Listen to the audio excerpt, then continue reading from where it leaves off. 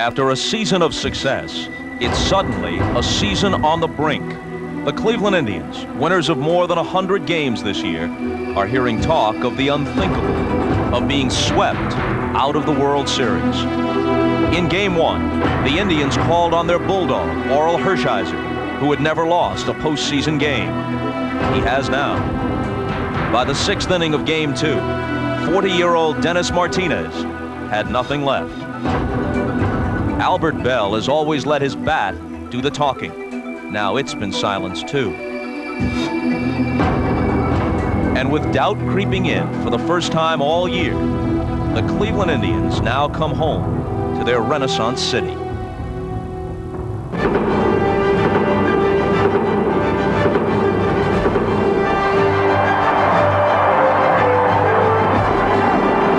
So tonight, the Indians return to their house of thrills. Can the town lift the team? Can 43,000 voices help Albert Bell be Albert Bell again? Or coax another round of heroics from Jim Thome? Will the Indians hold a lead long enough and late enough to hand the ball to Jose Mesa? Can they sidestep the fate that met the Indians of '54? Game 3, next.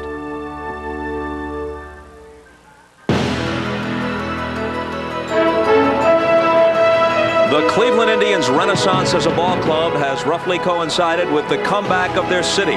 And now, trying to get back into this World Series, they return to their glittering new jewel of the ballpark, Jacobs Field, for Game 3. A crisp, cool evening greets them. 49 degrees as game time approaches. Most significantly, a 25-mile-an-hour wind blowing out toward right field. Balls were zooming out of here in that direction during batting practice.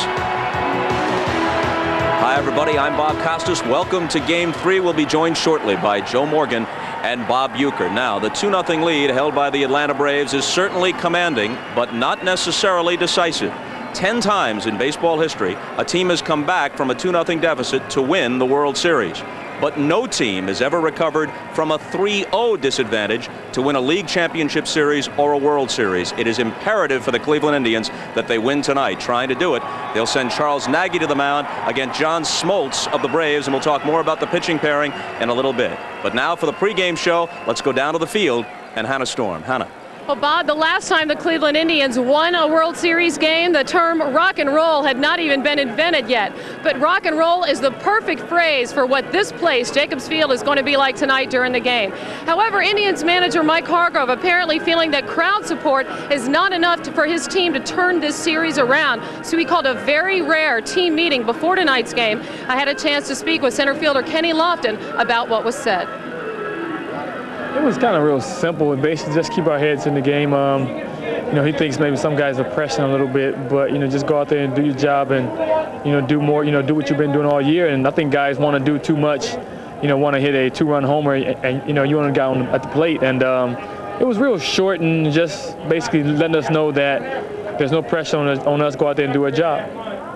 Kenny Lofton has been driving Atlanta's pitchers crazy. He already has 4 stolen bases in this series and has scored 3 of the Indians' 5 runs. The guy he'll look to bother tonight is John Smoltz, who earlier spoke with our Jim Gray. Well, the Indians are only batting .125 against Braves pitching. John, you're a very aggressive pitcher. Will being aggressive tonight play into the Indians' hands? It will if I'm not working the count. If I'm behind in a count and I'm not throwing my slider for strikes, yes, they'll be a little bit more successful. Why have you been so successful in the postseason? 5-1 lifetime, 1-0 in the World Series. Well, I enjoy these opportunities. It's obviously a great test. You don't get this in the regular season too many times. I'm not afraid to fail, and I think my aggressiveness pays off at this time of the year. John, good luck tonight. All right, thanks. Almost a hometown crowd for Smoltz tonight. He's got 24 people driving up from Warren, Michigan. Back to you, Hannah. No doubt they will be drowned out by the 43,000 Indian fans that are here. John Smoltz, a Michigan native, loves the cold weather, and he'll get it tonight. It is easily in the 30s down here on the field.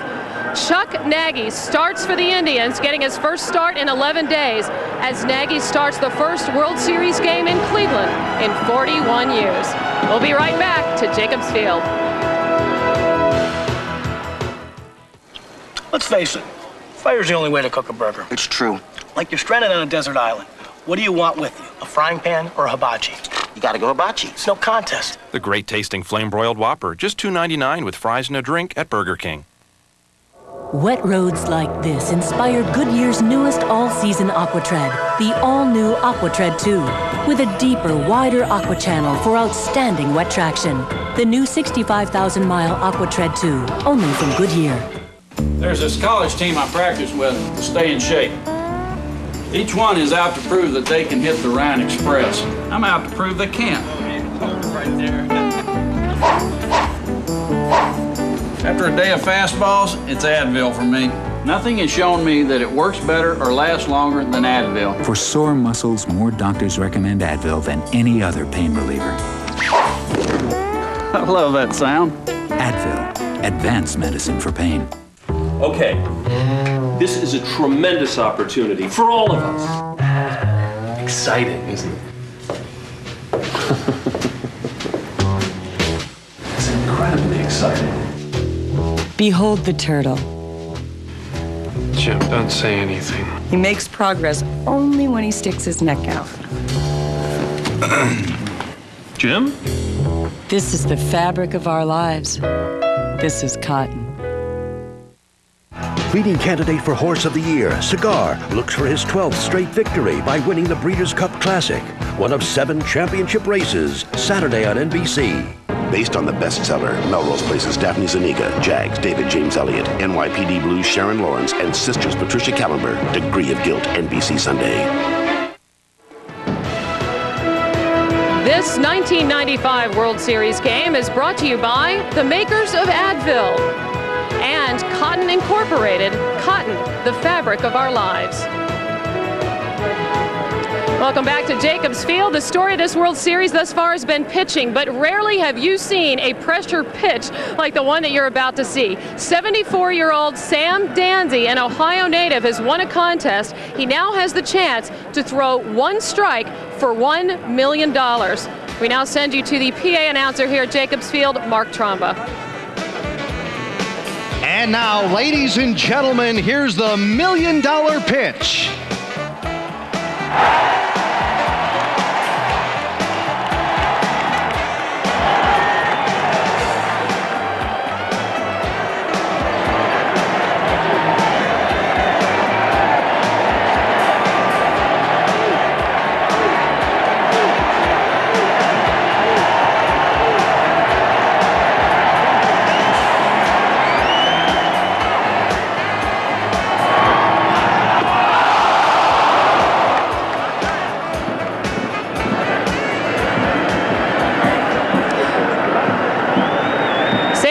Congratulated by his pitching coach, Raleigh Fingers.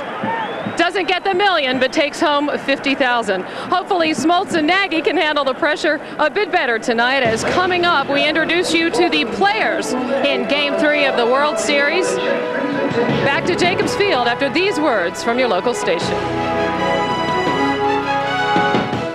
Congress has big plans for these two rivers, a colossal project some say is so outdated and expensive they call it Jurassic Pork, the fleecing of America, only on NBC Nightly News tomorrow.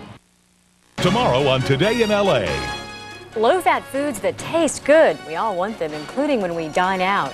What we have done is simply given the customer what they're requesting. On the next Today in LA, we'll take you to some restaurants where good food also means good health. Diners that serve up dinners with a difference.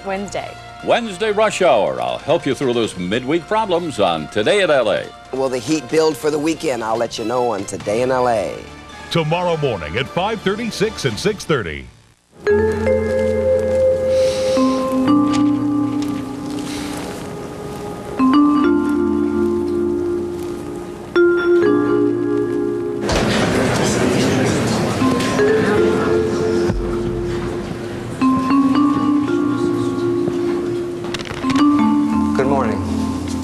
I had a speech written, but I think it's better I speak to you from my heart. When you're in Los Angeles and you've got Miller Lite, life is good. Yeah, I can always use a cold. Oh, yeah. So many beaches, so little time. Nice shot. Whoa, look at that. Icy, cold, chilly. Fiesta. Great bars, no doubt. Cerveza fría, por favor. Yeah, so it goes something like this. You're in LA. You got Miller Lite. Life is good. The Mercedes E-Class, the Acura Legend, the BMW 5 Series, the Lexus LS400, the Infiniti Q45. Our luxury performance sedan outsold each of them in its first model year. Aurora by Oldsmobile. Now the imports are the ones with some catching up to do. It's your money.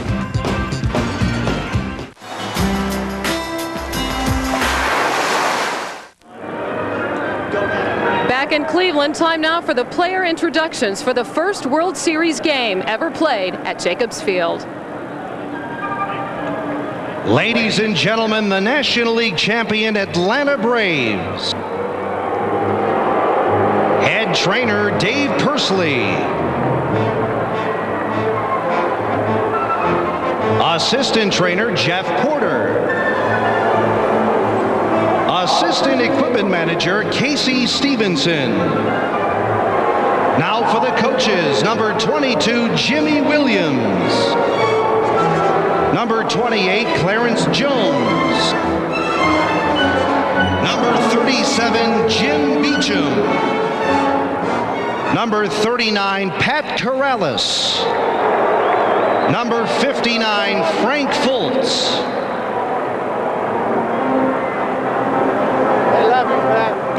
And in the bullpen, number 42, Ned Yost, and number 54, Leo Mazzoni. And now the players. Number 4, Jeff Blauser. Number 7, Dwight Smith. Number 11, Charlie O'Brien. Number 12, Eduardo Perez.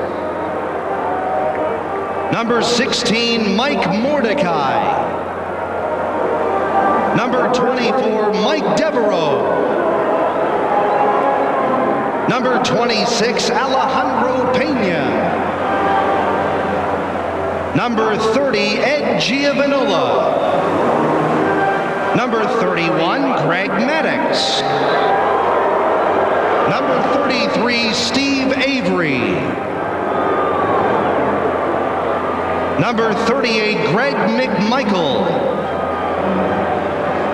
Number 43, Mark Wohlers. Number 47, Tom Glavin. Number 50, Kent Merker. Number 51, Pedro Borbon.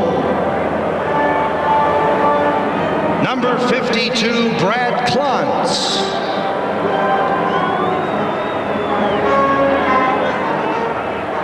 And now the starting lineup for the Atlanta Braves. Manager Bobby Cox.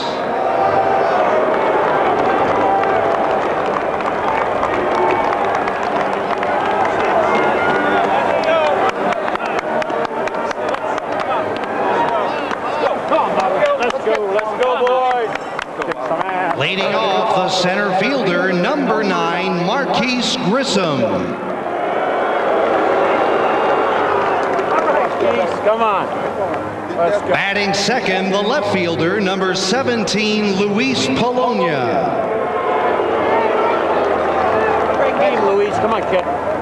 Hitting third, the third baseman, number 10, Chipper Jones. Game, batting fourth, the first baseman, number 27, Fred McGriff.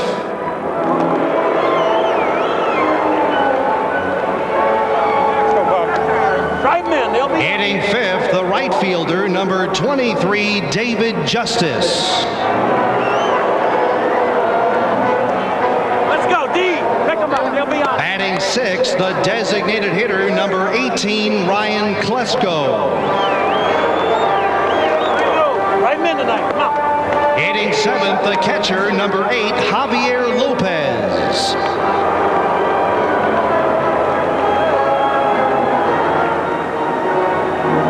Batting eighth, the second baseman, number 20, Mark Lemke. Let's go, Dive in, somebody. Hitting ninth, the shortstop, number 2, Rafael Belliard.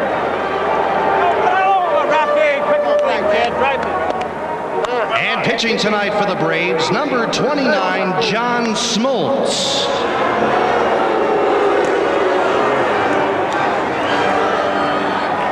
Let's meet your 1995 American League champion, Cleveland Indians.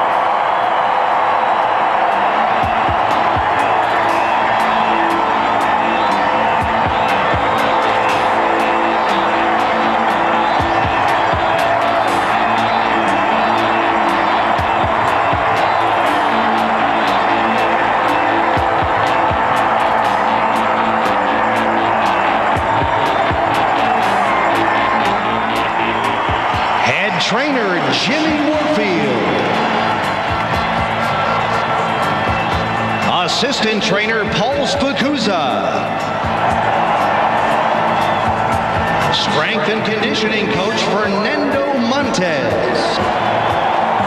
Equipment manager Jeff Sipos. Clubhouse manager Stan Hunter. Clubhouse manager Cy Bynack. Coaches, number 1, Davey Nelson. Number 26, Buddy Bell.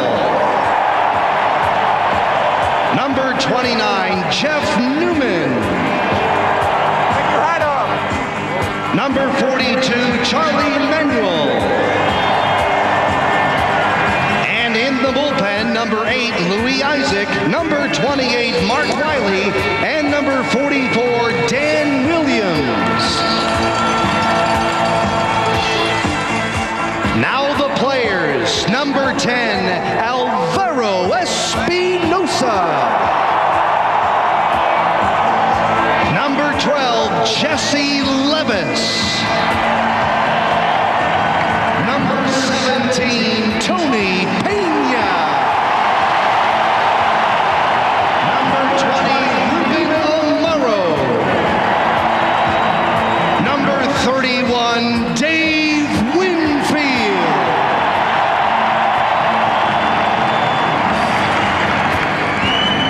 Number 32, Dennis Martinez.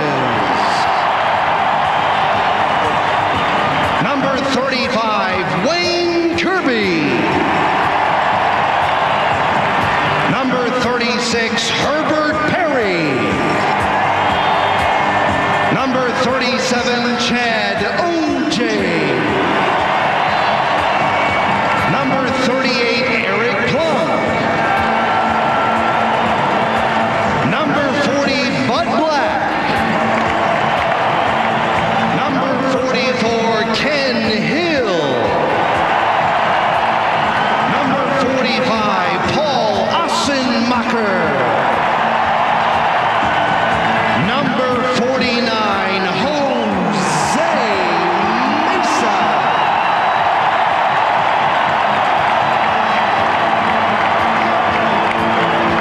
Number 50, Julian Tavares.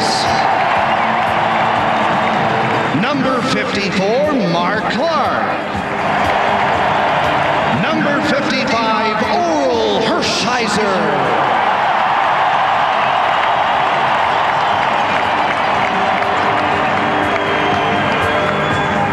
Number 56, Alan Embry.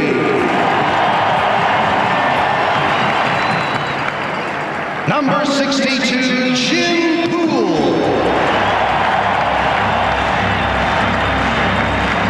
Ladies and gentlemen, welcome to the main event.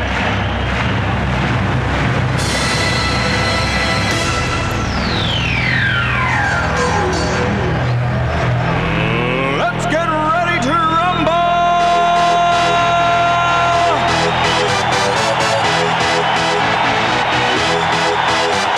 And now the starting lineup for your American League champion Cleveland Indians. Manager Mike Hargrove.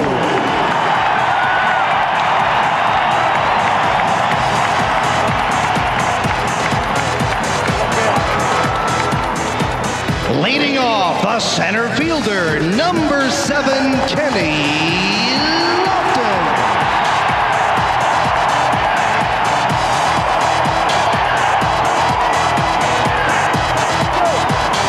Batting second, the shortstop, number 13, Omar Vizquel.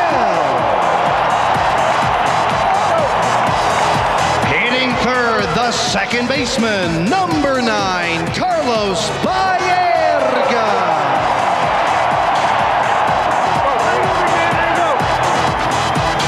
Batting fourth, the left fielder, number 8, Albert Bell.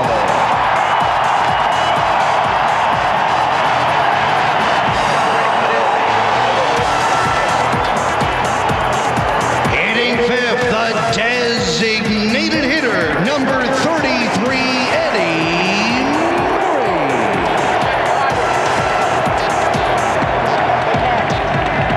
Batting sixth, the third baseman, number 25, Jim Thome. Hitting seventh, the right fielder, number 24, Manny Ramirez. Batting eighth, the first baseman, number 11, Paul Sorrento. Hitting ninth, the catcher, number 15, Sandy Alomar.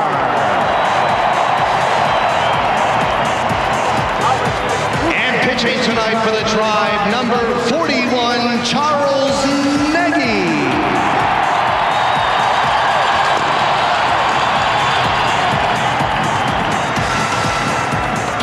Ladies and gentlemen, please stand and remove your cap for the presentation of colors by the U.S. Army, Navy, Air Force, Marines, and Coast Guard.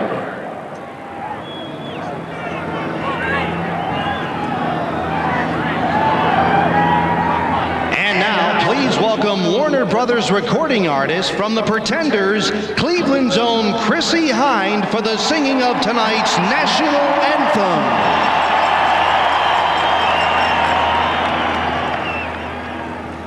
Oh, say, can you see by the dawn's early light what so proudly we hail at the twilight's last gleaming, whose broad stripes and bright stars through the perilous fight o'er the ramparts we watched were so gallantly streaming, and the rocket's red glare, the bombs bursting in air, gave proof through the night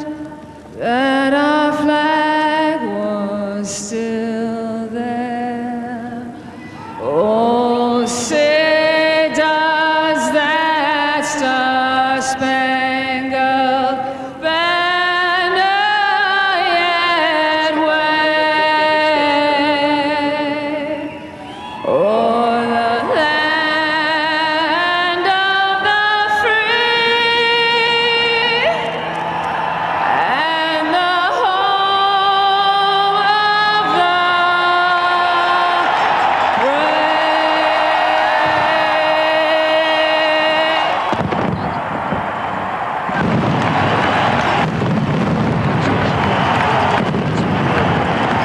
Coming up, Game 3 of the World Series, the Atlanta Braves look to take a commanding 3-0 lead. The Cleveland Indians hoping to rock the house tonight. We join Bob Costas, Bob Uecker, and Joe Morgan for the call after these words from your local station.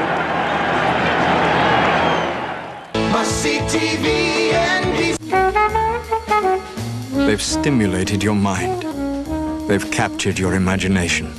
They've excited your senses. They've protected your loved ones. They've created the best overall car line in initial quality for 1995. And I certainly agree. They're truly extraordinary luxury cars.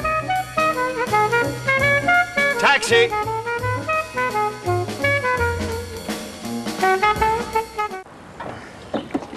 Hello, your Pacific Bell spokesperson here.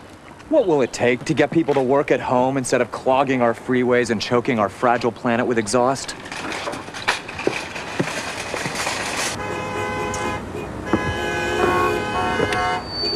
Citizens of California, you may now work at home using Pacific Bell telecommuting services. Phone, fax, email, even conference calling. So please, go home. Be with your families, stroke your pets, enjoy your few brief moments of mortality. Los Angeles is closed today. Let's just go home. Los Angeles is closed. Sorry. I may know a side road. We're just gonna start backing up. Follow my arm movements. The Pacific Bell Network. How will you use it? Thank you. You're very kind.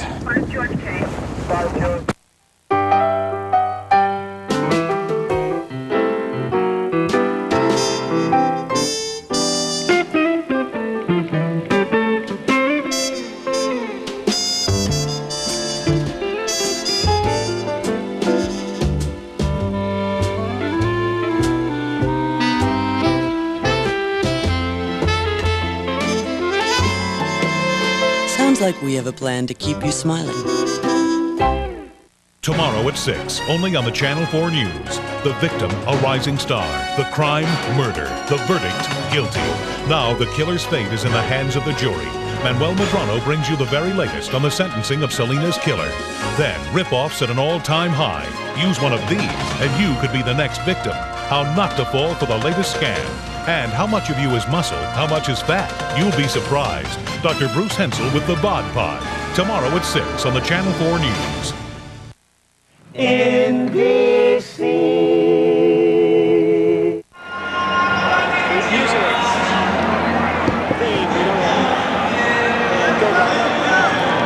Home teams have won 32 of the last 44 World Series games. The Cleveland Indians have just destroyed people here in this ballpark, regular season and postseason, 4 out of 5. And maybe they're hoping a change in costumes from the road uniforms to the home will set them on the right track tonight as they try to get back into this series in Game 3. Hi again, everybody. Bob Costas, Joe Morgan, Bob Uecker. One's a Hall of Famer. The other is simply Mr. Baseball. Let's talk pitching. Charles Nagy won 16 this year in the regular season. He was terrific, dueling on even terms in Game 3 of the League Championship Series against Randy Johnson. He has now had 10 days between starts. Yeah, that might affect him, Bob. 16-6 during the regular season. But the one thing about Nagy with this Indian ball club, they scored almost 7 runs per start for him this year. The Braves tonight will see fastballs, sinkers. They'll see a slur, kind of a curveball slider, and he's got a very good splitter and loves to pitch breaking stuff when he's behind. Now on to John Smoltz, who will start tonight for the Atlanta Braves. He's 5-1 lifetime in postseason. In the World Series, his ERA is under 2. This is a guy who has been a good pitcher in the regular season, an exceptional pitcher in the postseason. Why? Well, I think he's been better in the postseason because he is aggressive. He goes after the hitters. He's a power pitcher, which means he has more margin for error. The first 2 pitchers, Maddox and Glavine, they had to have their control. They had to change speeds. This guy will come after you with a fastball, which is a very good fastball, but he has an excellent slider. The slider will be the key to his success, not how well his control is. He doesn't throw for the corners. Watch these 2 guys tonight because, in all likelihood, if this thing goes 7, Nagy and Smoltz will be on the mound for Game 7 on Sunday night in Atlanta. You know, the Atlanta Braves were down 0-2 in 1991, the first of the 2 World Series they played in. In this decade, they lost the first 2 games at the Metrodome. They came home and won 3 in a row to take the lead in the series, and although they lost it, both the 6th and 7th games in Minnesota were very close and up for grabs. They are well aware that this thing is far from over. And now here come the Cleveland Indians.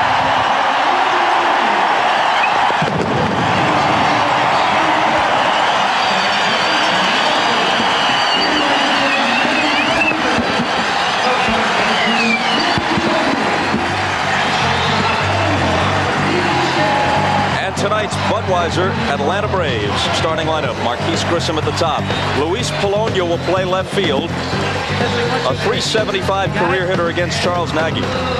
Chipper Jones at third base. McGriff, the game one homer off Hershiser, the cleanup man and first baseman. David Justice in right. Ryan Klesko from the outfield to DH. Javi Lopez, the hero, at least one of them, of game 2, will catch again. Mark Lemke drops from second to 8th in the order. And with the DH, the pitcher not hitting, Rafael Belliard, a very weak hitter, but an excellent defensive shortstop, will bat 9th. In his career, when Charles Nagy has pitched on exactly 4 days rest, which would be the normal rotation, he's 23 and 28, and his ERA is over 4. When he has had more than 4 days rest, he's 31 and 14. His ERA 3.5. Now, I don't know if this fits in, because this is so much more that there's probably no history that corresponds to it. 10 days rest. Well, you know, in talking with Nagy prior to his start tonight, if there was a more relaxed player in this ballpark, I don't know who it is. And here's a guy, as I said at the top of the telecast, Bob, he's going to indicate to you early in the game if he's right, because he loves to throw breaking stuff when he's behind. As I said, he's got a very good splitter, and normally this guy's control is pretty good. He's not overpowering by any means. Here's the defense behind him. Tommy, Vizquel, Baerga, and now Sorrento for the first time other than pinch hitting in this series. With the DH back in place, Murray handles those duties. Alomar will catch.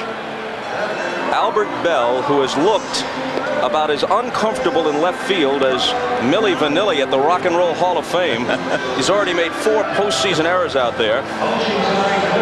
He has simply been terrible. 4 outfield errors is already the record for postseason. Lofton in center is a Gold Glover. Ramirez in right has a strong arm, but often no idea what he's doing out there. And we saw both aspects of his game in Atlanta.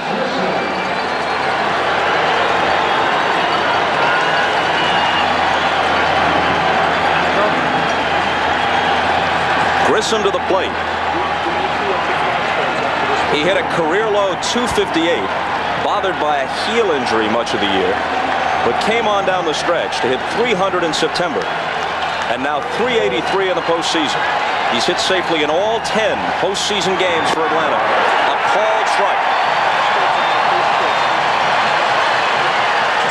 All around this park, as the first pitch was delivered, flash bulbs popping.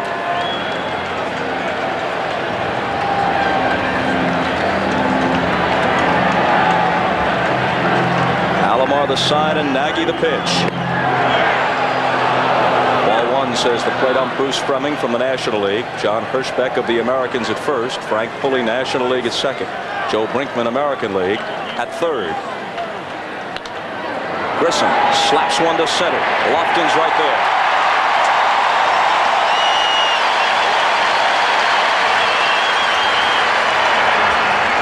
Just watching the first 3 pitches, it seems to me that Nagy's going to stay away, and his main concern will be to stay down, and he did that very well against Grissom there. To complete the umpires on the left field line, Harry Wendelstedt of the National League, Jim McKean of the American League in right. Polonia. Down and in a ball.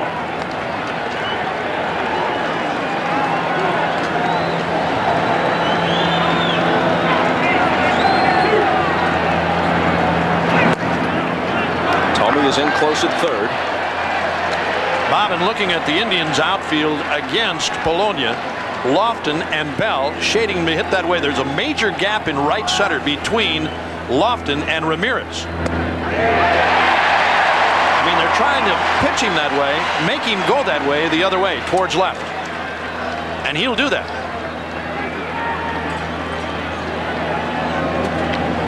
Two-one pitch.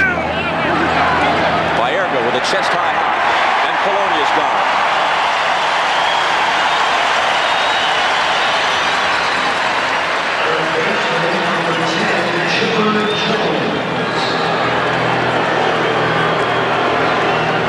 Now Chipper Jones, .265 for the year with 23 homers.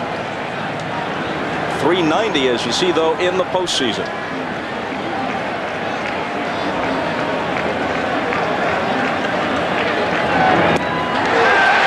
There's that slurve for strike one. It's not a major curveball from Nagy. It's a half slider, half curveball. And as you called it, Bob, that's exactly what he calls it, a slurve. Left center field, Lofton and Bell in pursuit. One bounce against the wall. Chipper Jones, who doubled in the first in Atlanta in Game 2, does the same here.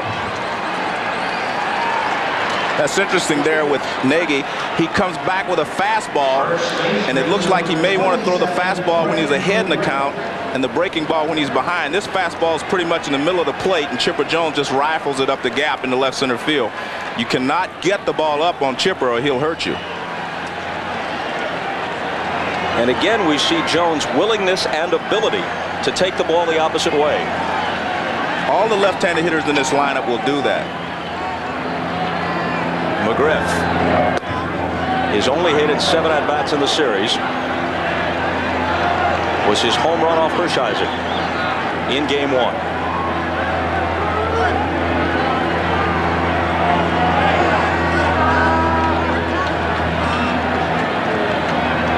Wind blowing out toward right. It'll be a factor. Gave him the splitter there. And watch it again. This is the splitter that we talked about with Nagy. Watch where this ball drops out of the strike zone. Way down low on McGriff. And he's got a good one. Jones is second, 2 down. And McGriff lines one toward the right field corner. Ramirez won't get it. Jones is going to score. The Braves are on the board. McGriff will stop at first. With 2 down, a double by Jones and an RBI single from McGriff. And the Braves, leading the series 2-0, lead this game 1-0. Well, 2 fastballs from Nagy, and both of them have been hit for base hits. He tried to come inside, and again, this ball is up a little bit, and McGriff hits it down the right field line. You see they had him shaded toward right center field. But if Nagy's going to throw the fastball to these hitters, he has to stay down. He stayed down with with Grissom and Polonia.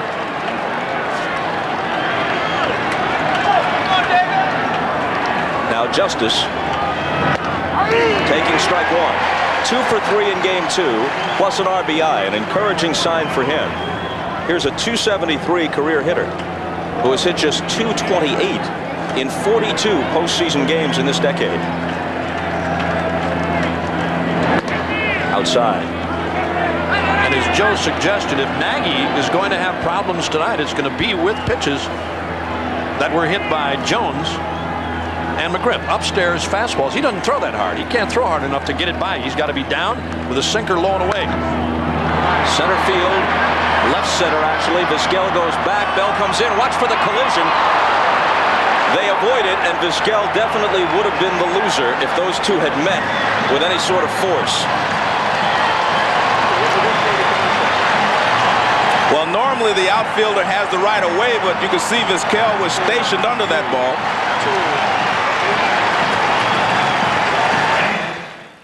Here comes one. Oh, an 87 Buick station wagon. Got it.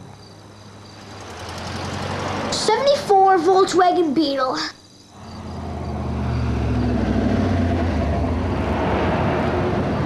A 285 horsepower V8 6-speed 1996 Chevy Camaro Z28. Yeah, but what color?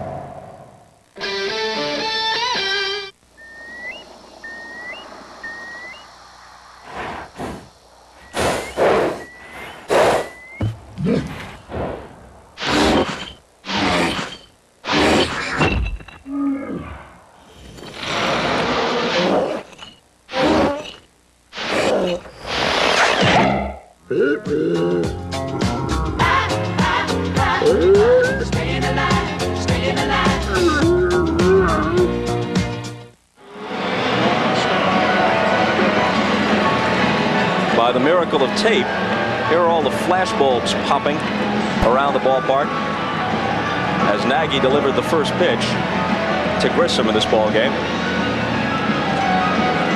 Keepsakes for many of the 43,000 plus here. And now Now tonight's Budweiser Cleveland Indians starting lineup. Lofton, Vizquel, Baer-Gabel, Murray back in the DH spot. Thome hits 6th. Ramirez in right 7th. Sorrento 8th. And Alomar 9th. When your 9th hitter bats .300 with 10 home runs, it's a formidable lineup. In fact, Joe, a lot of people have said this is the best lineup since your Big Red Machine of the 70s. What do you think? Well, I don't like to compare eras because the game is so different now. But I will say one thing, the Big Red Machine that I played on had a little more speed than this ball club does. Now Smoltz. 2 no decisions so far in the postseason. A bad start, his worst postseason outing ever in the division series against Colorado. A good performance, but a no decision against Cincinnati. In the World Series, this is his 5th start. He's 1-0 overall. He won Game 5 in '92 against the Blue Jays. But in those other no decisions, he's pitched extremely well, including dueling Jack Morris in Game 7 in 1991 at the Metrodome. He got into the 8th. Morris went all the way, and as you know, the Braves lost 1-0 in the 10th. But this is a young man who is unafraid of the pressure of postseason. Well, the one thing about Smoltz is if he keeps the slider down, and he'll give you that indication early whether he has it tonight or not. And if he keeps it down, he can pitch just as good a ball game as Maddox did.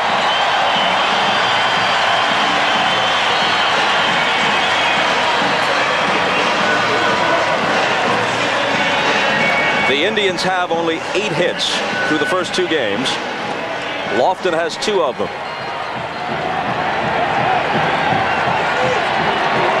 Hit .310 for the year, and the postseason average also over 300. Jones in at 3rd, and a ball outside and high. You know, in being in both clubhouses tonight, the Braves were the much more relaxed. There seemed to be a lot of tension in the Indians clubhouse. I mean, I know they're down 2-0. And on the other side, Joe, as they were in Atlanta, Braves a lot more relaxed, easy going. Bobby Cox, who says he still can't bring himself to watch the tapes of those World Series defeats against the Twins and the Blue Jays. He says, I have them all. They're all on the shelf. They're all cataloged. I've never queued them up yet. Jimmy Williams there telling Chipper Jones to drop back at 3rd now with 2 strikes on Lofton. Punch toward the middle, a base hit.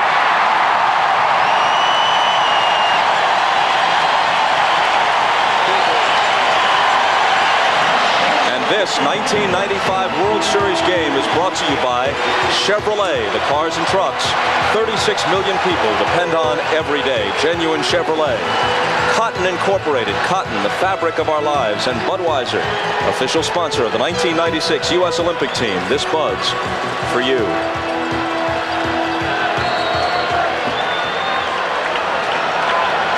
He's stolen 4 bases already in the World Series. He swiped 9 without being caught in the postseason.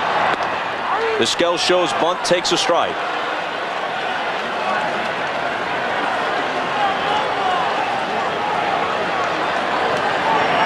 Jeff Newman, the coach, at 3rd.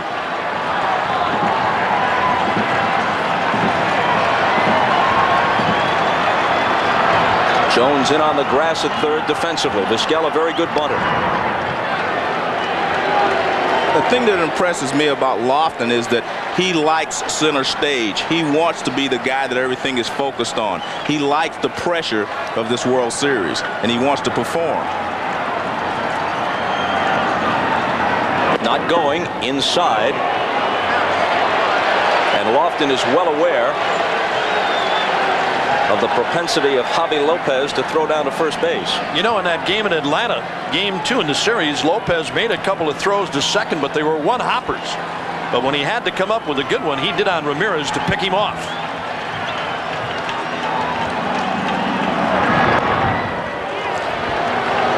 You said the other night, Joe, you're more impressed by Lofton, the base runner, than the base stealer, although he has led the league 4 straight years. Well, my opinion of a base stealer is a guy that can steal a base when everybody in the ballpark knows he's going, and he picks a right pitch to go on. I don't think he's progressed to that point yet. Not going, and a drive toward the right field corner. Big trouble if it's fair, which it is. Lofton loses his helmet as he speeds around third. Vizquel wants a triple as Lofton scores, and Omar is in there.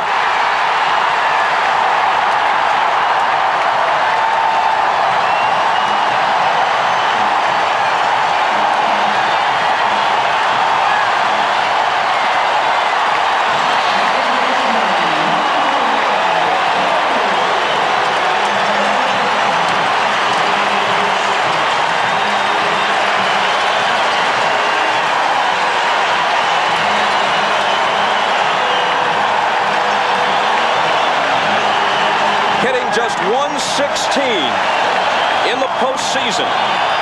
Vizquel comes through with a triple, and just like that, the game's tied. Well, he's got a little power to ride. If you make a mistake on him, he'll go that way, and he did. But I think Lofton caused that by getting all fastballs for Vizquel. High to Baerga. I was just about to say, sometimes the Loftons, the Hendersons, the Wills, the Brocks, they don't have to steal to have an impact. That's why a stolen base guy is so important to a ball club. He causes a lot of things to happen. And he got all fastballs for Vizquel, and he set on one and drove it down the right field line.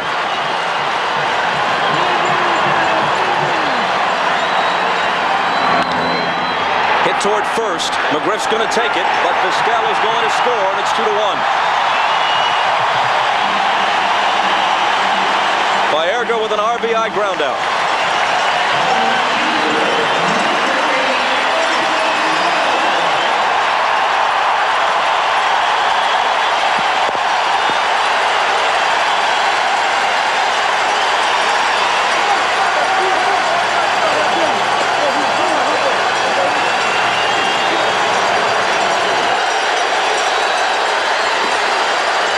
I don't know if you folks at home are experiencing the din which is apparent to us as Bell steps in and takes high, but this is approaching the Kingdome level in terms of noise. Yeah, it was a different story in Atlanta, despite the fact that the Braves won 2 there.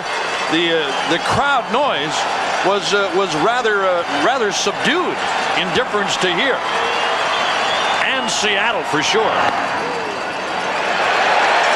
You know, in looking at Schmaltz here in the opening inning, Joe, I mean, if this is his best fastball that we're seeing tonight, he may be in some trouble with guys like Vizquel pulling him the way he did, and Baerga hitting that sharp ground ball to McGriff. Well, his out pitch again is that slider, so. The 2-0 to Bell. Jones to his left, throws on the run and gets him. But you see, he can throw your fastball 2-0 because he has good movement on it.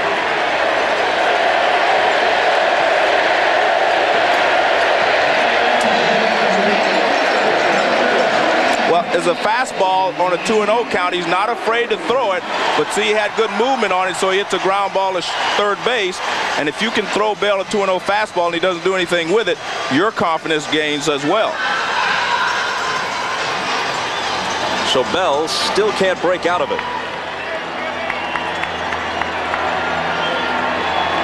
Eddie Murray had a Game 2 homer off Glavine, his 3rd of this postseason. Many of the fans here remember it. The players don't, but they're mindful of it. The great Cleveland Indians team of 1954 went on the road, lost the first 2 of the series at the Polo Grounds to the Giants, came home to be swept. Here's Lemke. That'll do it in the bottom of the 1st. But the Indians strike back with 2 and lead it 2-1.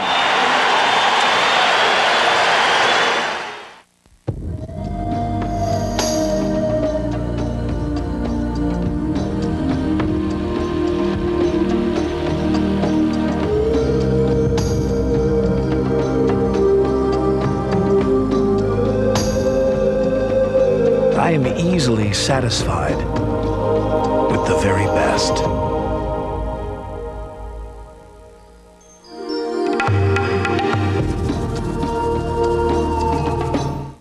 There are no medals for being the shoulder to cry on, no awards for passing on traditions, But to the men who give their best every day, we give our best. Gillette Sensor XL. Spring-mounted twin blades that adjust to your face, and soft, flexible microfins that set up your beard, and Gillette Series shaving gel for incredible smoothness. Sensor XL for the closest, most comfortable shave ever. Gillette, the best a man can get.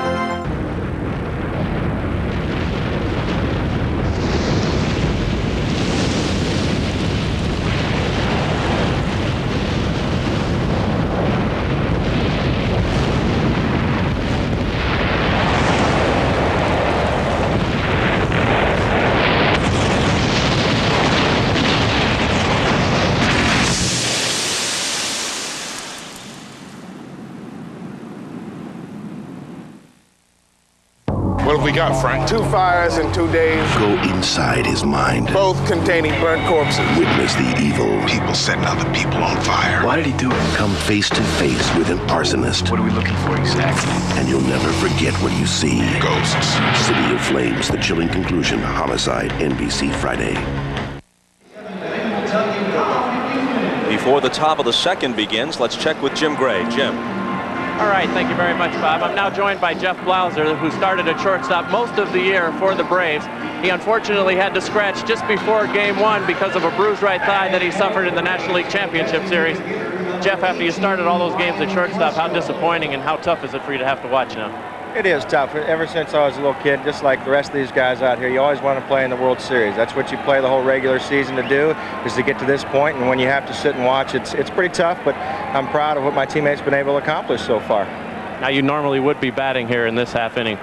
Bobby Cox said that it was a very, very unselfish decision by you. Could you have played?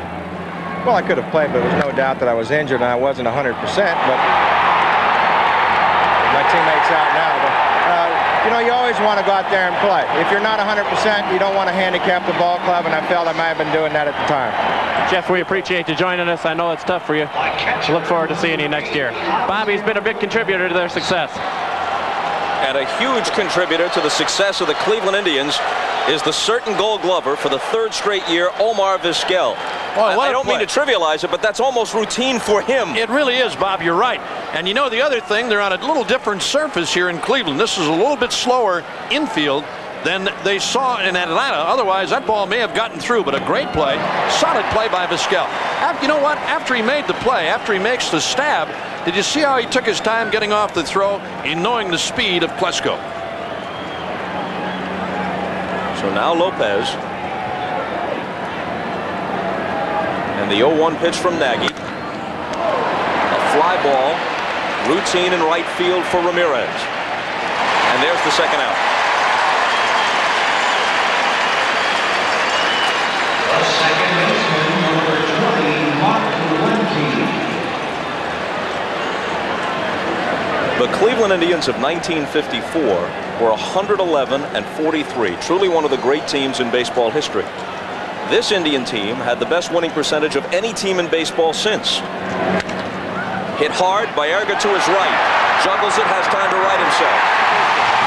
Trying to avoid the fate that met their esteemed predecessors, the Indians lead Game 3 2-1.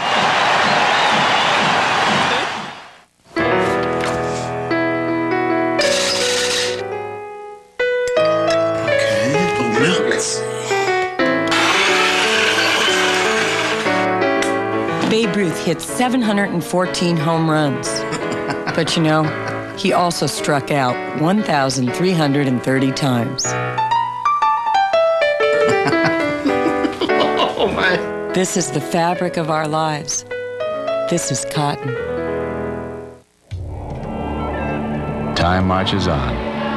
And if you haven't planned for your retirement, you're losing ground. If you're like most Americans, you probably haven't saved enough, long enough, to retire on solid ground. That's why there's Sun America. Ask your financial advisor about Sun America today. Because the only thing that goes faster than money is time. Look to the sun. Sun America.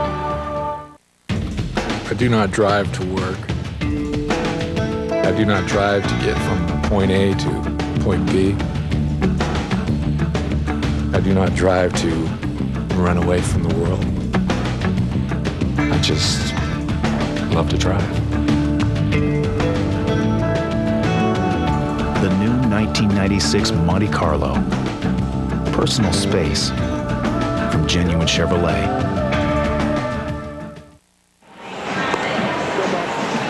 At the moment, John Smoltz on the short end of a 2-1 score, but as we've told you, he's been outstanding in the postseason throughout his career. We asked him why. I really would much rather pitch on the road than at home right now, just based on my past experience, pitching in the Metrodome, pitching in the Toronto Stadium, and it's 2 hours from my hometown, so there'll be a ton of people watching and a ton of people there, and I just use a visiting crowd to my advantage, and I look at it as they still got to come out and beat me, and it's just the best time of the year for me. It doesn't always guarantee, that formula doesn't guarantee success, but I don't look at it as one of going out there and worrying about failure. I just worry about how good I'm going to be and how they're going to have to beat me. Go. As Jim Gray mentioned on the pregame show, 24 tickets handed out by John Smoltz to friends from Warren, Michigan and the surrounding area. Bobby Cox told us in his office, hey, he bought 5 of mine and paid for them cash. Yeah, he said normally you don't get paid for them. He said he came up with the cash. Tommy steps in and takes strike 1. That was a little better fastball than Smoltz had in the first inning. That was a good fastball. Had a little more pop on it and a lot more movement.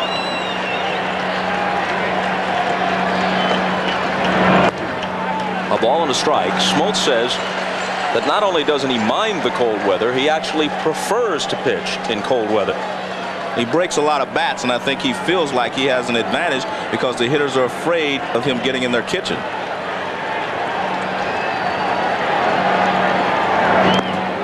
Down low, 2-1. As you might suspect, with Smoltz being from Warren, Michigan, he was originally the property of the Tigers. In 1987, one of those classic potential for a veteran deals, Bobby Cox, then the general manager of the Braves, sent Doyle Alexander to the Tigers, where he helped Sparky Anderson's team win the division. He was great down the stretch. They got a kid named Smoltz then, and in the long run, a great deal for the Braves.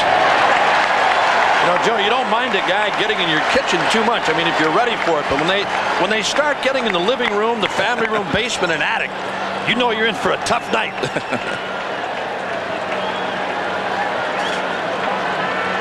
Tomey leading off in the bottom of the second, and ahead on the count, 3-1.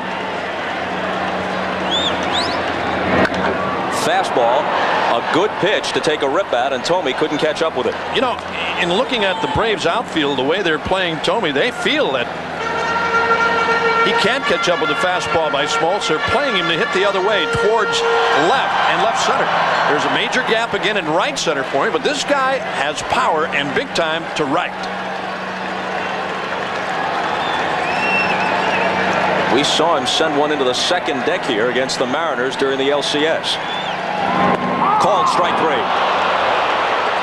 And that's the Smoltz slider that we talked about. You can't pick up the spin on it. It just dives at you. It's very tight. The spin on it's very tight. You can't see it. And let's see, you may not even be able to see the spin very well on this slow motion replay. There you see the hole in it. That's all you have to go by if you are the hitter. That you see that little hole, and it lets you know it's a slider. Otherwise, you can't pick it up. You see, he just froze Tomey. I think he was looking fastball there, Joe. 3-2 pitch and gets the breaker. Well, he had started him with a fastball. Ball 1 to Ramirez. Trying to shake off the embarrassment of the pickoff in the 8th inning in Game 2. His team was back to within a run. He was a huge base runner, and a Lopez pickoff to McGriff got him at first as he'd wandered too far off.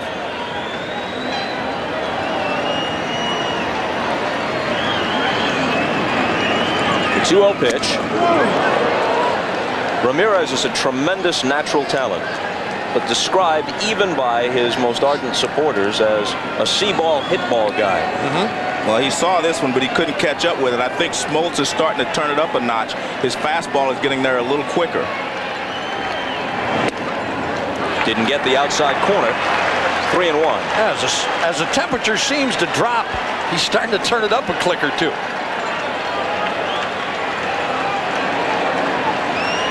Temperatures in the high 40s, but the wind at better than 20 miles an hour makes it seem much colder than that. Full count. Ramirez could be a 30 home run and 300 plus guy for a long time. He's not the kind of guy you'd ask to conduct a clinic on fielding, on base running, or for that matter, hitting. I think one of the things about him, Bob, is the fact that in games that are close, 1 or 2 run games in the late innings, they hook him.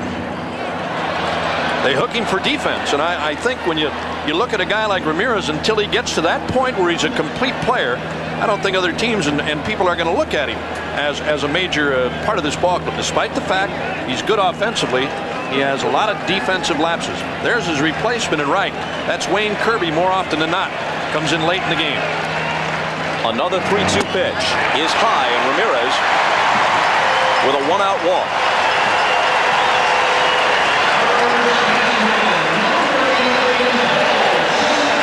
The fella you saw removing his cap and rubbing his head is Leo Mazzoni, the pitching coach. Well, Leo knows that he doesn't have complete command of that slider yet, even though he threw a good one to Tome to strike him out. His slider is still his key pitch. He has the fastball that he can throw even when he's behind an account, but the slider will make him a devastating pitcher if he can get it over. Sorrento stands in. Fastball for a strike. Sorrento 0 for 2 in this World Series, as he was against the Braves as a member of the Twins in '91. Ramirez will be a little more careful at first base this time. Here's what happened to him on Sunday night. Well, they decided they wanted to pick him off because he was getting too big a lead. This is just a perfect throw by Javier Lopez. Watch, he just gets rid of it right away. And they got him. You know, that whole play, though, Joe, started with that high inside fastball. I mean, it was a perfect pitch to back Tome away, not send him down into the path of Lopez, just back him away, and a perfect throw by Lopez. Beautiful play. Smoltz now ahead of Sorrento 0-2. Ramirez at first with 1 down. Misses. One of the few changeups you will see from John Smoltz. He is basically a fastball slider ball pitcher, but he will throw an occasional changeup, and that's what he tried to throw there to Sorrento. 0-2.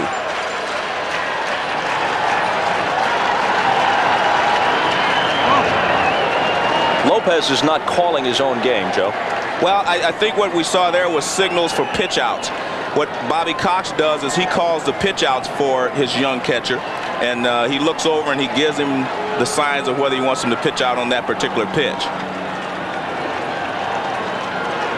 And the 1-2 is a called strike 3. Second strikeout of the game and the inning for Smoltz, and that'll bring up Alomar. And again, that shows you that his fastball is starting to hop a little bit. He came right back from the changeup with a fastball right down the middle, and Sorrento could not pull the trigger. That's really a pitch that Sorrento sits on, too. He's a guy with power, and I'm surprised, Joe. Maybe a breaking ball might get him, but fastballs, he normally sits on that pitch and really tries to drive it. I mean, pull it hard to right. Alomar now hit an even 300 for the year. 0 for 3 in game 1 against Maddox. Then Pena caught Martinez in game 2. Sandy back in tonight.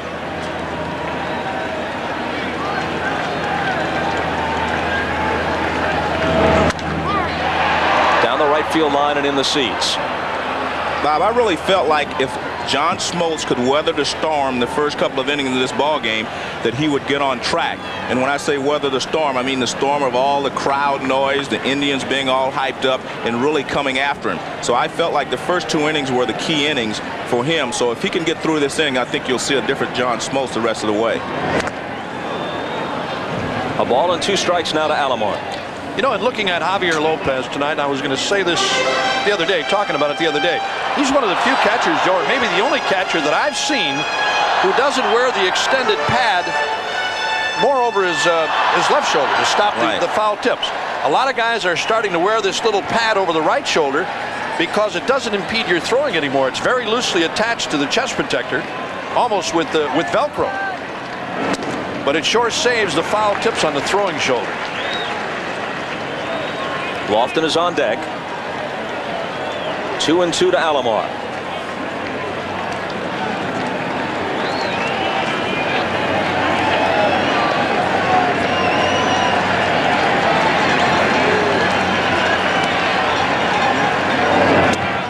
And he struck out the side with a walk mixed in. After 2 at Jacobs Field. 2-1 Cleveland.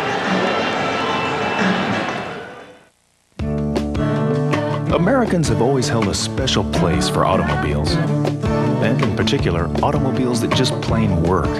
It makes sense when you think about it. America is a big place. There is a lot of ground to cover. Americans need to cover ground. There are more Chevrolets on the roads of America than any other car. More people trust Chevrolet. Why? Probably because they just plain work, and people like that. There is, after all, ground to cover. You're my agent. You have to do something about this. My face is on the cup with a duck. Well, I'm allergic to ducks. But what about Bugs Bunny? He's cool. What? Emmitt Smith has bugs? He's just a running back. Now at McDonald's, get a free Looney Plays to-go cup when you supersize any extra value meal. The NFL's Emmitt Smith with Bugs, Barry Sanders with Taz, Bledsoe with Wiley, and Marino with Daffy on new to-go cups. How'd I get on a McDonald's cup with Marino? Some agent. I'm allergic to dolphins. Have you had your break today? How would your dentist recommend you clean your teeth? The Braun Oral-B Plaque Remover has been clinically proven to clean teeth better than a manual toothbrush. Its unique cup-shaped brush head removes plaque from deep between teeth and even below the gum line, leaving your teeth so clean you can feel it. And now kids can start brushing better too, with a model designed just for them.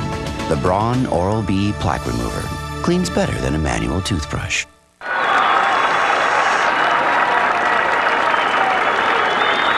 Somewhere men are laughing, and somewhere children shout. But there is no joy in Mudville. Mighty Casey has struck out.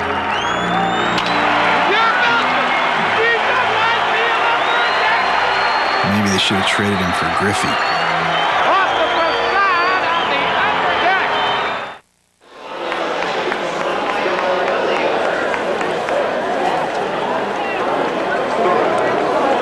Jacobs Field, the Atlanta Braves. Well, we'll talk about that in a moment. There is Acting Commissioner Bud Selig, along with NBC Sports President Dick Ebersol, whose wardrobe apparently doesn't present much of a personal expense. And you know a guy's the interim commissioner when he feels he has to wear his credential around his neck, otherwise they might boot him from his box seat. Oh, you're getting a call already, buddy. You're getting a call already. You did it again. Either that or it was Jerry Reinsdorf on the phone. What did we say? What happened?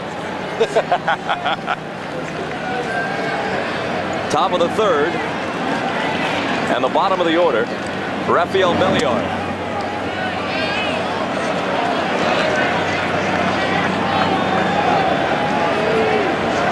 That 136 doesn't really represent a slump. He is all glove and no bat and has been his whole career. 1-1. Now, you've got an interesting theory, Joe, about what a batting average means, really. Go ahead with it. Well, that's exactly what it is. It is an average, and a lot of people wonder why the Cleveland Indians could hit so well during the season and then struggle once the playoffs start. Well, during the season, you have 7-game spans where you will hit over 400 as a team. And then the next week, you may hit 200. That averages out to 300. And Belliard will take a seat. Nagy's first strikeout. So your point being even the best hitters don't hit 300 against the Sandy Koufaxes or the Greg Maddoxes. They hit 400 against the chumps and try and hang in there against the best. That's exactly right. And in fact, Willie Mays told me as a rookie, he said you fight off the good pitchers and beat up on the bad pitchers. And that's exactly what the Cleveland Indians do during the season. But now they're facing a lot of good pitchers, so they're struggling a little bit. Grissom lined to Lofton in center his first time up to start the game. The Indians' team batting average of 291, the highest in the major league since the 1950 Red Sox. 125 before this game in the World Series. And remember, over the course of a whole season, a 300 hitter will average out to 300. They will average out to 290. But in 5 or 6 ball games during the year, they will always struggle, and that's what they're doing here now. Nagy gets ahead of Grissom, 1-2. And the other thing, you're seeing the same pitchers, you know, during the course of a season, Joe, and you've seen them year after year after year.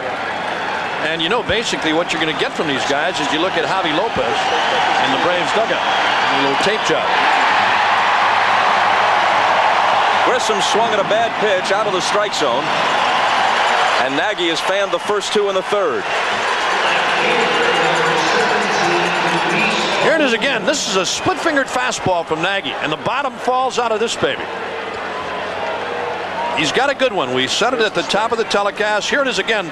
The cut by Grissom on a pitch way out of the strike zone. It's a fastball until it gets out in front of you about 3 or 4 feet, and all of a sudden the bottom falls out of it. Polonia bloops one into shallow left. Albert Bell coming on to make the catch. A very quick 3rd, and it remains 2-1 Indians.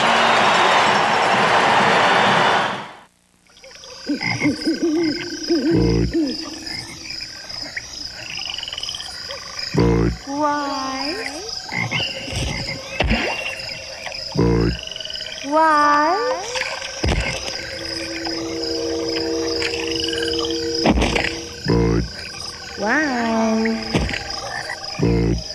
Wise.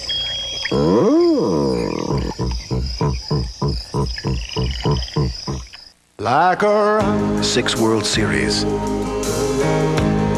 6 basketball seasons, 6 hockey playoffs, 6 football seasons, and just 1 tune-up after 100,000 miles. Vortec engines, 1 more reason to drive a Chevy truck. Chevy trucks.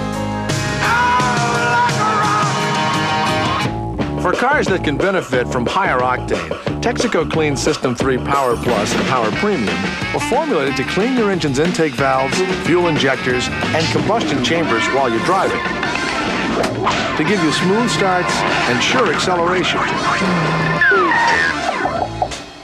Just give us 5 tanks, and we think Power Plus and Power Premium will make quite an impression on you.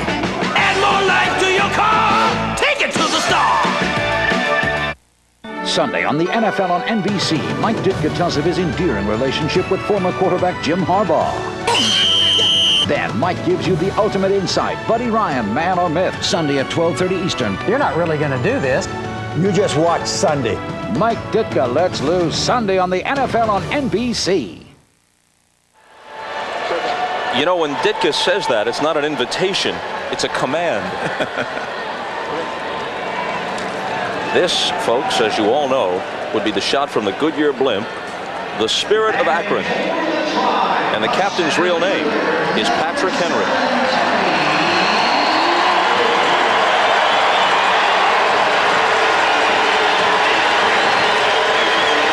Big roar for Lofton. He'll lead off in the bottom of the 3rd. He singled and scored on Vizquel's triple his first time up.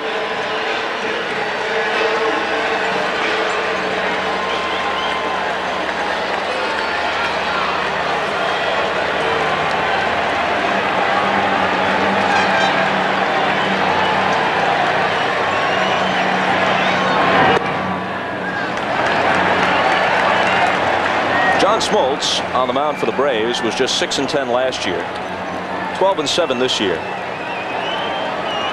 The 6-10 mark very atypical, generally a consistent 14-15 game winner. He's 28 years old, 10 days younger than his opposite number tonight, Charles Nagy, each born in May of '67. Lofton with a drive into right center field, and that ball will bounce at the base of the wall, and he's going to stop with a double.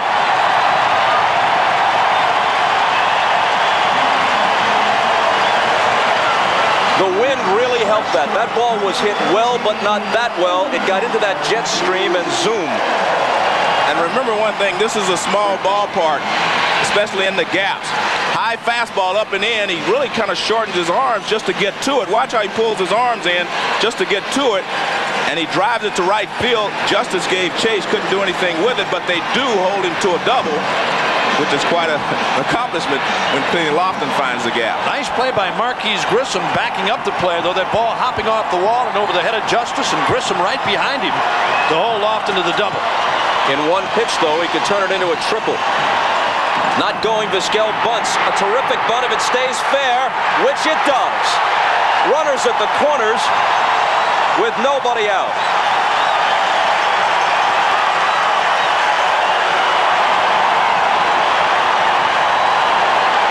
That ball got on the dirt between the line and the infield grass and just hugged it. But again, I'm going to give Lofton the credit. He makes things happen. He gets on base. He puts pressure on the defense. And Vizquel takes advantage of it. Now the ground crew here put pressure on the defense on that one. That infield, Joe, as you've seen in a lot of parks, on the lines, slanted in a little bit toward the grass part. And balls like that, bunted that, like Vizquel did right there, they'll stay inside. They'll stay fair. You have a tendency to give up sometimes and hoping it'll go foul, and it stays fair. Baerga, an RBI ground out his first time up. Infield looks for the double play, and strike one swinging. I'm watching something I don't quite understand. The way that the middle infielders are playing with Baerga up.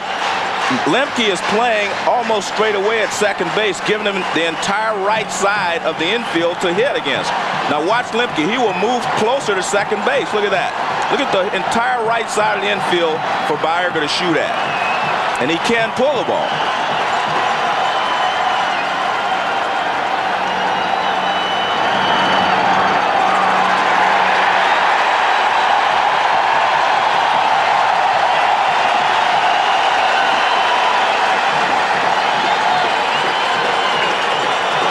Hargrove called what he said was just his 5th or 6th team meeting of the entire season before tonight's game. Try to settle his ball club a little bit. Low 1-1.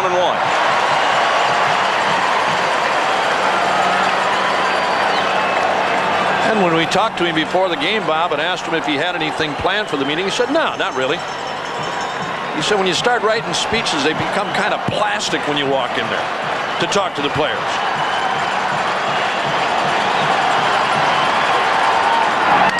1-1 pitch, line to left, coming on Polonia, can't get it, tried to short hop it, Lofton scores. Vizquel stops at second, another RBI for Baerga, 3-1 Cleveland.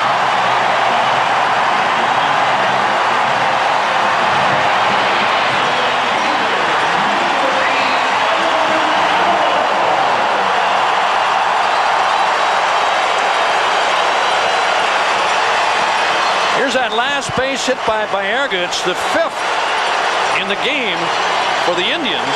They had 8 in the 2-game series in Atlanta, and they already have 5 here tonight. And Lee Mazzoni out to talk with right-hander John Schmaltz. Andy Lofton scores again, his 2nd tonight. A lot of people felt, Joe, that these Cleveland Indians would prefer a pitcher who comes right at you, like Smoltz, as good as he is, prefer that to the cute guys, the finesse pitchers like Maddox and Glavine. Well, it's always easier as a hitter to get a better perspective on a guy that just comes at you with all hard stuff. But when Glavine's slider is working, that's really a 3rd pitch rather than just a hard fastball and a slider. 2 on, still nobody out, and here's Bell. Strike 1, says Bruce Fleming. You know, despite the fact that they're up 3-1, nobody out and a couple of runners on, this is the guy that they've got to get going. I don't know how they're going to do it, but this is the guy that the Indians really have to have. And no home runs since game 1 of the LCS.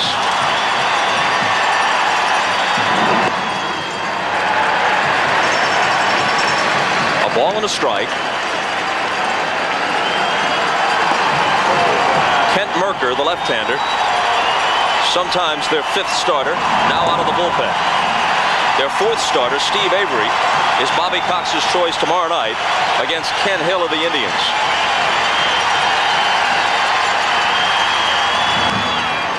Tap foul. If there is a game 5, if the Indians can win at least one of the next 2, Hershiser and Maddox would match up again in game 5 here.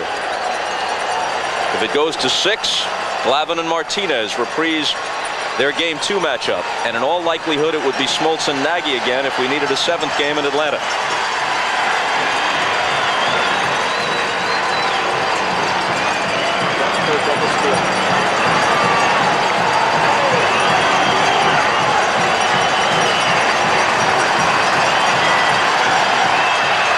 A run home in the bottom of the 3rd. 3-1 Indians. 2 on, nobody out. And a 1-2 pitch coming to Albert Bell. Hit hard toward the middle. It's through. Vizquel is going to score. An RBI for Bell. Grissom has trouble with it in center, but Baerga, who's not very speedy, stops at second base. 4-1 Cleveland. He's hit balls much harder, but symbolically it's important for Albert Bell. Oh, absolutely, Bob. I mean, a breaking ball up that he hit up the middle, despite the fact that they were shifted on him towards the bag at second, talking about Lemke. There you see Lemke near the bag, but he got that ball through between Belliard and Lemke, and he actually jammed himself, it looked like, Joe, on a breaking ball, a hanging breaking ball.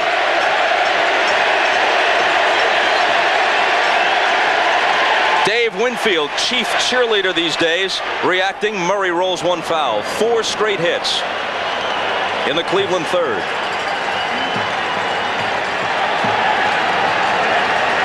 Well, this is actually what Mike Hargrove was talking about before the game. He said, we hit some balls hard in Atlanta against Glavine, and we didn't get any results. Well, really, they've only hit one ball hard this inning, but they've gotten some results. The only ball that was hit hard was Kenny Lofton's ball. Murray grounded out his first time up.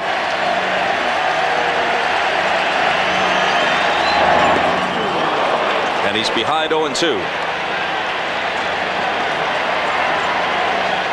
Murray is the only Cleveland hitter with any sort of significant history against John Smoltz from his days in the National League with the Mets and the Dodgers. 285 with 1 home run and 43 at-bats against Smoltz.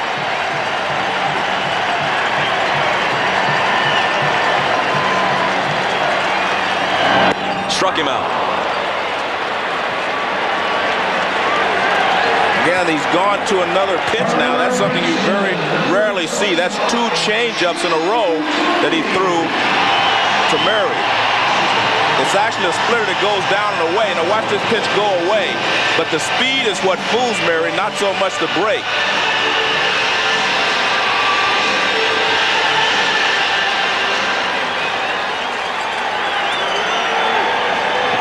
Nagy touched for a run in the top of the 1st. Now sitting on a 4-1 cushion. Smoltz trying to keep it there.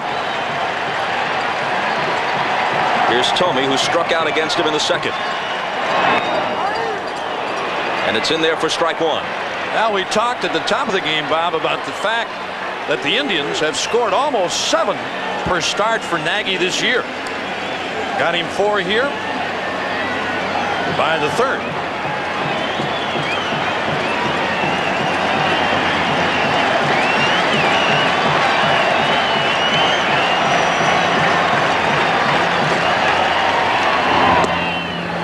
A ball and a strike to Thome. Ramirez will be next.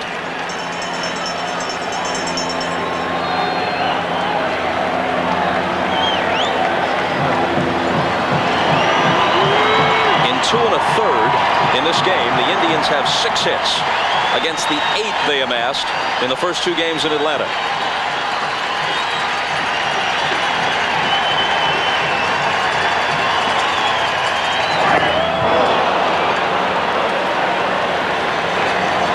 And you see again, he's going to a different pitch. So he feels like he doesn't have good enough control with his fastball and his sliders. He takes a little bit more off of that pitch. They're way out front. And remember, the first 2 pitchers in this series got these hitters out with a lot of changeups. And you see him take a lot off of this pitch and they chase it. That's how he got Murray out as well.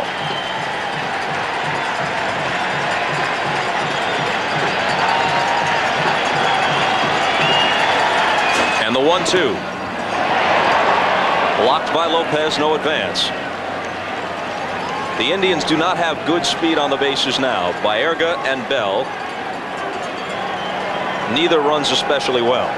And Baerga with the ankle problem has been limping noticeably tonight during batting practice, during infield. It's the left ankle that's been bothering him. Wearing an air cast on it. You can see the bulge beneath the uniform leg.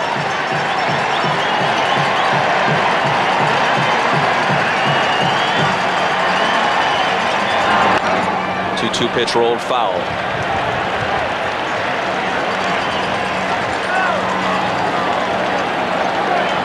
The season for the 1954 Indians, and that's all you hear about here, that historical reference, ended in disbelief.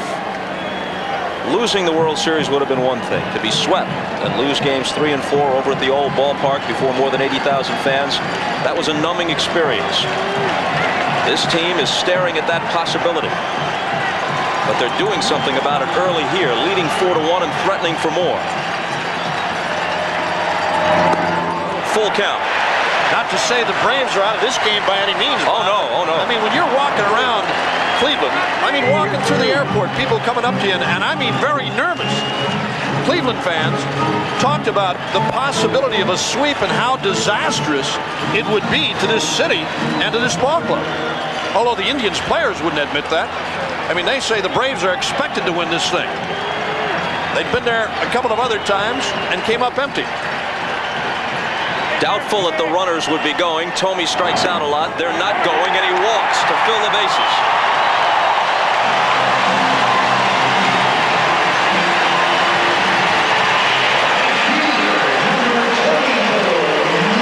And Cox may be coming to get him right now. Brad Klontz, the right-hander, joined Merker, the left-hander, in the bullpen. And John Smoltz, almost always brilliant in the postseason prior to tonight, is going to leave with his team in a 4-1 hole and the bases loaded with only one out in the bottom of the third. Serenaded, if that's the word, by Ray Charles. Hit the road, Jack. Easy. Turn your wheel. It's all right. Okay. It's making me nervous. I'm sorry. A little slower. Good job. Which way? Okay. I won't say anything unless... Mom. Memory plays tricks on you. There are moments when you are your own mother and your own daughter at the same time. This is the fabric of our lives. This is cotton. You're my agent. You have to do something about this. My face is on the cup with a duck. Well, I'm allergic to ducks. But what about Bugs Bunny? He's cool. What? Emmitt Smith has bugs? He's just a running back. Now at McDonald's, get a free Looney Plays to Go Cup when you supersize any extra value meal. The NFL's Emmitt Smith with Bugs, Barry Sanders with Taz, Bledsoe with Wiley, and Marino with Daffy on new to-go cups. How'd I get on a McDonald's cup with Marino? Some agent. I'm allergic to dolphins. Have you had your break today? Must-see TV, NBC. Get set for a Thursday like you've never seen. All chaotic and twirly. Right after Friends, a one-time only Thursday bonus. Meow. Tuesday's big hit News Radio. Plus Frasier's back on Thursday just this once. I believe, Niles. Do you believe? I believe. Frasier on a special night. Thursday. On a World Series night in Cleveland, they've lit up the old ballpark, Municipal Stadium. You can see there that they've written Go Tribe on the field, which is now strictly the home of the Cleveland Browns. Now the camera pulls back from the Goodyear blimp Spirit of Akron to take us back inside Jacobs Field. Bobby Cox, of course, managed for a long time in the American League with the Toronto Blue Jays. He had high praise for this ballpark, Jacobs Field. The Atlanta Braves will have one somewhat like it when they reconfigure the Centennial Olympic Stadium, and it should be ready by 1997 for the baseball team. When asked about the old place, he said, yeah, sure, I remember it. That dingy old place with no people in it. Yep. Yeah, it was a tough park to play in, and I mean, anytime you can come into a facility like this every day, Joe, I don't care what you're doing. I don't care what your job is. You come into a nice office. with great working conditions, it sure puts a different scene in your mind when you're coming to work every day. It's not like driving over to the other ballpark. I mean, the Browns do it once a week during the football season, with the exception of their practices, and that's plenty. If they don't start winning over there, it might say go Browns. Well, Sunday was a bad omen for the Indians. The Browns lost to Jacksonville while the Falcons beat Tampa Bay in the afternoon. It set the stage for the respective cities that evening. Yep.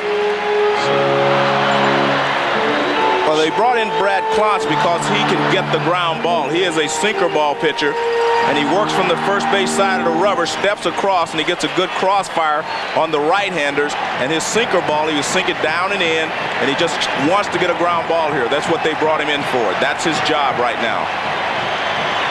The Indians a base hit away perhaps from breaking this game open. And a called strike. Klontz was the Braves' closer earlier this year. One of a parade of guys Bobby Cox has tried before finally settling around midseason on Mark Wohlers, who just about blew everybody away and gave them that missing element, the dominating and effective closer. 1-1. And Klontz is one of those guys, Joe, excuse me, that as a right-handed batter, he's going to test you a little bit. I mean, you got to make yourself stay in there against him. Many times, you know, in the back of your mind, you're saying stay in there, but your backside is saying I'm leaving.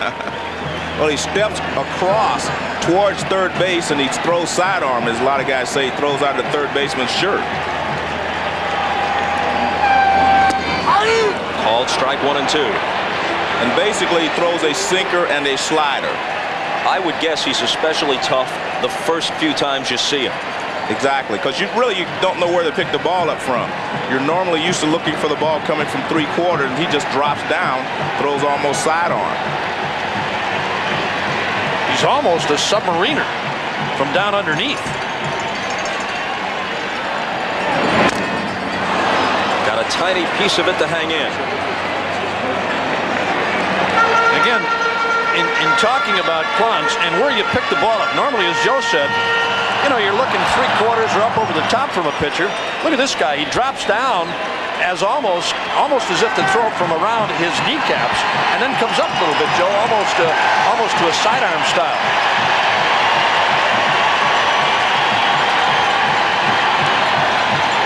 And the 1-2 pitch.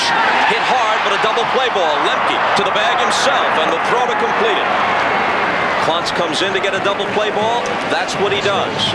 But 2 more score. It's 4-1 Cleveland, and we're back after this from your local station. It's Must-See Tuesday, and look who's back on wings. It's Lowell, and he's changed. Come here, Dumpling. Then News Radio's Office Romance Exposed. This is delicious. And Frazier battles Bulldog in the war of practical jokes. And The Pursuit of Happiness has wings Steven Weber. NBC Tuesday. Tonight at 11 on the Channel 4 News. Good evening, I'm Kelly Lang. Judge Ito's stepson on the run from the law, but not for long. How police finally nabbed him. Then a miracle ending 2 missing boys found safe and sound thanks to a television show and a quick-thinking viewer. Plus spectacular pictures, a total eclipse of the sun. You couldn't see it in California, but we'll show you. And no, you're not seeing things. Tonight at 11, how this dog got stuck in a tree. Plus, in the mood for a getaway, try a mystery airfare. You know the price, but not the destination at 11.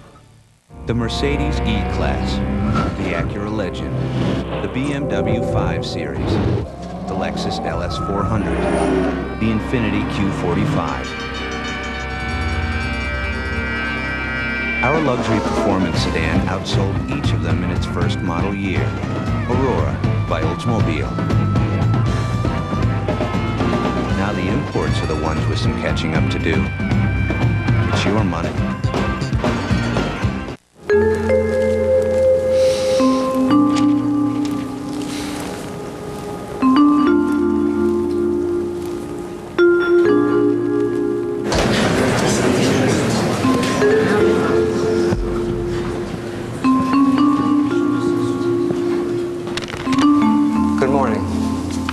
I had a speech written, but I think it's better I speak to you from my heart.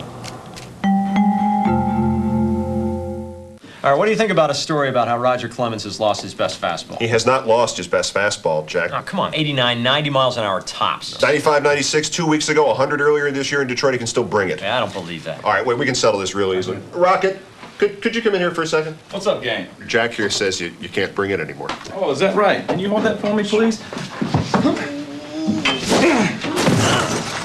98. Pretty good. Pretty All right, so I good. told you there was no story. Got it. Thanks, Roger. You got it, guys. Anytime.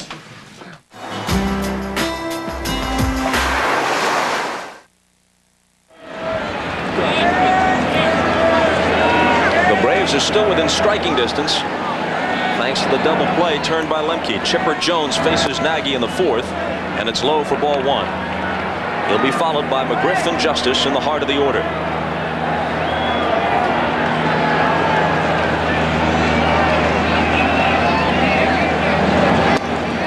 Boy, that double play ball thrown by Klontz was enormous, Joe. Well, he is a designated ground ball, getter for the bullpen, and they came in, brought him at the perfect time. A very fine play there by Lemke. Jones doubled to left center in the first. Nagy falls behind 3-0. He hasn't walked anybody. He struck out 2 through the first 3 innings.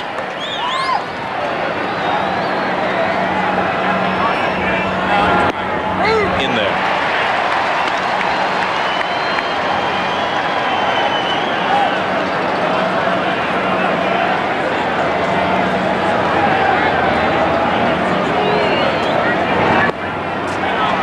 A leadoff walk. And as McGriff strolls to the plate, we tell you this 1995 World Series game is brought to you by Buick and your local dealers. Remember Buick, the new symbol for quality in America, the makers of Advil and New York Life, the company you keep.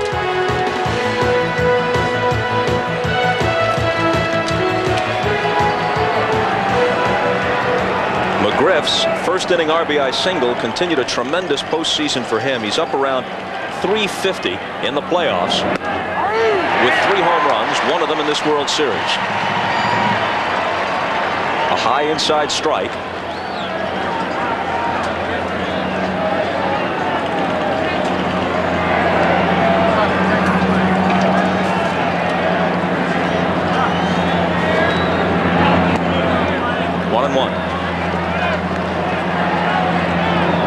We saw McGriff with the long home run against Hershiser. And again, you mess around with this guy upstairs, Joe, and that's what he hit against Hershiser, a high fastball. And I mean, he can turn on you quick and really hit you deep. Big time power. Talking about the control of Nagy. It has been more than 100 innings since he last walked leadoff man. But I think you have to give Chipper Jones a little credit for that. He tried to get him to chase a couple of pitches that started in the strike zone and went out, and he was patient. And McGriff has done the same thing on the 2 off-speed pitches. Hopped wide of third. Thome going over in the seats. 2-2.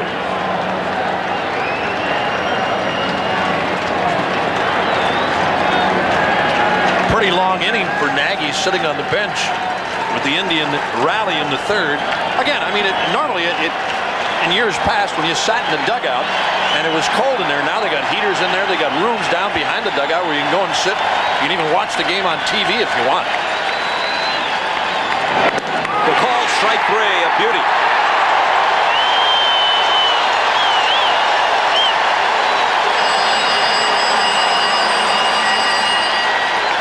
We talked about him having a slurve, but this is not a slurve. This ball breaks pretty sharply. This is more of a hard curve ball. Look at that. That had a big break. That's not a slurve. A slurve is a lot slower. This is a hard breaking ball, and that's what fooled McGriff. Good, hard, tight spin on that ball. Good pitch by Nagy.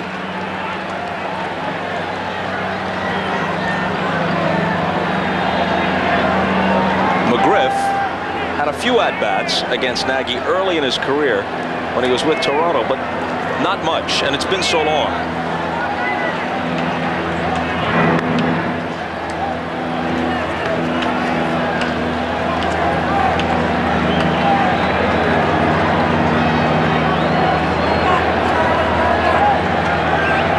Justice popped out to end the first. Jacks ball high and away for ball one.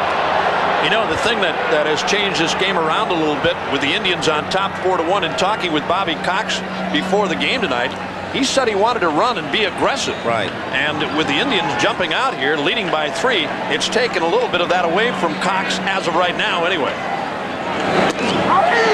Call strike. Cox is managed in both leagues. Sitting at his desk, as relaxed as could be in the visitors clubhouse, he said, as Jimmy Williams, his third base coach, also a former Blue Jays manager, he said, the only place to manage is the National League. That's real managing. That's where the real game is. And he said he hopes that the American League eventually gets rid of the designated hitter rule. Going to put a lot of people out of jobs.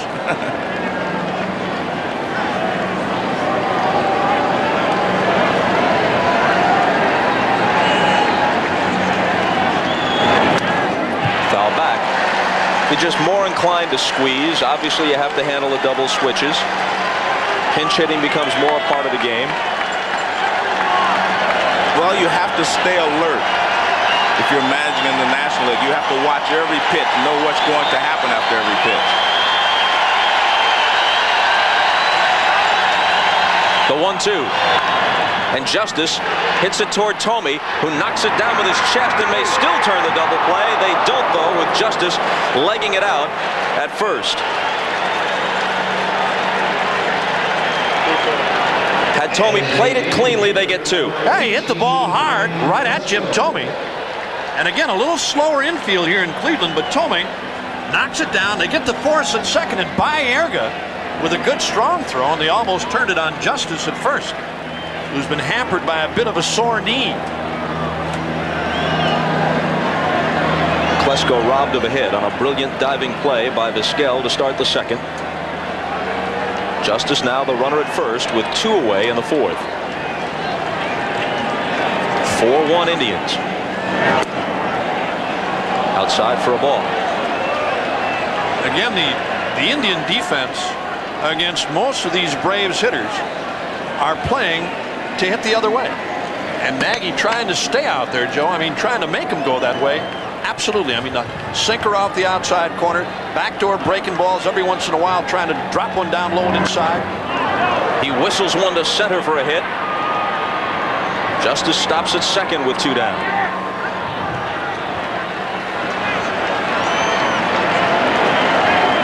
By catcher number 8, Javier Lopez. Klesko, after a strong division series against the Rockies, had been struggling against Cincinnati and now against Cleveland pitching. He's hit the ball hard both times up tonight and taking the ball up the middle both times, not trying to pull it. Well, when I talked to him before the ball game, he said he had been over swinging and he was going to cut down on his swing tonight. The dangerous Lopez wraps one toward Vizquel, flips it to Baerga, and the Braves are done in the 4th. To the bottom half with Cleveland still leading 4-1.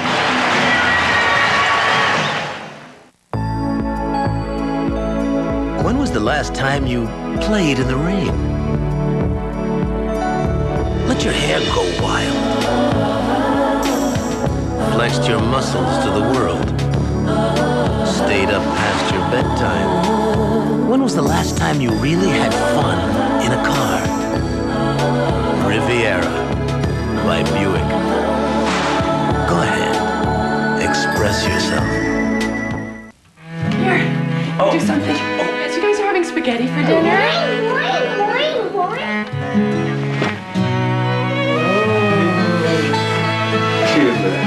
Thank you. Life moves pretty fast. Sometimes you have to tell yourself, stop. Look around. This is the good stuff. This is the fabric of our lives. This is cotton. How close are you to all the sports you'd ever want to see? With Prime Star. Closer than you think.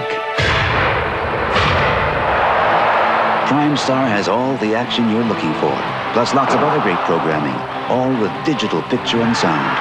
And since Prime Star is a service, there's no equipment to buy. And it all starts at about $1 a day. So if you love sports, call 1-800-PRIME-STAR. Mortgage payments, college tuition, career choices. People can get so lost in their day-to-day concerns that they simply avoid planning for their retirement. Unfortunately, that's life. New York Life has all kinds of life insurance policies to help make sure you enjoy your retirement. We can even help you catch up if you started planning late. That's New York Life, the company you keep. 2 years ago, Boston College crushed Notre Dame's national championship dreams. Now the Fighting Irish seek redemption. Boston College battles Notre Dame Saturday on NBC.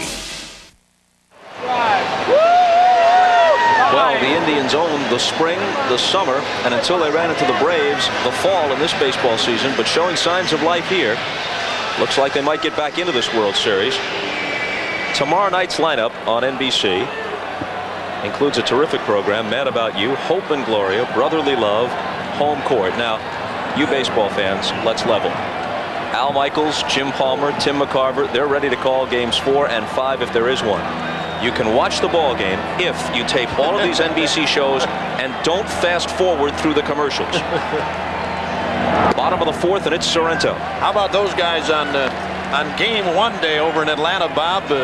Had a chance to visit with them before the game, before they started. They're getting ready for the game, changing into new clothes. Jimmy changing with Al, and Al changing with Tim. None of their own stuff, just changed clothes amongst each other. It was great. I have no idea what you're talking about. Well, that's well, you didn't either when you followed McCarver that day either. I'm just a deeply confused man. 2-0 with Alomar on deck. And Klontz falls behind. Well, Klontz can be very effective against right-handed hitters, as we've seen, but he struggles a little bit against left-handers because that motion does not bother the left-handed hitter nearly as much as it does the right-hander.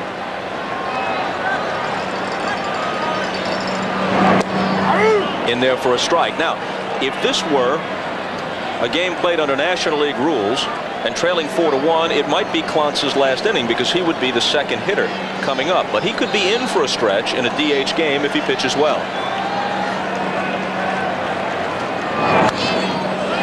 Foul back, and the count is full.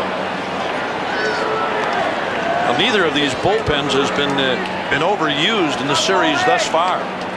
Matter of fact, in talking with Mike Hargrove before the game tonight, he would love to get Jose Mesa at least an inning in this game, save situation or not. And the payoff.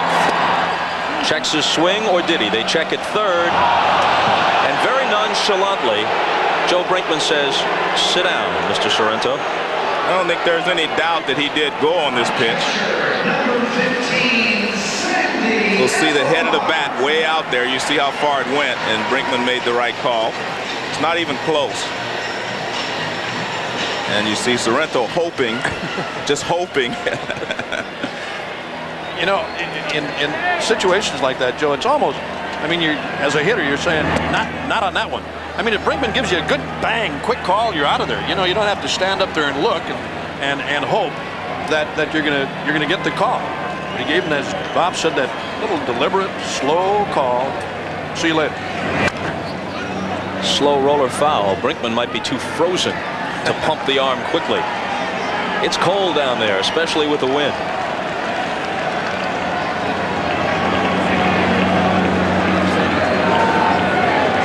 There is the heater that we were talking about earlier. Each dugout is allowed one heater.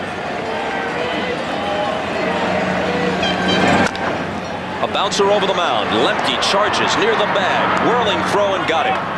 He is a fine defensive player, Lemke. He does all the job, everything well around the bag. As a former Gold Glove second baseman yourself, should he get his first Gold Glove this year? Well, it's very difficult to say because there's so many good second basemen in the National League, but I tell you what, you can't find a better second baseman anywhere than this guy. Look at this. I mean, he makes the play, he makes all the plays, and above all else, he's a very smart player. He makes all the smart plays in the field as well.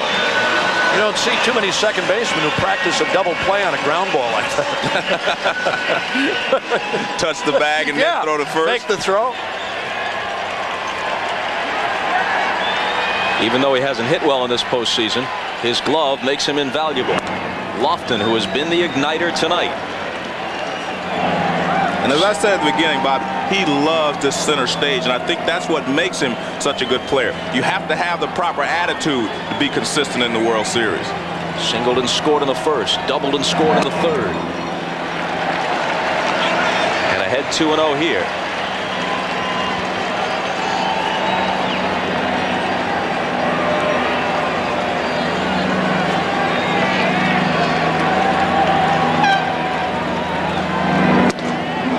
Big swing and a miss.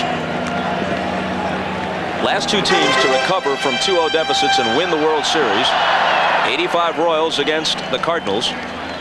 86 Mets against the star-crossed Red Sox. Up the middle, Lemke can't get it. 3 straight hits for Lofton.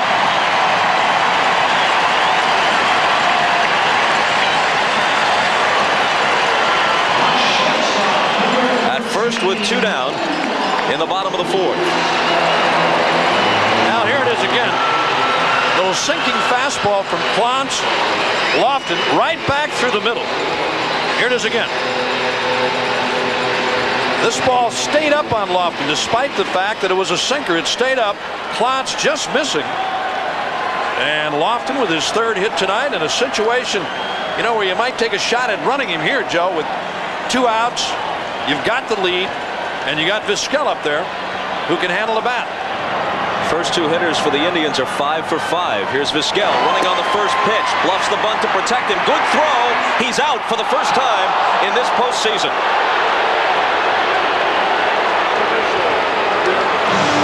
Lofton is erased. The bottom of the 4th is in the books. Lopez continues to sparkle. You've always made a great team. Together growing, dreaming,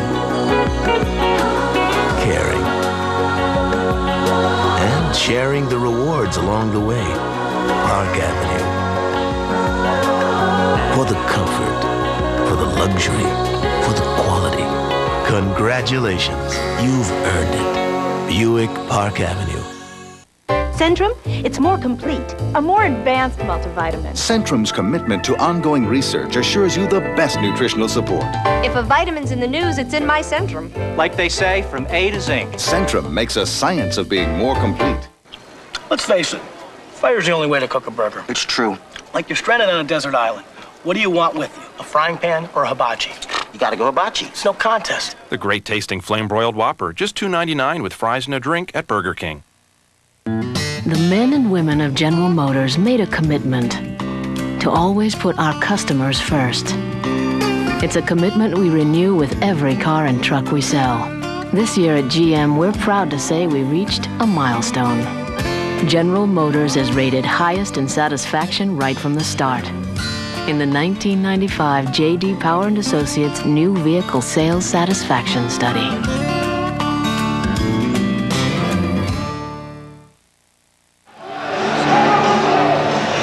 This has to be a perfect throw from Javier Lopez because, I mean, Lofton had a good jump. Look at that, right on the back. All you have to do is catch it, and that's what Lemke does. And you get a better angle here. Pretty good jump there, except he stood straight up, and I think that slowed him down just a little bit, but the throw is perfect. Look at this. The only way you could get him is to catch it right there, and that's what Lemke does. Boy, what a great shot. That's a great shot. Look at this angle. Now Lemke just catches the ball as Lofton slides into it with his hand. Look at that. Just perfect. Catches it right on his left arm.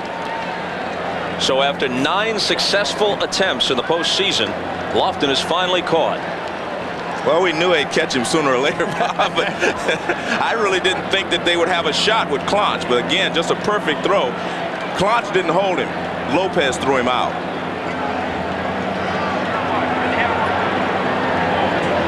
Lemke to start the 5th against Nagy. And a ball low. Belliard next. And then back to the top for Grissom.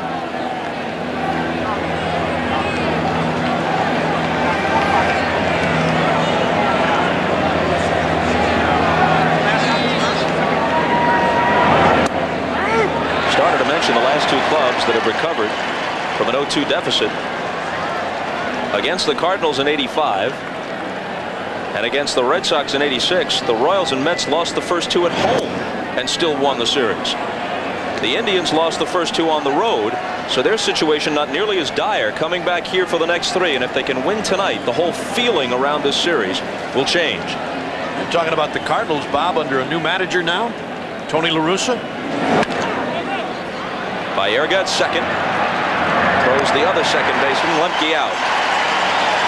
And La Russa's going to find out what Bobby Cox was talking about.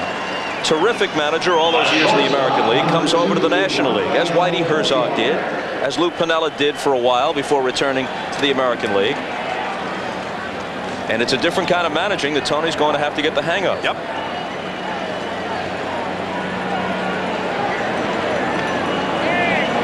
Hilliard struck out his first time.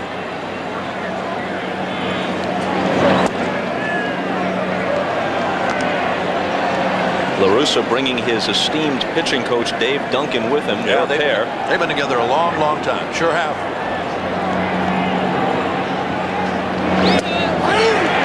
1-1. Totally different style ball club too for La Russa, Bob, and all those years with the A's with power and pretty good pitching. Big turnaround in St. Louis now. To shortstop, Vizquel. One shortstop takes care of another. Two quick outs, and now Grissom.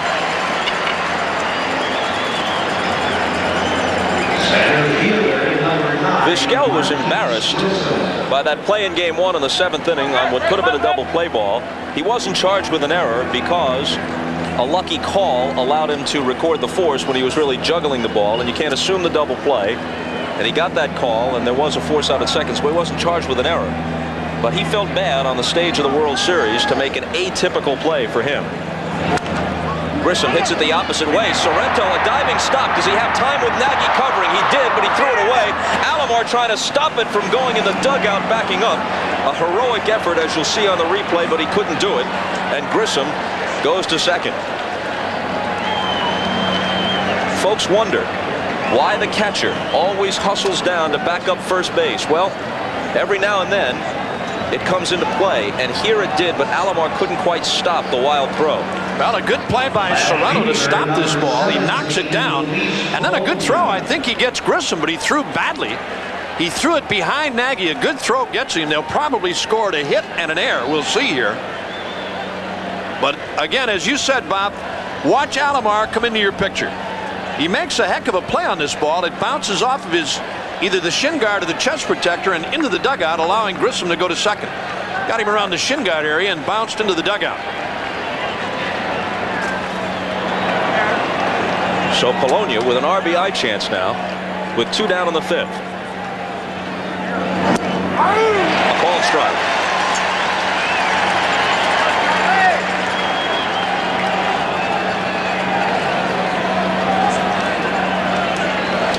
It is scored a hit and then an error for Sorrento.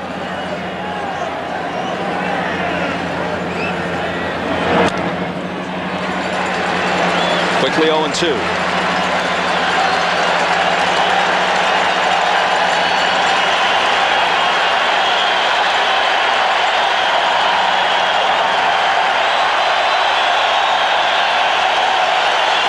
Fans exhorting Nagy to finish Polonia.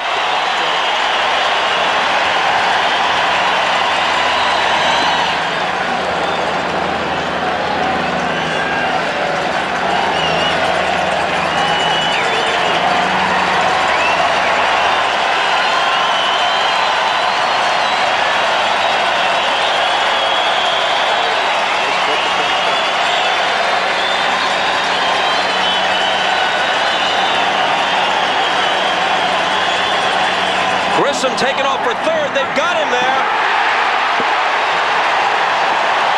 I don't know what Grissom was thinking, but Nagy simply stepped off and cut him down.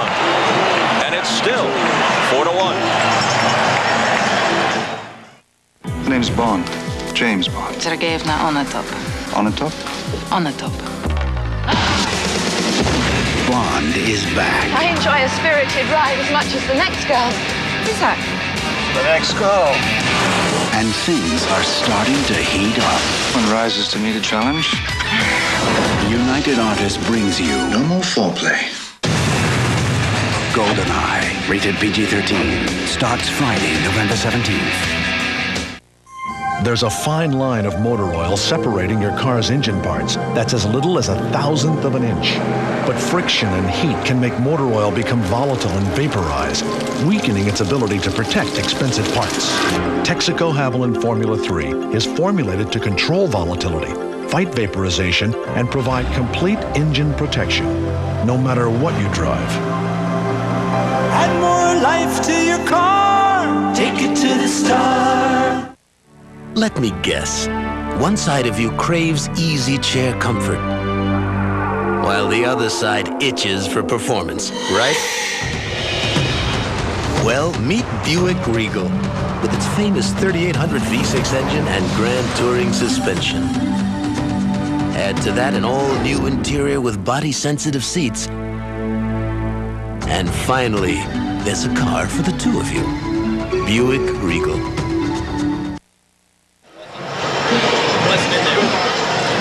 Whether Grissom thinks he can get away with it or not, what's the point? There's 2 outs. Well, as a base runner, you should always think about 2 things, the risk versus the reward. The risk here is that obviously the inning is over now, and the reward would be you get to third base with 2 outs and 2 strikes on the hitter, so there's not much of a reward there considering the risk that you're taking. The second part of this, he had everything going against him. He had a left-handed hitter up there. They can see everything. It's an easy throw for the catcher. He also has 2 down, and his team is trailing by 3 runs. So he had nothing in his favor there. And to add to the indignity of it all, the least comfortable tag possible by Thome.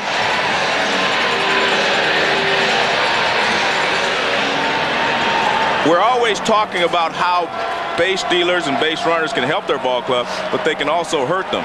And I think in that particular case, after the Indians had made an error to give you an opportunity to score a run, you have to take advantage of it. Grissom has had a wonderful postseason. A low moment for him there. Skell takes a strike. He's got Jones in close at third. He was showing bunt and then maybe pull back and try and slap one past him. Again, this guy every once in a while, if he sets his mind to it, as he did earlier in the game, I mean, he can pull. He can go down to right field, into right center.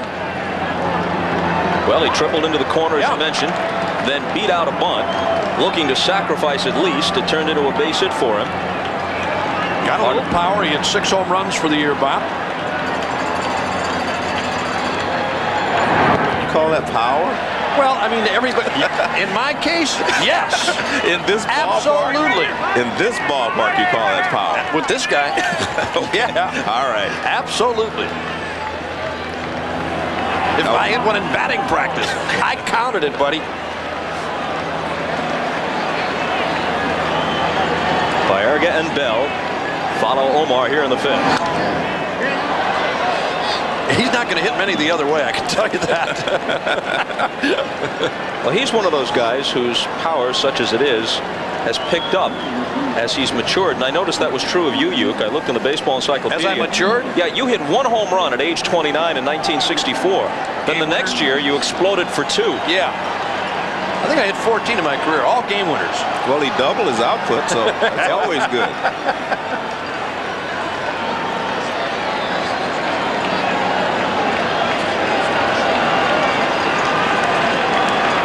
This will be a 2-2 pitch from Klotz. In the air to right, Justice scarcely has to move. I told you.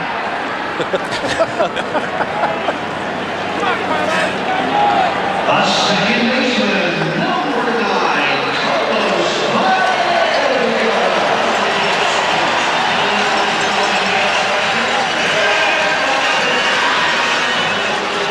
Baerga's played a big role tonight. RBI ground out in the 1st. Knocked home a run with a single in the 3rd. A lot of concern about Baerga into this game tonight, but in talking with Mike Hargrove, he told us that was the first thing he said. He said, hey, Baerga's fine. There are no problems. He's fine. He's ready to play.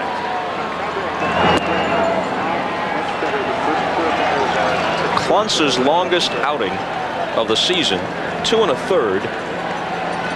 in August against Florida. Approaching that now. Swing and a miss, 1-1 to Baerga. He is one of the countless relievers who pitches out of the stretch now. That came into fashion long about the time of Bruce Sutter about 15 years ago, as I remember it. A reliever simply being more comfortable and just dispensing with the windup no matter what. Or the full windup at least. Foul ball.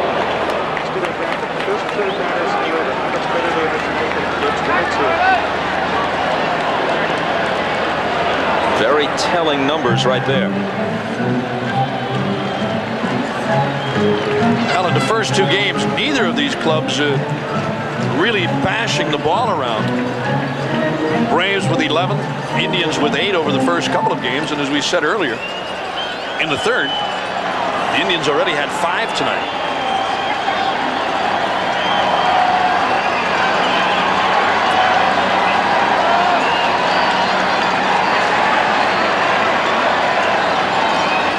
The 1-2 is low. Much colder downstairs than up here in the booth. That wind really whipping around and everybody doing their best to stay warm. Eddie Murray warming his bat. Did he have notches on that bat, or was that tape on the handle? Almost looked like notches on there.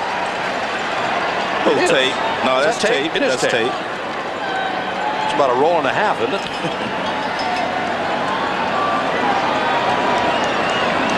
Making sure the grip will be warm when it's his turn. And the count holds at 3-2.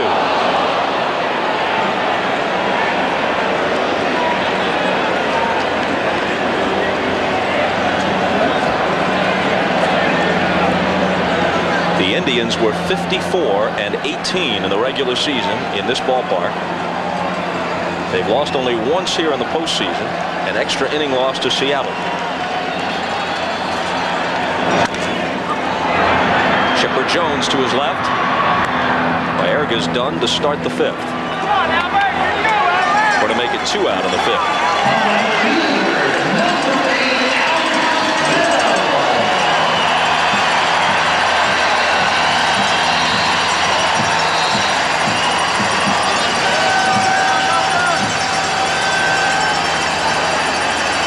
That's just about all Albert Bell did down the stretch. The 31 homers in August and September. He had one stretch in Chicago when he was closing in on 50 homers, where he had 5 homers in 8 swings. First pitch from Klontz. Hit to Belliard. Does he have time to recover? He could have gotten him had the throw been accurate. McGriff tried to scoop it up and couldn't. And Belliard's going to have his second error of this World Series. Very unusual to see Belliard miss the ball. He may throw a ball away every once in a while, but he very rarely misses a ball. He has very good hands. I think the fact that he knew he had plenty of time with Bell running may have distracted him a little bit. Take a look at this. It's a big hop. I mean, just right there. I mean, that's unusual. Did that ball hit the back of his glove? Hit the back of his glove. He closed his glove too quickly. McGriff can't come up with it. One more look at it. The next hitter is Murray. The wind is blowing out toward right.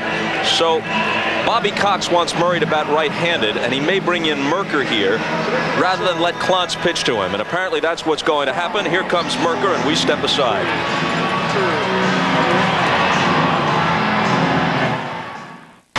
From Gillette comes a uniquely different form of protection for men.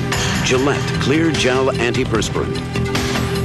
Unlike a stick that can stay in your underarm hair, this is a soft gel. It goes cleanly through the hair right down to the skin surface to fight odor and wetness where it begins. And that means powerful all-day protection. The revolutionary Gillette Clear Gel Antiperspirant.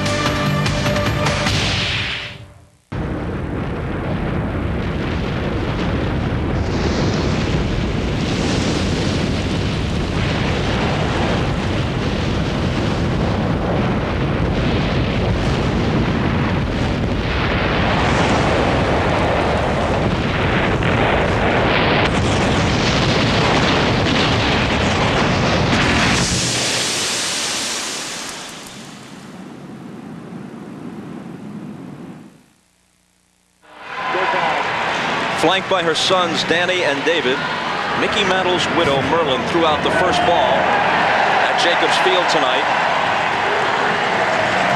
Mickey enduringly popular, and more evidence of it, a tremendous ovation for his family when they were introduced tonight. Merlin Mantle is downstairs with Jim Gray. Go ahead, Jim. All right, thank you very much, Bob. We'd like for everybody to grab a pen because when we're done, we're going to have some information for you. Mrs. Mantle, it was a tremendously emotional moment down there. Can you tell us a little bit about the outpouring that you've received? You mean about throwing out the ball? Or? Throwing out the ball, and since Mickey passed away. Yeah, well, I can't even explain it. We've had so many cards and letters and just everything from people. You know, they loved Mick, and you know, we had about 4 people answering mail for about 2 weeks, and every card and letter that came in was read. I mean, we made sure of that, so people did love him. And you're going to keep his spirit alive with the donor organ program, and we're going to get to that in a little bit. Mrs. Mantle, it's great to see you. We look forward to seeing you in the future. Bob? Jim, thank you. And a bit later on, we'll give you the number of the Mickey Mantle Donor Awareness Foundation to get a donor organ card, or an organ donor card, I guess would be the more grammatical way of putting it, or information about the program. Eddie Murray to the plate against Merker. Merker is basically a hard thrower, fastball, a hard slider, and he comes after you. He got a little bit of a screwball too, doesn't he, Joe? Yes, he does, but it's basically fastball, slider. Those are his 2 out pitches. Throws pretty hard.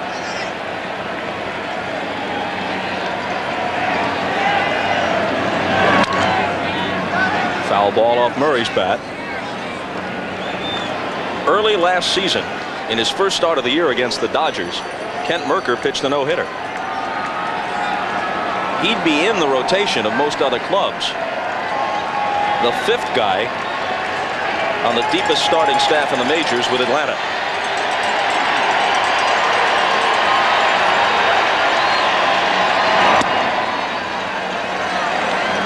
One and 2.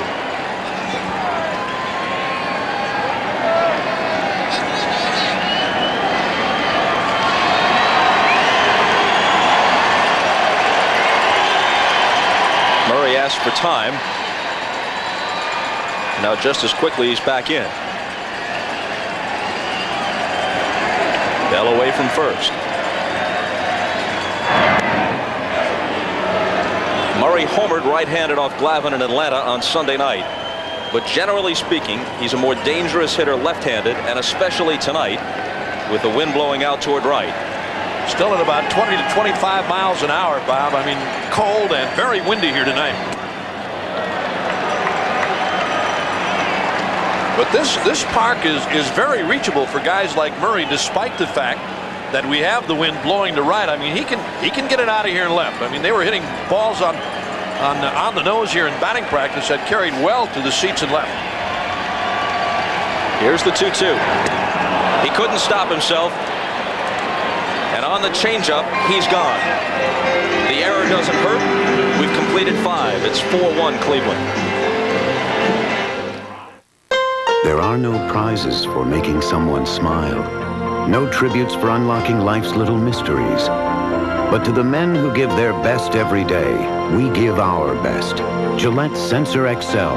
Spring-mounted twin blades that adjust to your face, and soft, flexible microfins that set up your beard, and Gillette Series aftershave conditioner to moisturize your skin. Sensor XL for the closest, most comfortable shave ever. Gillette, the best a man can get. In shopping for a luxury performance sedan, Jay Kerness tested the Oldsmobile LSS against the fastest, most nimble machine on Earth, Juma, the Cheetah. The LSS's sport suspension and traction control attacked the course, as did the Cheetah. But while he considered the LSS's precise handling quite impressive, there was one thing he failed to consider. Cheetahs are very sore losers. Will the LSS pass your test? Nice, kitty. Go away. My dandruff and itch are awful. I'll try anything. Denorex tingles. Head and Shoulders doesn't. Both have effective dandruff medicine, but Denorex has something extra that tingles, feels fresh. That's why I started using Denorex. No flakes, no itch. Denorex, the serious dandruff shampoo. Let's face it, fire's the only way to cook a burger. It's true. Like you're stranded on a desert island. What do you want with you, a frying pan or a hibachi? You gotta go hibachi. It's no contest. The great tasting flame broiled Whopper, just $2.99 with fries and a drink at Burger King. Friday, it's arresting television with unsolved mysteries. A young mother's holiday turns tragic. I just couldn't do anything. A whitewater chase on a real-life river wild. Plus, a young family is murdered. 20 co-workers nearby and video cameras. Yet no one saw a thing. How could it happen? Amazing Unsolved Mysteries, NBC Friday. When Mr. Baseball walks into a ballpark in Cleveland and they check his credential and it says Bob Uecker, they're a little confused. They think it should read Harry Doyle, voice of the Indians. Take a look. Vaughn into the windup in his first offering. Just a bit outside. He tried the corner and missed. Ball 4. Ball 8. Low, and Vaughn has walked the bases loaded on 12 straight pitches. On camera. You know, that is the footage that the members of the Academy reviewed and inexplicably withheld a Best Actor nomination. Yeah, well, you know what? And again, it's my own fault. I could have had it. I said, hey, I'm busy. Give it to somebody else. I can't be at the dinner. You know what I'm saying? Hey, how about that guy earlier in the postseason? The Charlie Sheen lookalike they had here, throwing out the first ball to try and jumpstart the Indians. Polonia was at the plate when Grissom straight off third, tried to catch the Indians sleeping and instead was thrown out himself. So Polonia back to start the 6th. Actually, at the beginning of the ball game, I thought that the DH in this ball game was going to help Atlanta more than it was going to help the Indians because it added speed at the top of the lineup in the person of Polonia. And other than Marquise Grissom, there's really not any speed on the Atlanta Braves. And Bobby Cox wanted to play a more aggressive ball game tonight, but he fell behind early, and I think that's taken a little bit away. But I still feel like it added a little more defense as well as speed. Out into the seats, 2-2. Whereas with the Indians, adding Sorrento really didn't help their defense much. Plus, it was just adding a bat to the lineup. Didn't help their defense at all. In fact, he's made 5 postseason errors now. No sooner do I say it than it appears. That's all other first basemen combined in the postseason with 3. Polonia with a weak wave at the splitter, and he sits down.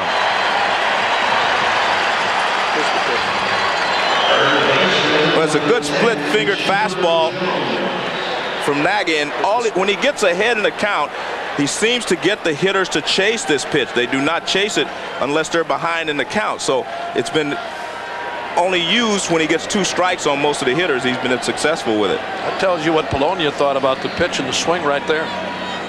Chipper Jones, a double and a walk. You know, again, Nagy, Joe, as we said at the top of the telecast, is not overpowering by any means, but I mean, if he's on control-wise, he can chase those kinds of pitches. I mean, to a left-hander like Jones, he's not afraid to come down low and inside or off the inside with breaking stuff and then go away again. I mean, his strong suit is staying down with the sinker.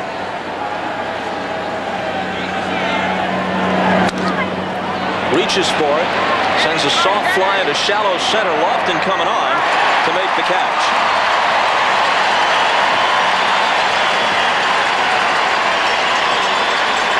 Another good pitch there by Nagy. That was a changeup, and he had Jones out in front, and a good jump on the ball by Lofton. You see him smartly take a look at Baerger to make sure he's not going to run through him. And watch this pitch. He has not been able to get Jones out with any other pitch, so he throws him a changeup. See how far he's out in front? He hadn't thrown him a changeup the entire ball game, and Jones had looked good against him. McGriff takes a ball. I wonder if Kenny Lofton does what Willie Mays purposely did. Wear a hat just a little bit too small so that it flies off with the slightest exertion. Makes you look a little more exciting. He wears it high. I know that. The bill of the cap is high where you're going to get some air under it. I used to do that when I was running to first, so it looked like I was running faster. Just knock it off with your thumb, you know, in your stride. Wasn't a bad move. Gives the appearance that you're really burning down the line, doesn't it? But I mean, whether on the bases with the helmet or in the field with the cap, it flies off almost every time for Lofton. Well, he is an exciting player. He does a lot of things with a flair. McGriff drives one to right. Ramirez turns and watches this one go out. for McGriff's second home run of this World Series and his fourth of the postseason.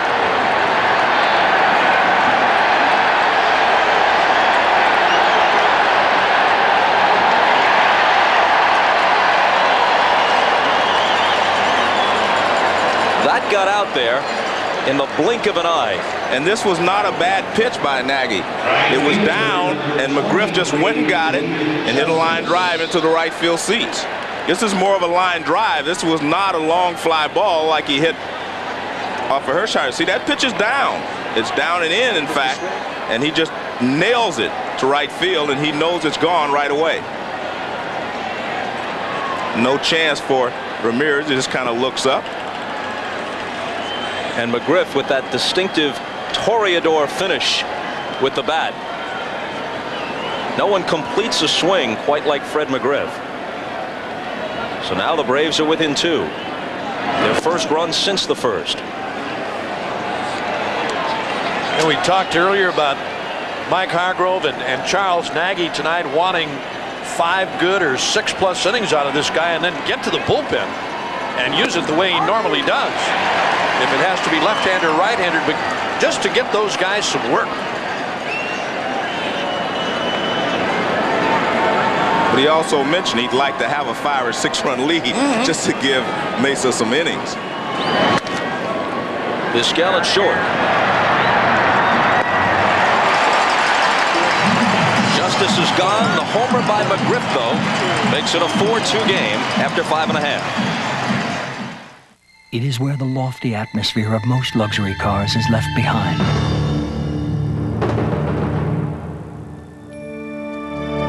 It is the American-built flagship of Toyota, Avalon.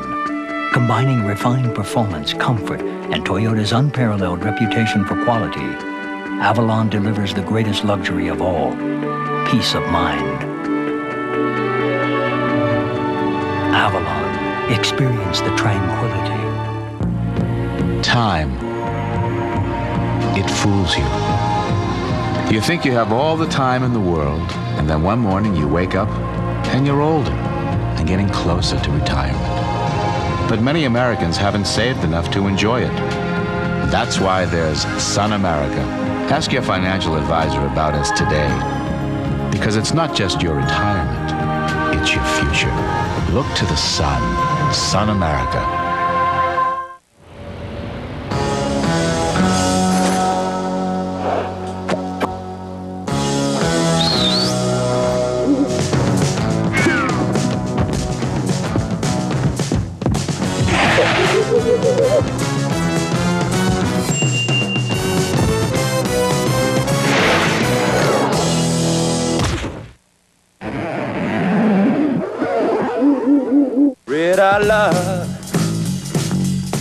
Okay, this is a tremendous opportunity for all of us. Exciting, isn't it? It's incredibly exciting. Behold the turtle. Jim, don't say anything. He makes progress only when he sticks his neck out. Jim? This is the fabric of our lives. This is cotton. Leading candidate for Horse of the Year, Cigar, looks for his 12th straight victory by winning the Breeders' Cup Classic, one of 7 championship races, Saturday on NBC.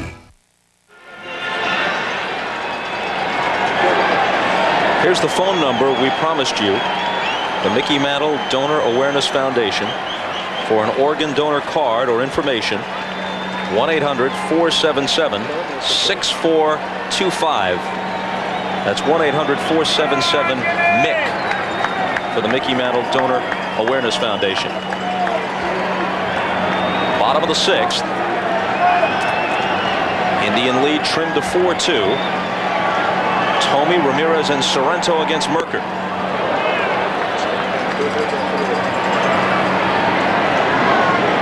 Now, this is one guy that Tommy will not have to wait for. Merker will go right after him with the fastball, and then he will try to maybe finish him off with a slider, but he will challenge it.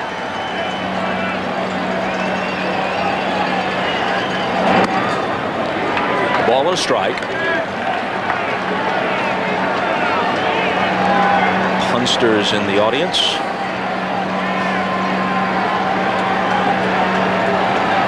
He's reached that section many times.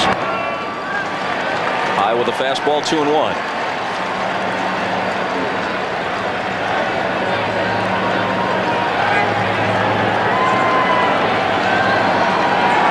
Tomey had a pair of homers, big ones too, against Seattle in the league championship series. 3-1 the count.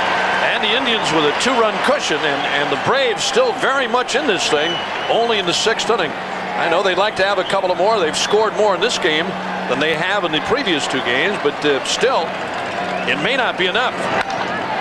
In the air to center. Grissom started in. Now he goes back. And shy of the track, he has it.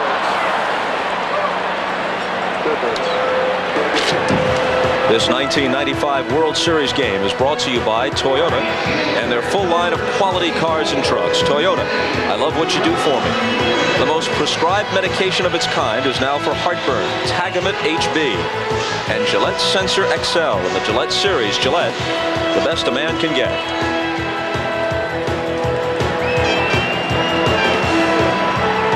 Now Ramirez, who was a very big hitter in this game. With the bases loaded and 1 out in the 3rd, 2 runs already home. Clontz came out of the bullpen and got him to hit into a double play. Hit the ball sharply, but right at Lemke. And that kept it at 4-1. A base hit there would have broken the game open. Down to 3rd, Chipper Jones. Griff stays on the bag. 2 out in the 6th. I think in the Cleveland Indians' mind, though, Bob, they're in good shape in this ball game. They are, in their mind, they say, if we can get 6 more outs and get to Mesa, you know, we're in good shape. And I think that's what they're playing for right now, trying to get 6 more outs from the Atlanta Braves. That's the man Joe's talking about. He's the main man out of the Indians bullpen. Not Rick Vaughn.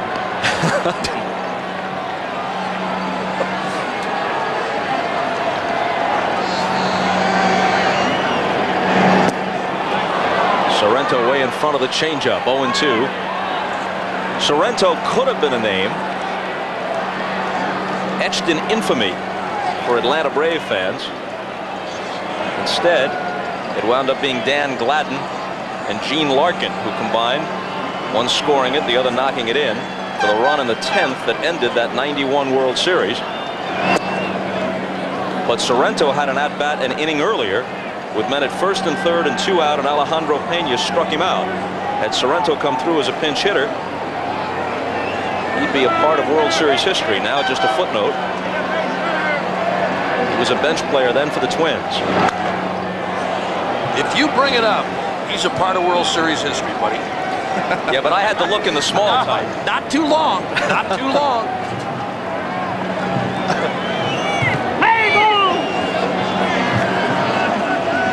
Nagy with Bud Black, former Indian, Royal, and Giant left-hander.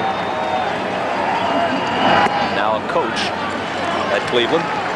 2-2. Clontz and Merker have done a good job.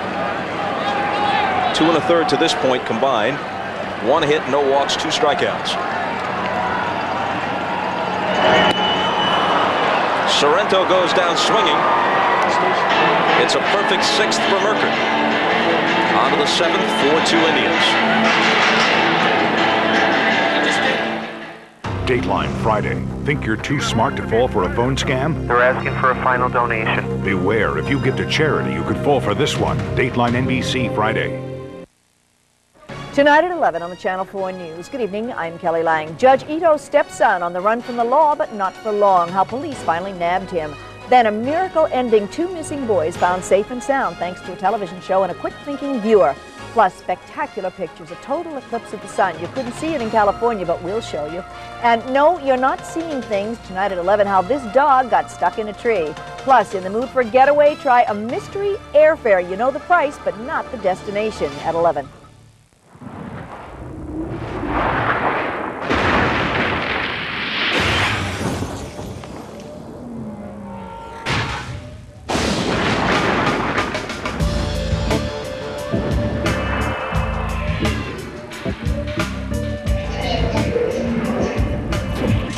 Presenting the BMW 7 Series, a luxury car with the soul of a BMW, the ultimate driving machine. Where's a fun place to go for dinner? How about a place with great salads, lobster bisque, herb roasted chicken, and oh yeah, incredible gourmet burgers. The place? Hamburger Hamlet, of course. Ringside. Ringside?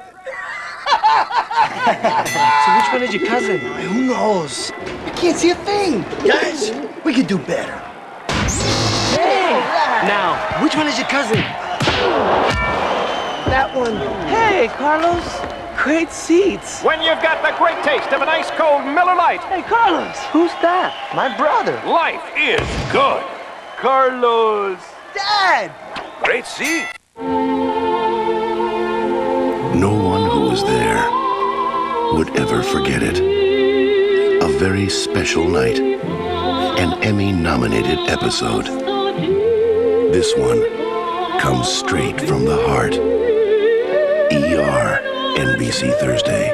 Did the prison Picasso kidnap the warden's wife? Watch the new A Current Affair. Big moment before the game.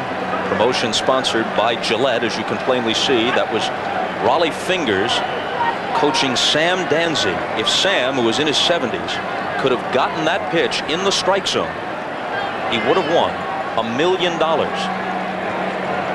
But it was just a bit low. That one isn't. On the first pitch, as we go to the 7th, Ryan Klesko with an opposite field home run.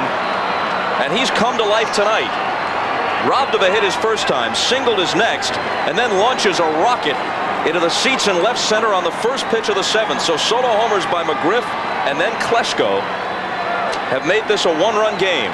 Well, he talked to us before the ball game about going back through the middle and cutting down on his swing. He's hit 2 balls back up the middle, and now he hits one in the seats in left field. I tell you, the ball carries in this ballpark, despite the fact the wind is blowing to right. He hit this ball out of here in deep left center. And it's 4-3 now, and the Indians' bullpen is busy. Klesko, who had 23 in the regular season, connects for his first postseason home run. Here's Lopez, who's homer 1 game 2. He's 0 for 2 tonight. He's hit safely in all 7 postseason games in which he's played. At .315 for the season.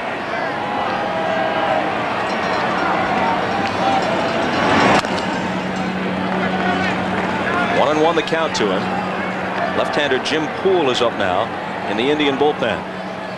Klesko really touched one off.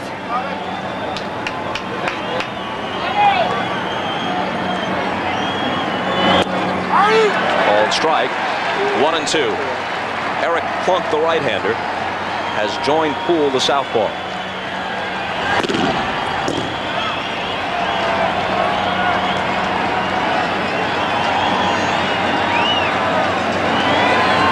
The 1-2 pitch.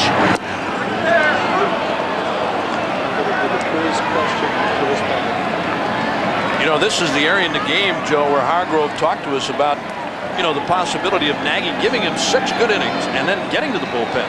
He's given up 1 here in the 7th. Hop up toward first baseman Sorrento.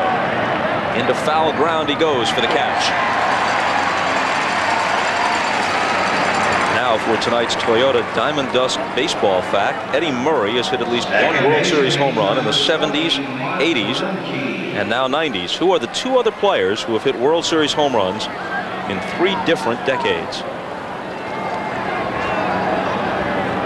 I wonder if Babe Ruth isn't one of them. Might have hit one, even though he was a pitcher.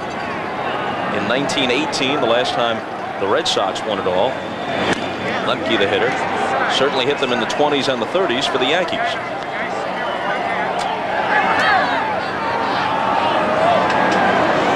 Any other guesses from the choir here? We're thinking about it. You jumped in too early and got it wrong already.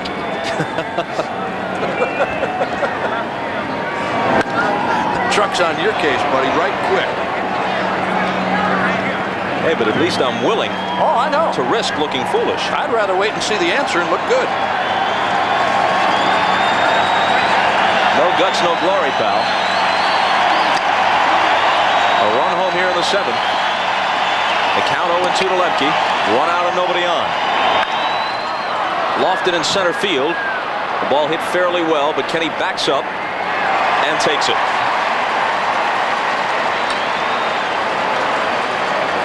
Now let's see if they'll send someone up to hit for Belliard, and they will.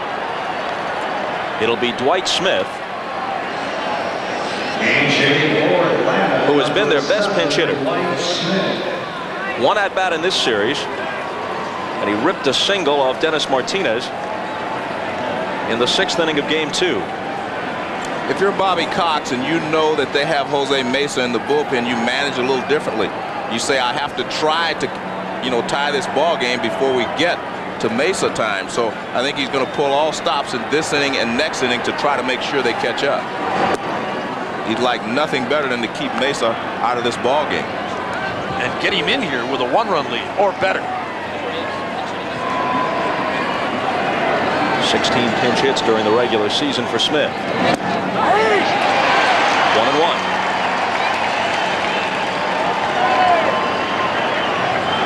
Can I have my guess? Go ahead. I'll say Berra. 40s, 50s, and 60s for the Yankees. Good guess. Hammered to the right side, smothered by Sorrento. Underhands to Nagy, covering. Good play. Smith robbed of a pinch hit.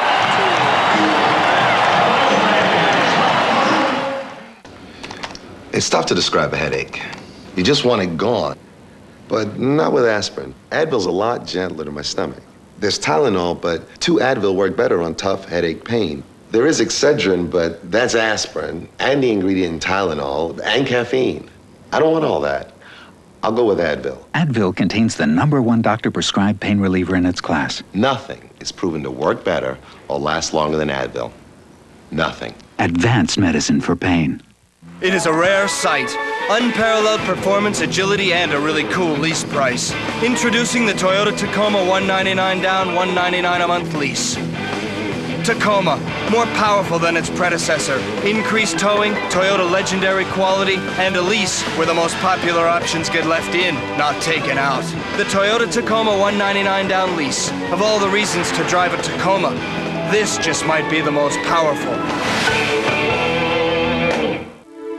The Braun Oral-B Plaque Remover has a unique cup-shaped brush head that removes plaque more effectively than a manual toothbrush, leaving your teeth so clean you can feel it.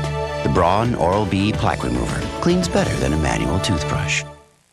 Wet roads like this inspired Goodyear's newest all-season AquaTread, the all-new AquaTread 2, with a deeper, wider aqua channel for outstanding wet traction. The new 65,000-mile AquaTread 2, only from Goodyear. Sunday at 12:30 Eastern, Miami. They've lost 3 straight. Buffalo. Jim Kelly and company are atop the AFC East. Will Dan Marino return to save the day for the Dolphins, or can the Bills cement their grip on the division lead? Or regional action, Sunday on the NFL on NBC. Don't miss it.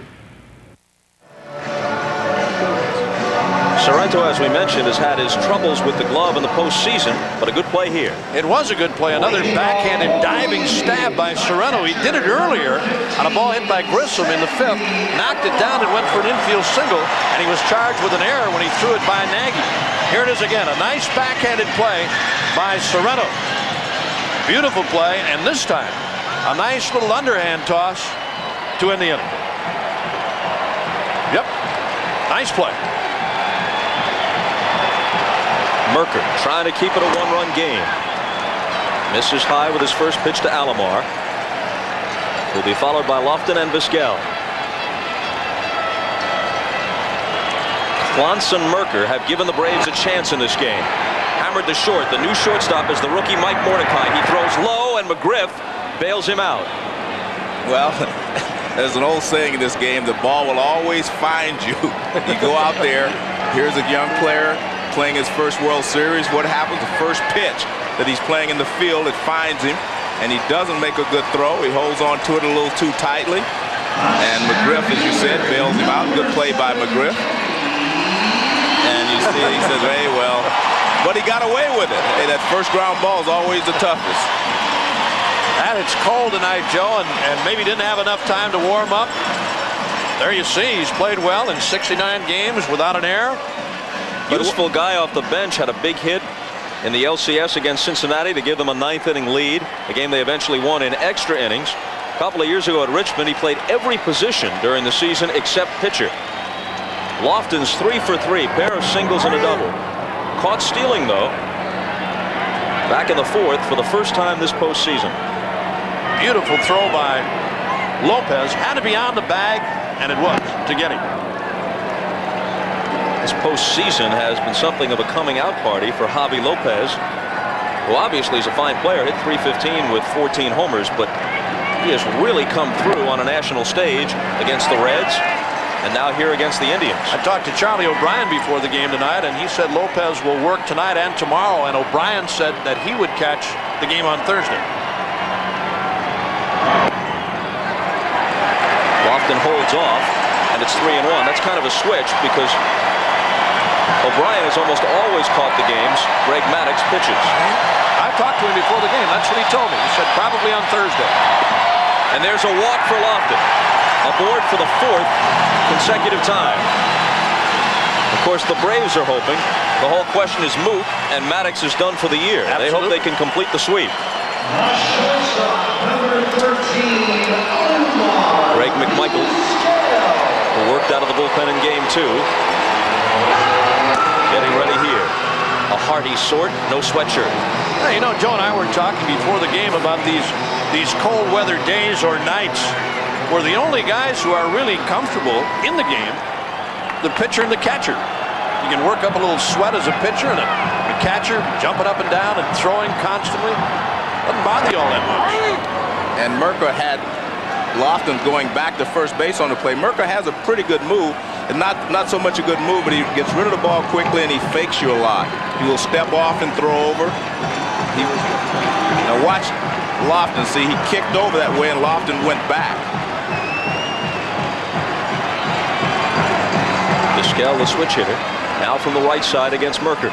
There he goes, and the pitch is bounced to the right side. Lemke is able to get back, throws over to first, and he is mindful of how daring Lofton is. He checked him twice. He knew he had time to get Vizquel. He didn't have to throw right away, and he looked at Lofton twice just in case Kenny had any ideas about bolting for third once Lemke released the throw to first. Well, you mentioned how smart Lemke is, or I did, and this is a hit and run. This is not a straight steal. It was a hit and run, so he knows where the ball is. Now he looks over to see Lemke. Lemke, of course, as you mentioned, checked him through the first, but McGriff was alert too. Now watch, normally his shortstop cover, but he knew who was covered. He played it the other way, and that's why I say Lemke's very smart. He knows where the pitch is going to be, so he held his ground.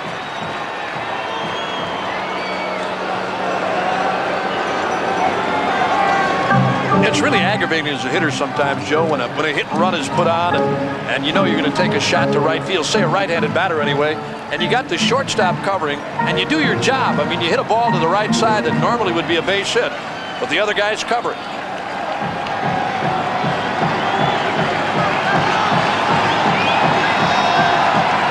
So Lofton gets into scoring position,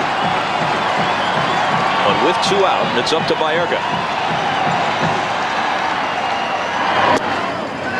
Ball 1 to him. He's 1 for 3, has a couple of RBIs tonight.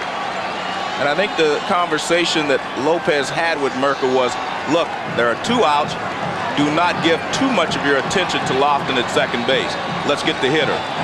Especially with Bell due next.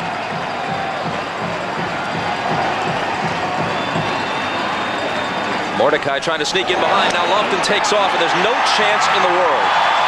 Well, not only that, that was a bad play by Merker. Anytime your shortstop is standing at the bag, you either have to step off or throw to second base. I mean, if he throws that pitch over the plate and Baerga hits the ball, now watch. Now watch, Mordecai will go to the bag. You have to either throw it or step off. You got the whole left side open, and if he would have thrown a strike and Baerga pulled the ball, it would have been a base hit. Just not a smart play there by Merker. Step off if you don't want to throw to second. Now Lofton dancing down the line at third as the pitch comes home to Baerga. Hit toward the hole. Mordecai from the outfield grass can't throw as he slips. And the speed of Lofton produces a run. And as I said earlier, he loves the stage. He likes being the focus, and he is the catalyst of this ball club.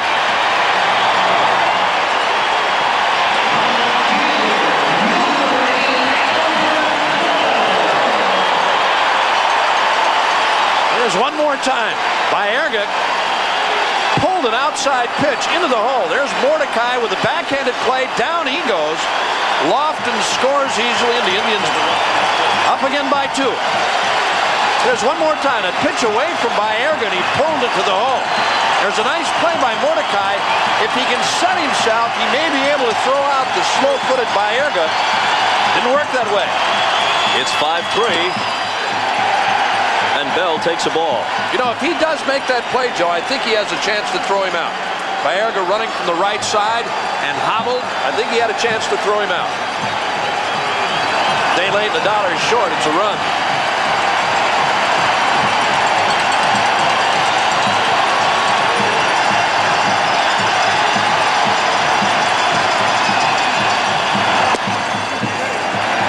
To Bell. Omar Vizquel was talking the other day about Bell's outbursts. He can be a surly guy, Albert Bell. Omar said, I've seen him break water coolers, smash telephones, and throw cookies. Now here's what I say. A telephone, a water cooler, that's one thing. When you start throwing the Oreos around, forget about it. You've gone too far. 3-0. You just start pitching cookies around a clubhouse, you have crossed the line.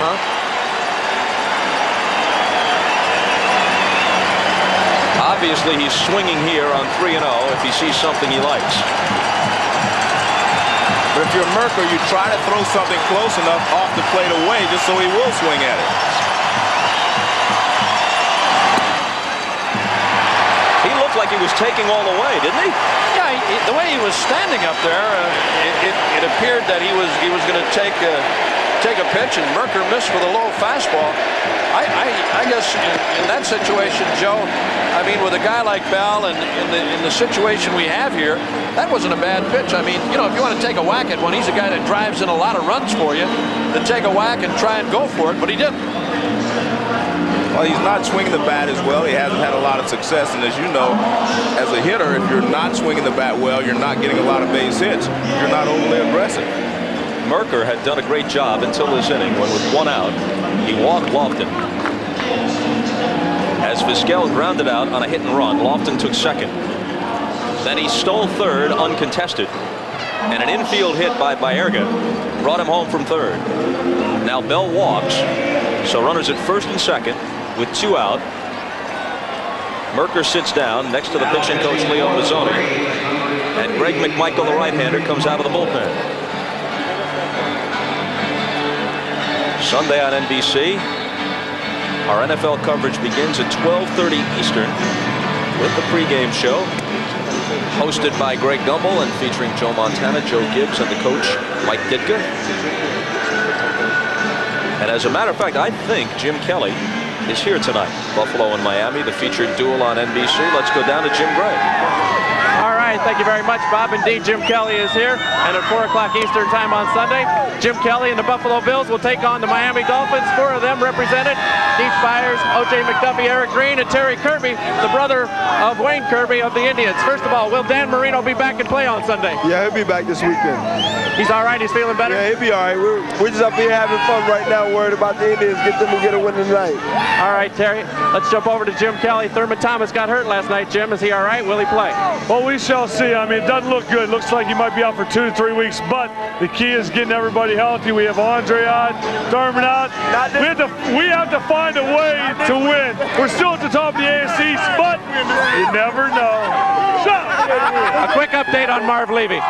Well, I talked to him earlier, and he's doing fine. It doesn't look like he'll be out as long as people think he is, but my prayers are with him. He's an excellent coach, and we need him. All right, Jim. Well, they have one thing in common tonight, Bob. They're all for the Indians tonight. Back upstairs to you. All right, Jim, and there you see the importance of that battle in the AFC East Sunday on NBC.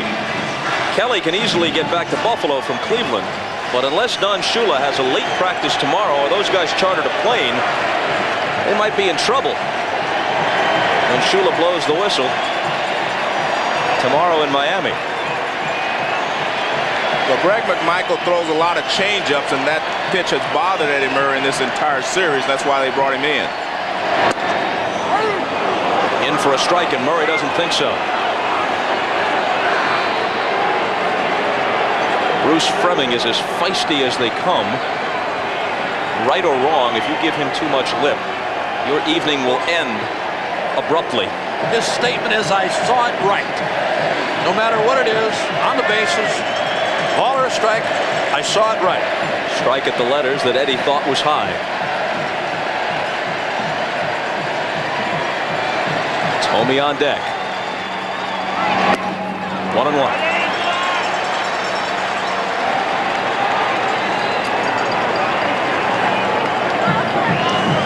In the top of the 8th, Grissom, Polonia, and Chipper Jones for Bobby Cox.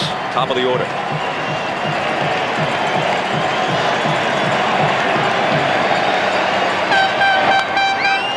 Eddie pops it back, no play. Good pitch by McMichael. He knows Eddie's sitting on a changeup there. Threw him another fastball in. Now he's got him set up for the changeup because he's seen the fastball in and he has to protect against that, so he'll be able to throw him a changeup now. If he can get it away, he probably will be able to get Eddie out.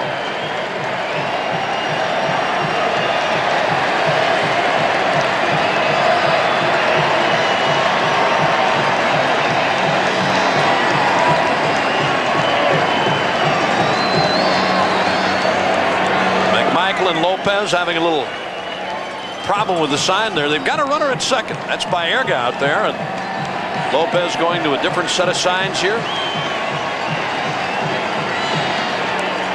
Here comes the 1-2 pitch. Change up in the dirt, but he wasn't able to check his swing. Lopez tags him to make it official. But a huge run comes home in the 7th for the Indians to pad their lead.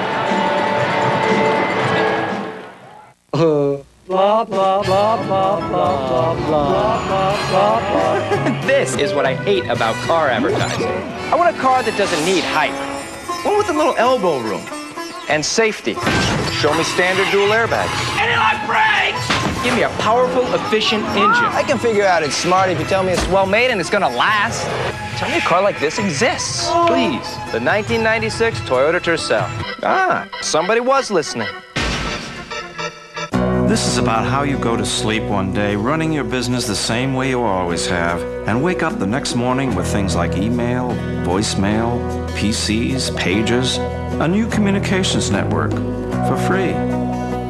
It's not a fairy tale, a myth, or a parable. This is about how things can really happen. This is about opening your eyes instead of closing them, and making a call instead of a wish. Network MCI, that's how. Over the last 150 years, all kinds of companies that said they'd be there when you needed them didn't stand up to their promises. That's life. Our policy of thoughtful, prudent investing has kept us, well, a pillar of strength for the last 150 years. That's New York Life, the company you keep. 3 seconds left. Here's Van Exel. He got it! He got it! Smith with the catch. Crazy! Oh, yeah! Do you believe what you just saw? Oh, a spectacular move!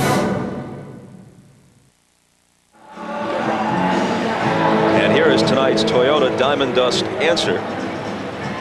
Who are the 2 other players, besides Eddie Murray, who have hit World Series home runs in 3 different decades? Well, Bob Uecker got one of them. You knew Yogi Berra, and Joe DiMaggio in the 30s, 40s, and 50s for the Yankees is the other. I only guessed once, so. No. Did you have an idea or not? If I'd thought about it long enough, it's one of those answers you could figure out, because you got to go to the Yankees first. Okay. Figure a dynasty team. Don't get upset. I just asked. But I didn't get it. No. I don't want you to. Don't get mad. I just asked you a question. I'm sorry. Working on a short fuse here. And Nagy is working into Yes, the 8th. you are. Does that surprise you? Well, I think it surprised me, except they got one more run there. I think he would have been out of the ball game if they wouldn't have gotten the run in the bottom. Grissom swings on the first pitch. Ramirez sprinting back and right, and this ball hits the top of the wall. Grissom on his way to second and in with a leadoff double. I think they left him in one pitch too long. I think he'll take him out now. You know, you've got the left-hander and the right-hander up in the bullpen, and the left-hander was ready. And as we said earlier, I mean, you've gotten 7 good innings out of this guy. You get him an extra run to bring it back to a 2-run cushion, and he's still in here in the 8th. And Grissom with a leadoff double. Fastball right out over the heart of the plate, and the wind helped it, pushing it out toward right. It very nearly cleared the wall, as you see, just a foot or two from the top.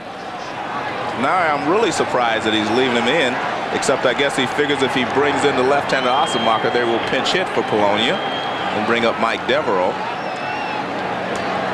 But in the league championship series, he left Ossenmacher in that game, and he did a great job against right-handed hitters in a situation that was on the line. I mean, the game was on the line.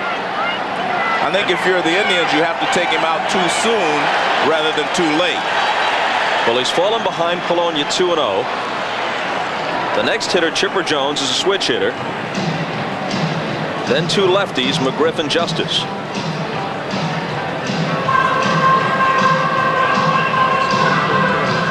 Tavares, the right-hander. Ossenmacher, the lefty.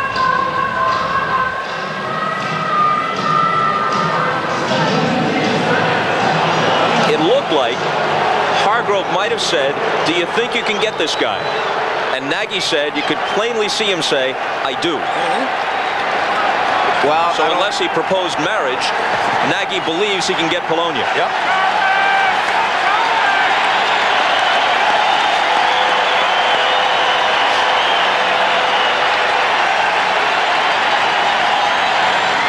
The 2-0. 3-0 with Jones on deck. You know what Mike Hargrove was thinking right there on that last call by Fremming? He thought the pitch was a strike. It was close, but it was up.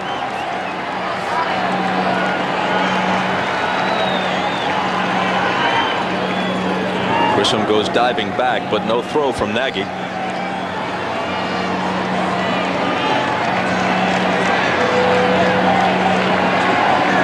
Game 3, Atlanta up 2-0, but in the 8th here, it's 5-3 Cleveland. Called strike, 3-1.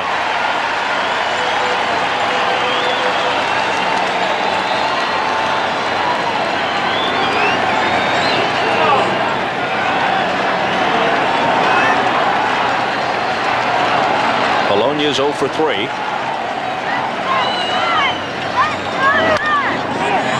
And Sorrento can't get it. It's by the diving first baseman. Grissom is waved home. RBI single for Polonia. And we're back to what I said earlier in the ballgame: risk versus reward. Just getting Polonia out, what would have been the purpose? I still don't understand why it was so important for Nagy to pitch. To Polonia. I don't understand why that was so important. I don't know why he's in here in the 8th. That's what I'm getting at. Why was it important for Nagy to have to get out Polonia? No way. I mean, the way Hargrove has used his bullpen, and he's had the luxury of right-hander, left-hander, right-hander, lefter all year long. And then with Mesa to come in and work the 9th in those situations where you've had the lead. But it hasn't happened here tonight. I mean, 7 innings out of Nagy would have been enough for me. Well, not only that, Chipper Jones is a switch hitter, so you couldn't have been waiting for anything special. He's going to the left-hander, the former Brave, Paul Ossenmacher. Nagy's done. We'll step aside. Every dream begins with a single step. The determination to go beyond your best. The will to climb heights you've never known. For generations, people have come to America to chase their dreams. Soon they will come again, and the whole world will be watching. The Olympics, America's Games on NBC. There's been an accident. It was the trial of his career. They cannot believe that I am the murderer. Do you think She's lying. You decide. She was the partner who stole his heart. I love you. But when her husband is found dead, They think you did it. he must take on his toughest case, his own. What in the hell are you talking about? From the best-selling novel, Melrose Place's Daphne Zuniga, Jags, David James Elliott, NYPD Blues, Sharon Lawrence, Degree of Guilt, NBC Sunday.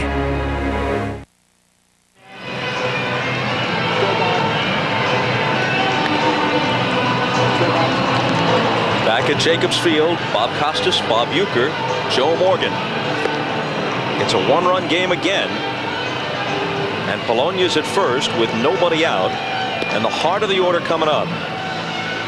Chipper Jones, McGriff, and Justice. Assenmacher comes in. When we went to Atlanta for the first two games, he was very happy not to have to stay in the hotel. Still lives in Atlanta. Said, hey, I got to sleep in my own bed. He's been very effective in this postseason. In fact, all the lefties out of Mike Hargrove's bullpen have done a great job. Left-handed hitters against Assenmacher, Poole, and Embry combined are 0 for 14, and half of them have struck out. Well, remember the league championship series, Bob, when he faced Seattle and Edgar Martinez and Jay Buhner in a key situation and strikes them out back-to-back. And again, that's why I don't understand why Hargrove didn't go to the bullpen. I mean, you've got 7 innings out of Nagy, and take him out, go to your bullpen. You got fresh arms out there and fresh legs and guys who had been throwing. And he waits till the 8th. The run is in here, still nobody out, and the tying run at first.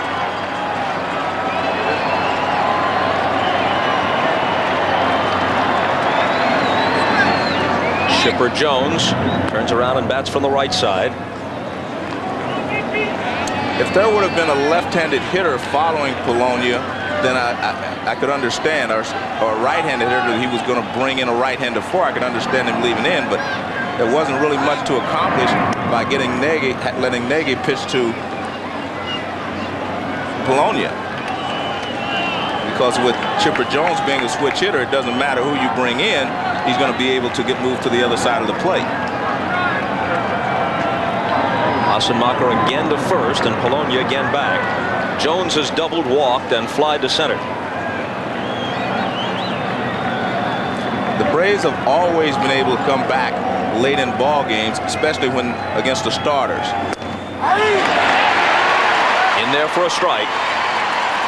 Assenmacher with a good fastball and features a nasty curve. Joe, I know you've seen this guy work before, and he's got an excellent curveball that he's not ashamed at all to throw in tight on right-handed batters. It's a very sharp downward breaking ball. Assenmacher has begun growing a beard during this postseason. He began it clean-shaven except for the mustache.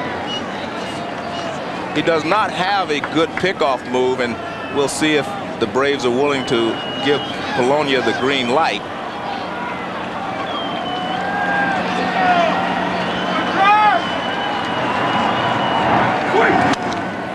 Jones fouls it back. Remember, if you're a base runner and the left-handed pitcher takes his right foot past the rubber, he has to go to the plate. So that's a real telltale sign for you. Jones steps out and takes a long look at Jimmy Williams in the third base coaching box, but he's behind on the count now, 0-2.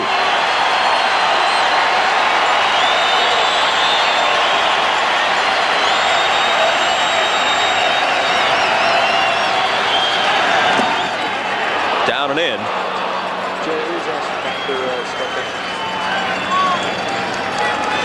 Now watch his right leg. Now when that foot goes behind the rubber, he has to go to the plate, and you can get a good jump by reading that.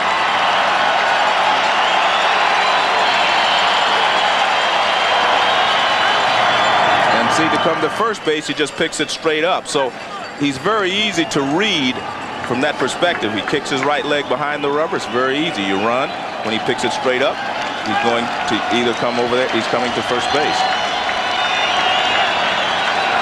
Here's the 1-2, the runner not going, and the count levels. Nagy went 7 innings plus, 8 hits, 4 runs, struck out 4, walked 1. The book isn't closed on him because Polonia is his responsibility at first.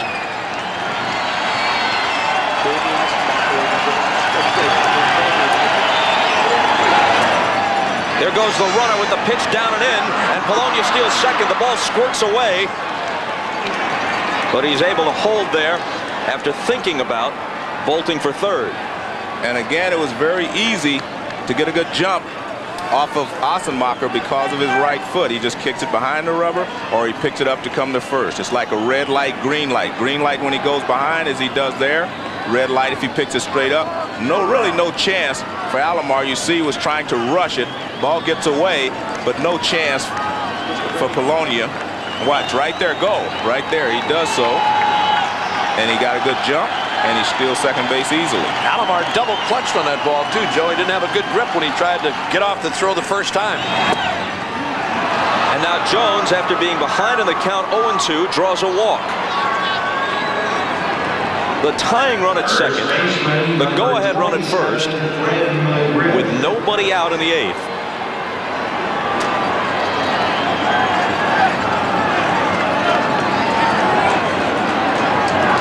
A run already home here. Grissom doubled. Polonia singled him home. Now Polonia at second and Jones at first, and here's McGriff. Homered his last time. Ball one. Although the percentages favor Assenmacher in the lefty-lefty matchup, Fred McGriff is on the short list of the most dangerous late-inning hitters in all of baseball over the past several years.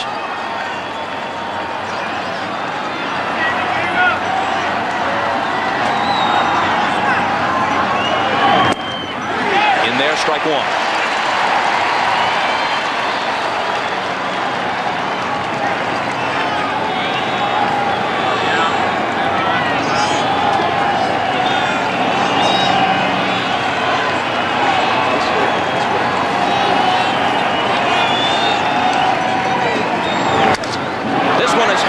Center. Lofton going back, way back to the track to haul it in. The runners tag, and they're both going to move up. A close play at second. And Chipper Jones is barely in there in time. Very smart play by Polonia. I'm not so sure Chippers was as smart, but he makes it.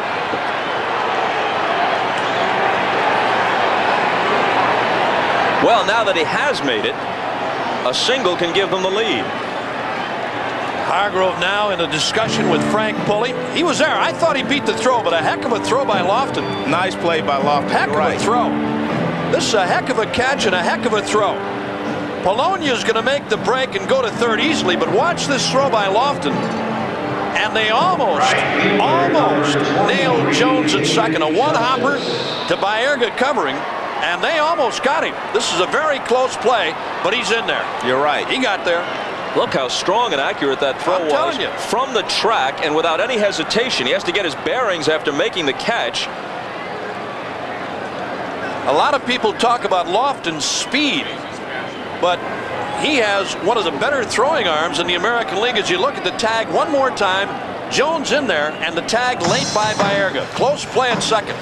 A good slide by Jones away from the tag on the infield rather than outfield side of second base. Well, he had to play in front of him, Bob. He saw the throw coming from Lofton. And as the runner, you can do anything you want. The second baseman doesn't know where you're going. All he can do is wait to grab the ball and then try to slap a tag on you. I just don't think he felt that Lofton would be able to make that good a throw running away from the infield as he was. The infield is back. On a ground ball, they'll concede the tying run. That or a fly ball could tie this game. A base hit could give them the lead. Baerga boots it. Does he recover in time? No, safe. The game tied, and runners at the corners, still only one out.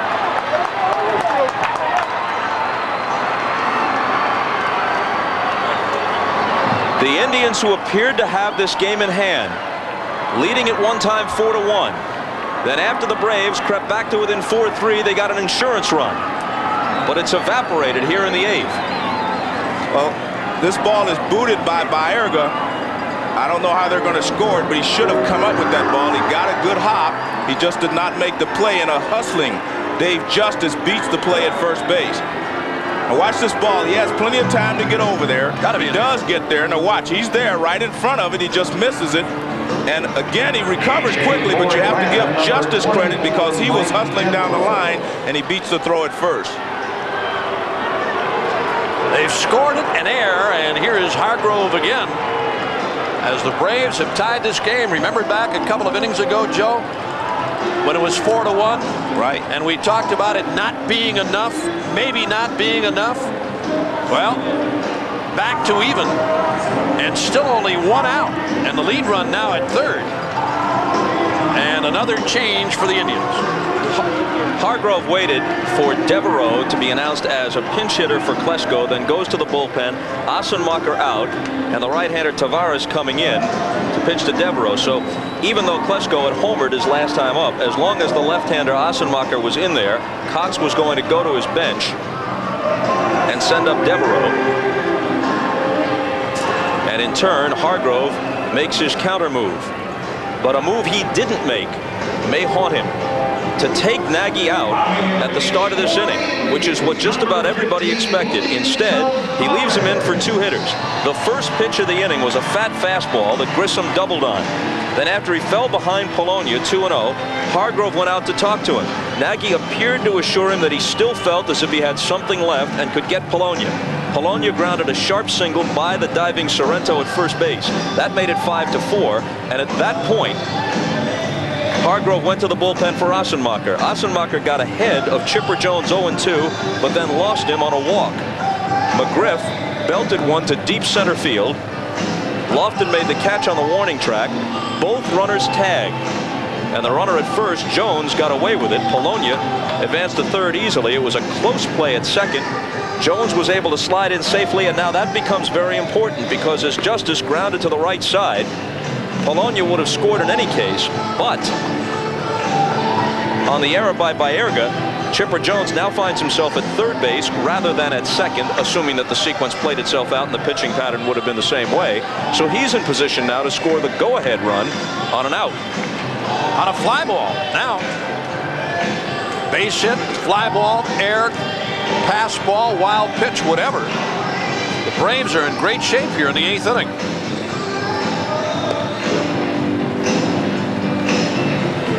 Jacobs Field much quieter now all of a sudden as we look down on it from the Goodyear blimp Spirit of Akron, piloted by Captain Patrick Henry. As we mentioned at the beginning of the telecast, no team has ever fallen behind 0-3 in a best-of-7 series of any kind, League Championship Series or World Series, and come back to win it. Lots of teams have been down 0-2 and recovered to win, or at least to take it to 7 games and make it interesting. Things were going so nicely here tonight, Bob. They get the lead. Braves get one in the opening inning. Indians come right back with 2 to get the crowd into the game. Everybody's screaming and hollering. Come up with 2 more in the 3rd to take a 4-1 lead, and things are really looking good. You get Nagy cruising through the 4th, 5th. They get 1 in the 6th, and you figure, hey, now it's time to go to the guys in the pen. Brought him out for the 7th, and as I said, here in the 8th, day late again. What a spot for a rookie. Although Tavares has seen so much work, he's about as seasoned as a rookie can be. 10 relief wins led the majors. And a ball outside. The infield looks for the double play. Well, Devereaux was the MVP of the divisional series because he came through in clutch situations time after time for the Atlanta Braves in this similar type of situation against the Reds.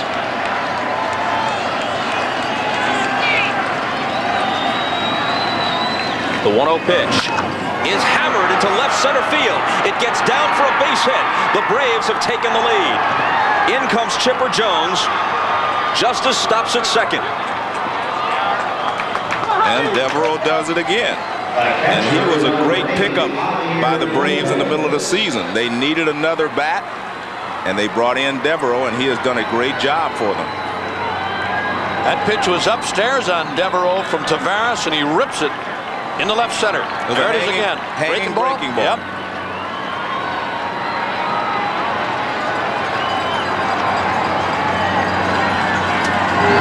Lopez now grounds one to the right side. Baerga will try to turn two. Vizquel up in the air brilliantly on the pivot.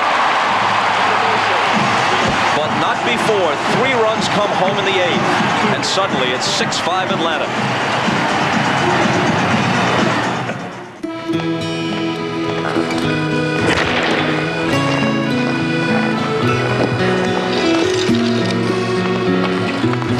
Satchel Paige once said, age is a question of mind over matter. Want to have a little game?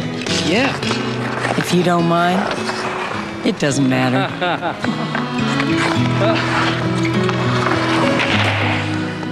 This is the fabric of our lives. This is cotton. The most affordable Lexus now comes with a moonroof. 6-disc CD auto changer. Leather-trimmed seats. And chrome wheels worthy of a Lexus. And with a savings of up to $2,000, you'll laugh all the way to the bank. The ES 300 Luxury Value Package, available while they last at your Lexus dealer. For cars that can benefit from higher octane, Frank, we're late. Texaco Clean System 3 Power Plus and Power Premium are formulated to clean your engine's intake valves, fuel injectors, and combustion chambers while you're driving. For smooth starts and sure acceleration, just give us 5 tanks, and we think you'll see a difference. A word of advice, though. Maybe you'd better leave the windows rolled up.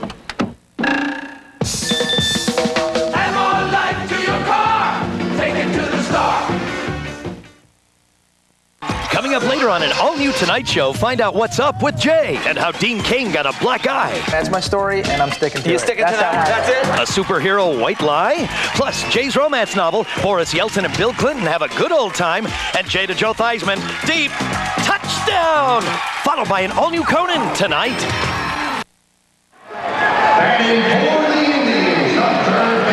Good news, bad news for Tavares. First, the good news. He gets Lopez to ground to Baerga. Vizquel, who has just played eye-popping ball at short throughout the postseason, completes the double play. But earlier, he'd given up the hit to Devereaux. And as we come back live, we don't get to see Tavares' reaction. Maybe we can get back to it. Watch what he does. Hung that breaking ball to Devereaux, who delivered the RBI single off him to give the Braves the lead for the first time since the first inning. Tomey on the 0-1 pitch hops to the right side, and Lemke tucks it away.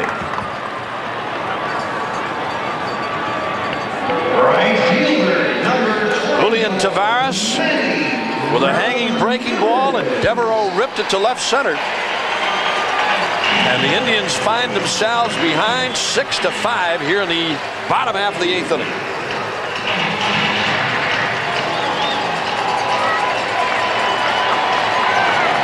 Greg McMichael out there in the 8th. But if they maintain the lead, it'll be Wohlers to try to bring the hammer down in the 9th.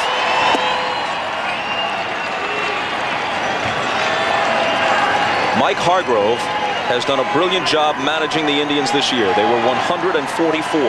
And a big part of managing isn't just in-game strategy. It's the atmosphere that you maintain on a ball club. He has been great in that regard. But if the Indians go down in this series, part of the storyline will be the managing decisions Hargrove made. And in the 3 most important instances, it will be what he didn't do rather than what he did do. He didn't pitch out with Belliard at the plate in the 7th in Game 1. He didn't walk Javi Lopez in the 6th inning of Game 2, and he homered off Martinez, who appeared to be weakening. And he didn't take Nagy out to start the 8th when he had turned in 7 good innings. And by the time Nagy was taken out, the tying runs were already aboard, and a nightmare inning had begun. An inning that didn't end until the 2 men Nagy had put on had scored, plus another guy who reached against this fella, Asenmacher, who now stands to be the loser. 3 runs in, and it's 6-5 Atlanta. A 2-2 pitch coming from McMichael to Ramirez. Fouled off.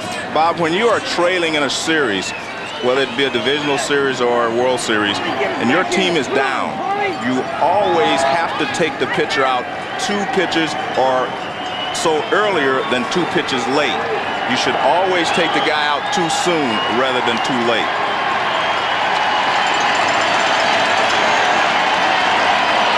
Another 2-2 pitch. Full count. If they don't get back into this series, I know we would all hate to see Mike Hargrove receive some of the criticism he will inevitably receive, because the public can be tough, the press can be tough. This is a class guy, but his moves have not worked for him here. A walk to Ramirez. You know, it's not a second guess by any means, Bob, because it's something that he told us before the game, that if he gets 6 good innings out of Nagy, maybe 7, but 6 good ones, to go to the bullpen. And it didn't happen that way tonight. I mean, again, after the barn door was open, it was too late.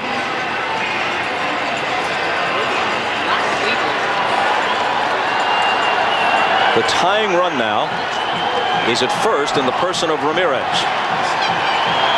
Sorrento, who has struck out all 3 times, comes up and takes one on the corner for a strike.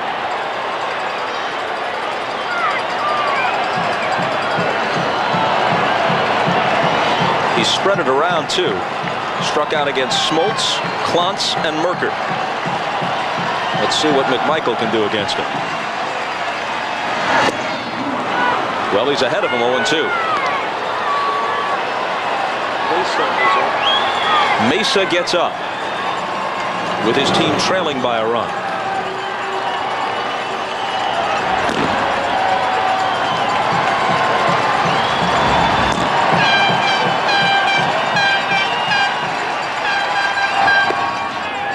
A ball and 2 strikes to Sorrento, who hit just .235 for the year, but had 25 home runs.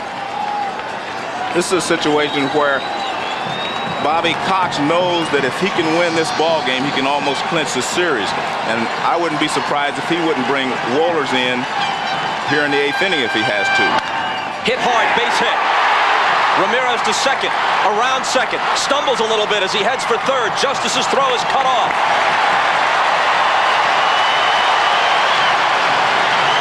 And the Indians bounce back in the bottom of the 8th. Good hitting by Sorrento to take advantage of that hole created by McGriff holding the runner on. See that big hole on the right side? If McGriff is back, he makes a play on this ball, but you can see holding the runner, he had no chance. Good hitting there by Sorrento, taking advantage of that hole on the right side. There you see Ramirez coming around second. Jeff Newman telling him to get down at third, but the throw never came on. Well, you talk about walks hurting you in games. In the 8th inning, top half, a walk cost the Indians a run, and here in the 8th, bottom half, walk to Ramirez could cost the Braves a run. Get this game back to even. Cox isn't going to wait. Now this is as I suspected. He would bring Wohlers in to try to finish this game off. Right now he needs a strikeout or a double play, and he does not really have many people in that bullpen who can get you the ground ball.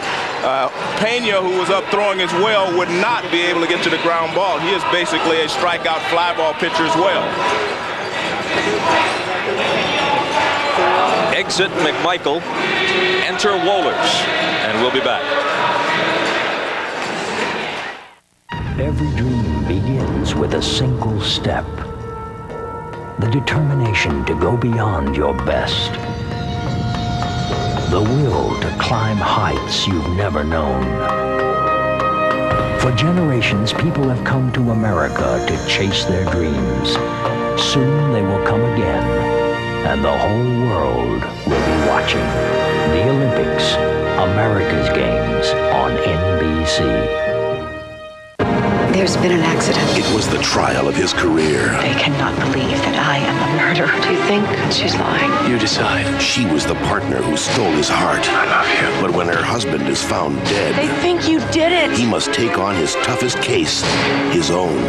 What in the hell are you talking about? From the best-selling novel, Melrose Place's Daphne Zuniga, Jags, David James Elliott, NYPD Blues, Sharon Lawrence, Degree of Guilt, NBC Sunday.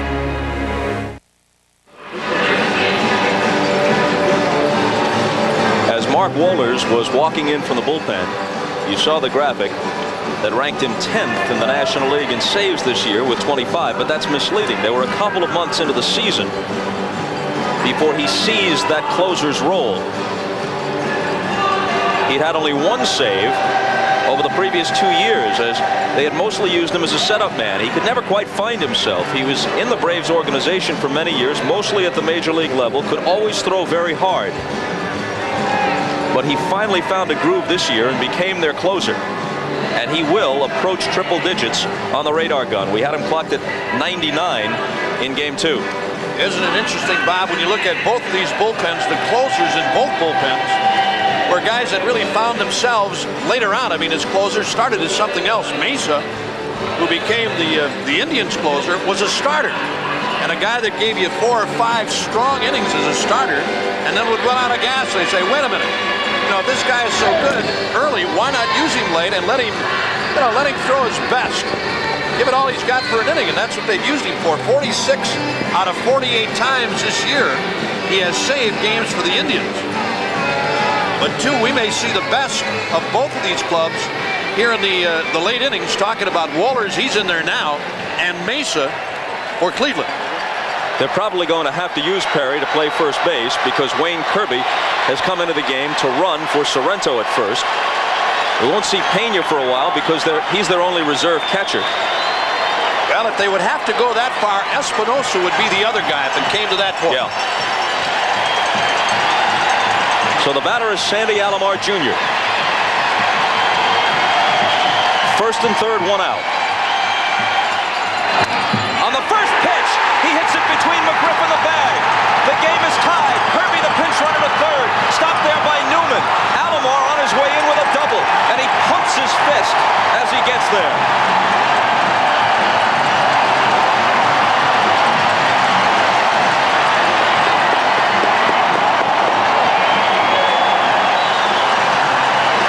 Well, you don't often pull Wohlers' heat.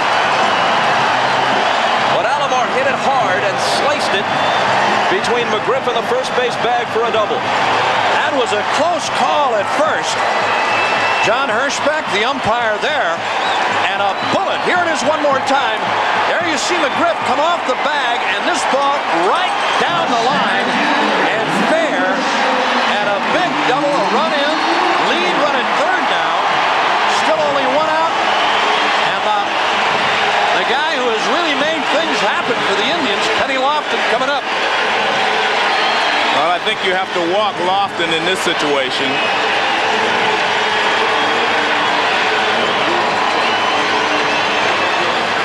Look at Alomar's reaction. Yeah. My biggest hit of the year for sure, says Sandy, and they do, as expected, walk Lofton. Yep. Well, it was 3 for 3 with a walk. 2 things happen. You set up the double play and the force out at the plate, of course, and you want to make Vizquel be the one to beat you and not Kenny Lofton.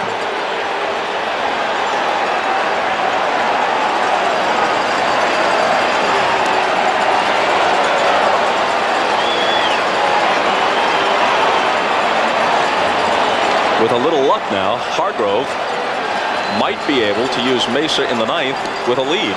You're right. With a lot of luck, really.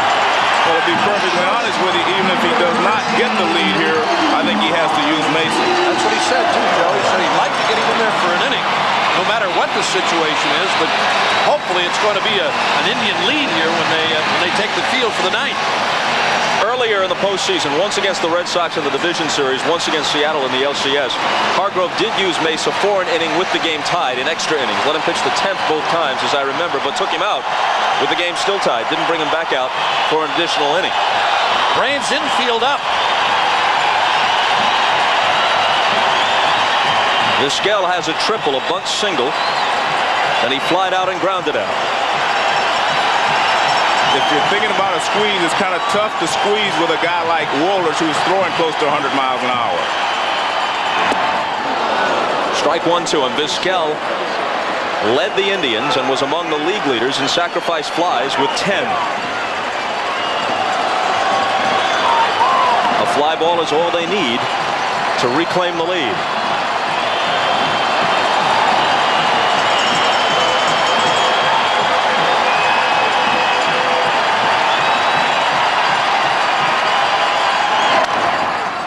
make the seats. Each of the last 2 pitches were clocked at 97. The first 2 games of this series, 1-run Atlanta victories. The last 7 World Series defeats Bobby Cox has suffered have all been by 1 run. If he hasn't had a nervous breakdown by now, he never will.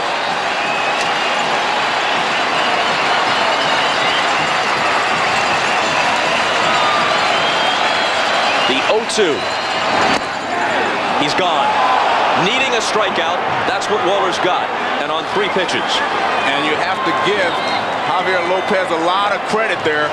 He called for the fastball away. Waller's wanted to throw a breaking ball in the dirt, and he catches it. Look at this. I mean, this is the game's on the line here. He blocks it, comes up with it, and you have to remember, very difficult to call a breaking ball in this situation when you have a guy throwing 90 miles an hour out there, but they get the job done. And Lopez, as you said, Joe, not only down to block it, but caught it. Got his body in front just in case. And the big strikeout on a check swing.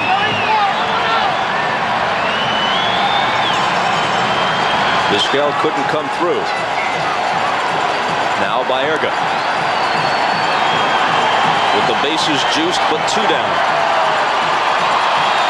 He has 3 RBIs in a 2-for-4 night. Tied at 6. Hit sharply, Lemke. They'll tie it, but leave him loaded. To the 9th at Jacobs Field, Game 3, all even.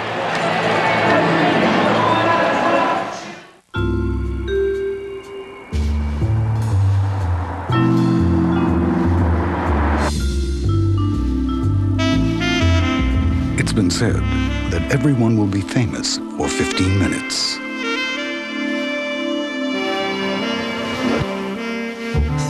For some, that's just their daily commute. The Lexus Coupe. Ready, big daddy,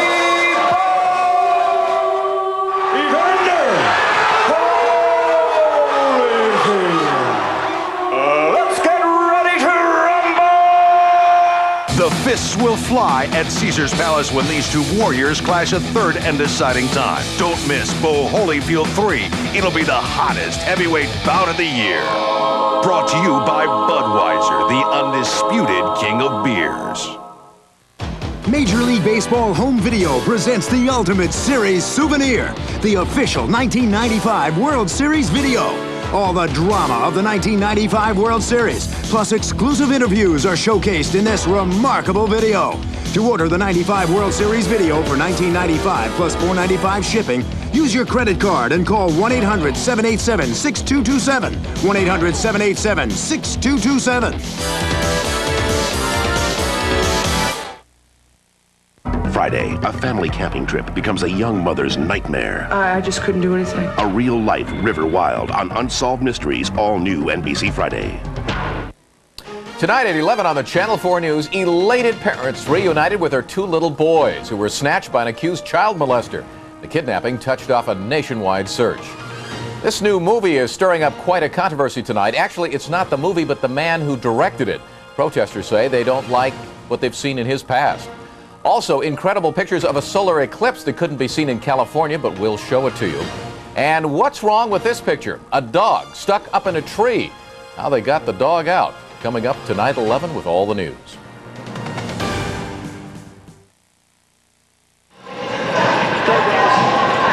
A bit of business here as we start the 9th. It'll be the MCI proof positive replay of the game. Alomar's double. The fair call from the first base umpire, John Hirschbeck of the American League. What's Jim McKean signaling in right field, pointing the other way? Well, I think he's pointing at the ball's in play, and it's safe. He's saying the ball is in play. And if, you know, when the ball hits the stands, he's saying it's in play. If it goes underneath or something, you call it out of play, or if a fan touches it. He was looking right at Hirschbeck when Hirschbeck made the fair call. The ball went over the bag or inside the bag and then hit the line anyway. Herbert Perry, as expected, is the new first baseman. And Mesa comes out of the pen. With the game tied, Lemke fouls the first pitch back. Mike Mordecai, who replaced Belliard a while back at shortstop, will get his first at-bat. He's in the 9th spot in the order and in the on-deck circle now.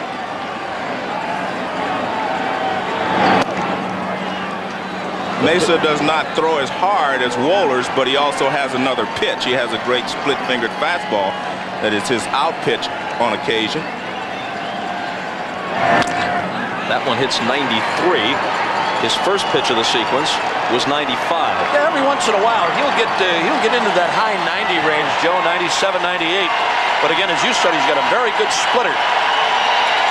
See that last pitch fouled off by Lemke?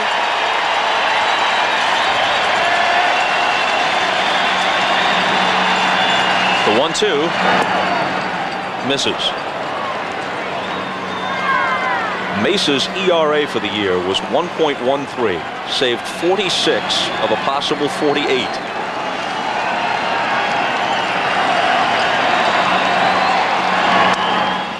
Lemke hanging in.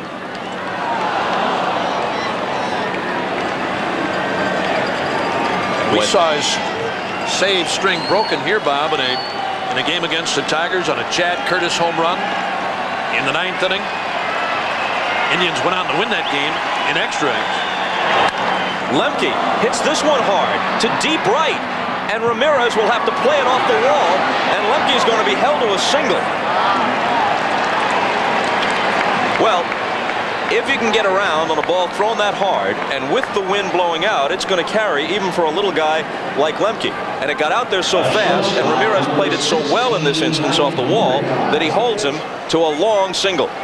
Here's again a high fastball from Mesa. And Lemke almost hits one out of here, and a good play by Ramirez. The ball was hit well. He knew it was going to get over his head, so he turned around quickly, plays the hop off the wall, and holds Lemke to a long single. We talked earlier about Ramirez and his ability to throw. He's got a great arm, little off target, but he holds Lemke to a long single. That's a big play because with the runner at second, you bunt him to third easily. Now you have to bunt him in the scoring position. Mordecai bunts foul.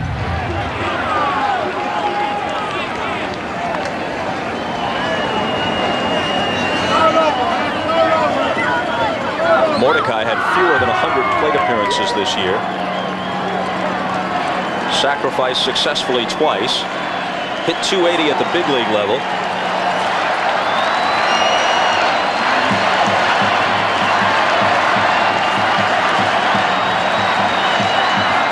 The rookie squares. Mesa brings it home. He pulls back. Ball 1.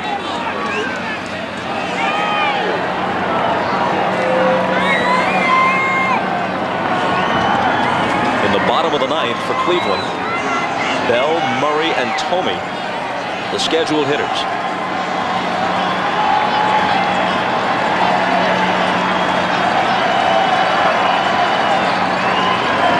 Not trying to disguise his intentions, but with that fastball bearing in on you,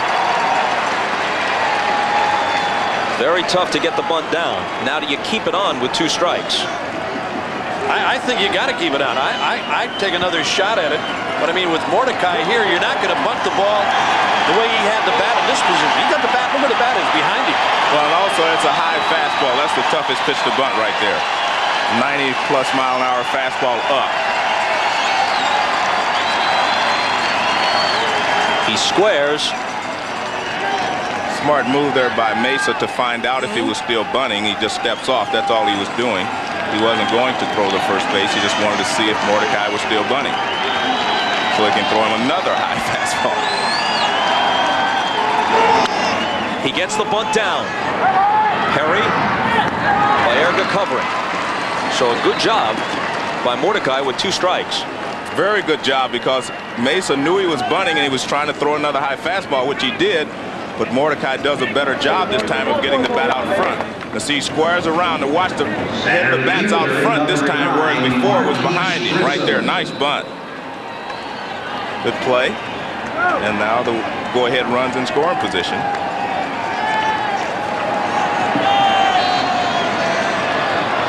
Here's Grissom, a postseason terror. who is 2 for 4 tonight. Base hits each of his last 2 times at bat, a single and a double. The double started the 3-run 8th. A called strike.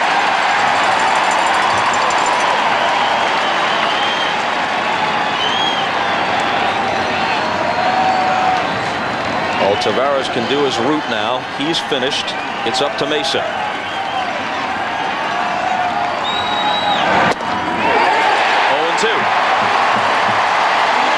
It's great when you can watch 2 guys late in the game, Joe, like Wohlers and this guy. I mean, just bring heat one after another. Every once in a while a breaking ball, but really challenge you. I mean, here's a situation. I mean, it's one-on-one here. Grissom 0-2 in the count, and this guy throwing nothing but high heat. Clock that one at 96, and Grissom lays off.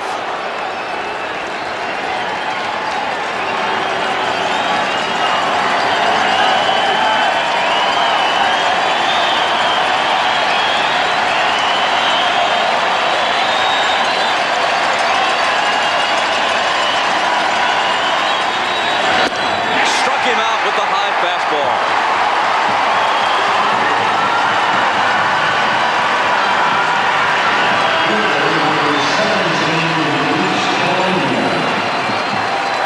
Even when you know it's coming, just try to hit it.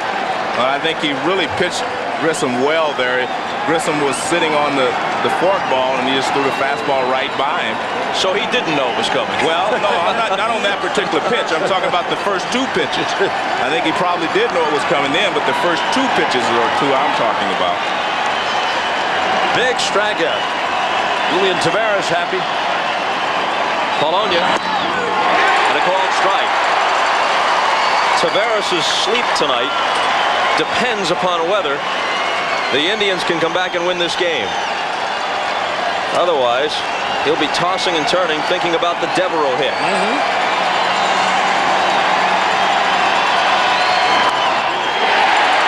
I love this. I really do. I love this situation. I mean, on the line, late in the game. Again, Wohlers and this guy, Mesa, who throws so very hard. And you know what you're going to get more often than not. Every once in a while, a breaking ball. But, man, when they go to the high heat, one-on-one, it's beautiful.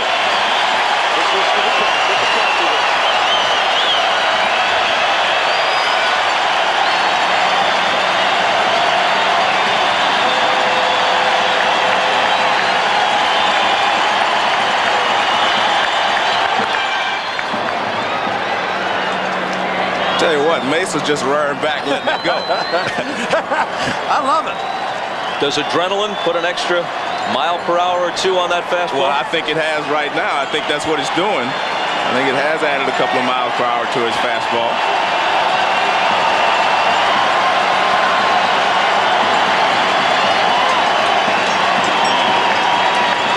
Lemke away from second.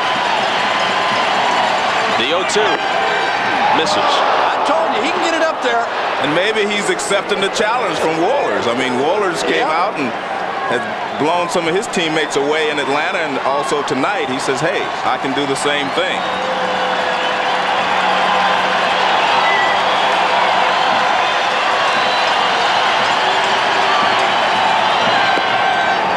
Well, he threw him the split finger there. That's not fair. That is not fair. You throw a guy that many fastballs above 95 miles an hour, and then you throw him. Actually, that looks like a curveball. That is a curveball. Where did that come from? Yeah, that was a curveball. Curveball or a slider that really slipped. Yeah, that was a curveball there.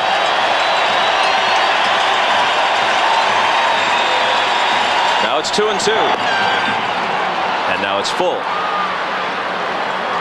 You know, and here's a situation, Joe, where, I mean, even with Mesa throwing the way he is, I mean, you sit in this spot, look fastball here, 3-2, and I mean, really try to turn on one. Well, you have to sit on the fastball. You cannot look for anything else when a guy's throwing this hard. Look for the fastball and try to adjust to something else.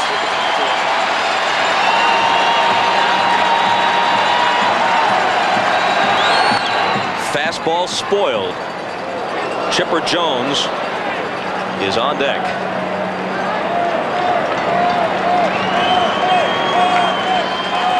6 runs, 10 hits, and an error for Atlanta. 6-10-2 for the Indians.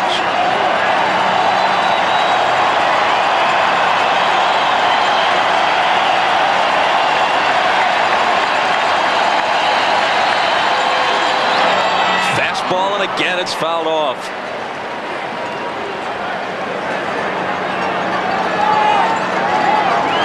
This is an exciting game from the Atlanta dugout. It's a gut-wrenching game in this dugout. Atlanta's got the 2-0 lead. This series is as good as over if the Indians don't win tonight.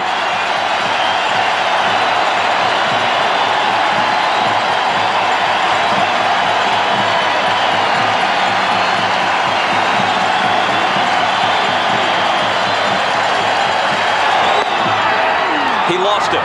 He was ahead of him 0-2. Polonia battled him and earned that walk. Third baseman, number 10, Chipper Jones. This 1995 World Series game is brought to you by Budweiser, official sponsor of the 1996 U.S. Olympic team. This Bud's for you. Network MCI, how to get modern communications technology working for your business. And Sun America, the retirement savings specialists.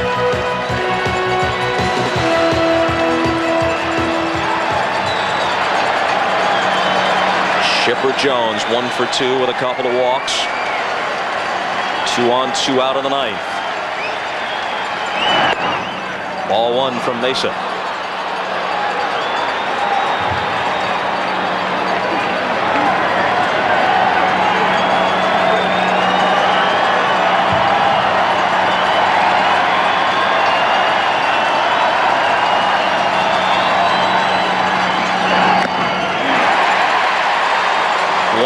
To the possible National League Rookie of the Year. If Hideo Nomo, the Dodger pitcher, doesn't get it, Jones will.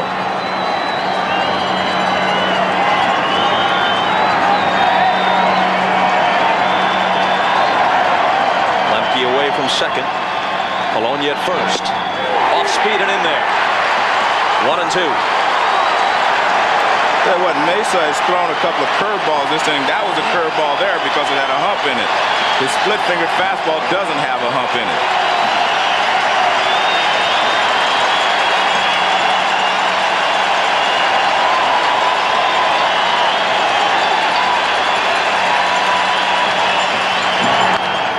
In the air, down the left field line, and foul.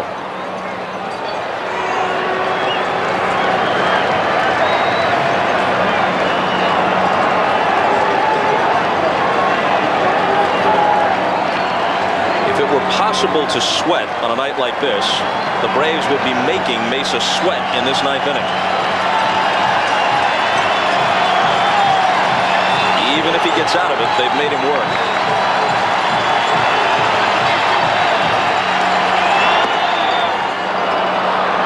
High 2-2. Again, he's been in this situation so many times, Bob, and again, I'm not talking about a World Series situation, but how many times throughout this year has this guy come into games in the 9th, maybe in the 8th once in a while, and pitched in this kind of a situation? But of course, here it's the World Series, game 3 on the line. A little piece of it. What a great shot our director Andy Rosenberg had a moment ago of the eyes of Chipper Jones, that look of determination. John Gonzalez, our producer tonight, in the truck with Andy. Alomar very briefly to the mound. Just a word or two with Mesa.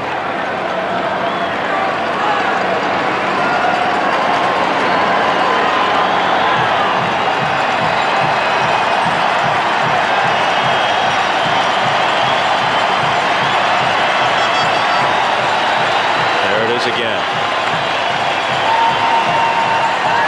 It's almost midnight, but in a sense it's high noon. And Jones steps out.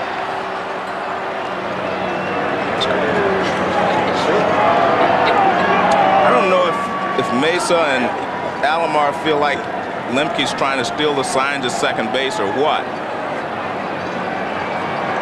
But I think that's what the first brief conversation was about. And now Hargrove comes out. That's Mark Wiley, I believe, Joe. Oh, that's Mark. I think it is. Yeah, I can't see him. And you know, again, here, I mean, to make sure you're in sync with Mesa talking about he and Alomar, if they are gonna go to a different set of signs or maybe a different location or even pitch selection for that matter, with Jones up there, who hit the double back in the opening inning and scored. And I mean, as you said earlier, I mean, to look for anything else but fastballs off of this guy, I mean, now you're kind of on your own at 2-2, but you got to look heat from him. And he has shown a good curveball here. Again on 2-2. Hit hard, and Perry scoops it up, preserving the tie. Perry just in. And what a play he made, and what a time to make it. Well, they definitely changed signs because he didn't really give him a sign. He gave him a location. So they changed signs. They thought they were picking up the signs from second base. This is a line drive. Luckily, it's a big hop there, but he scoops it. Just a nice play there by Perry, and he did it so smoothly. Sorrento can't make that play. He's not as good a defensive player, and with the glove on the other hand, he'd have to backhand it. Perry in just in time. We'll be back. Sunday on the NFL on NBC, Mike Ditka tells of his endearing relationship with former quarterback Jim Harbaugh. Then Mike gives you the ultimate insight. Buddy Ryan, man or myth, Sunday at 12:30 Eastern. You're not really going to do this. You just watch Sunday. Mike Ditka lets loose Sunday on the NFL on NBC. 3 seconds left. Here's Van Exel. He got it! He got it! Smith with the catch. Oh, yeah! Do you believe what you just saw?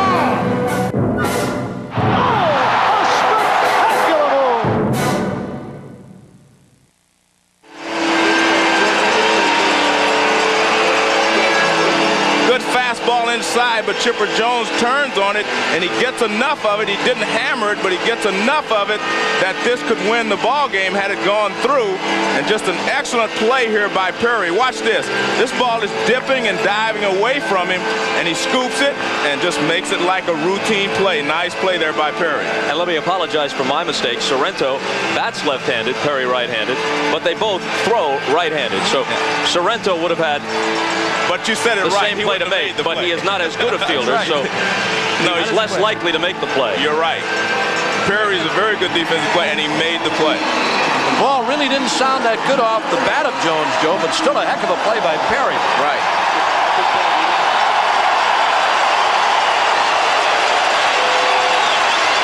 To the bottom of the ninth, and here comes Bell.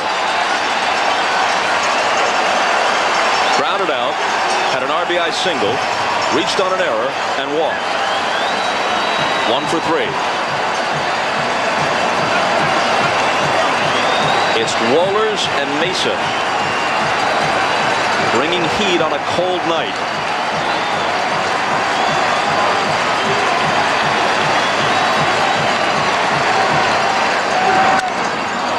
Out of play on the first pitch.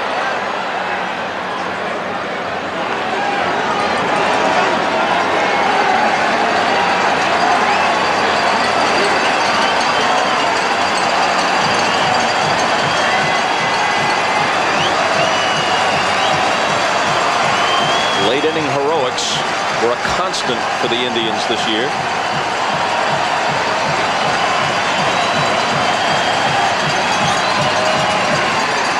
The 0-1 to Bell. A ball and a strike. Murray next, then Tomey. Well, we don't have to tell you what Albert Bell did throughout the season with 50 home runs. A guy that is a great mistake hitter. I mean, you throw stuff upstairs on this guy, and out over the plate, inside to the middle portion, he loves to hit it.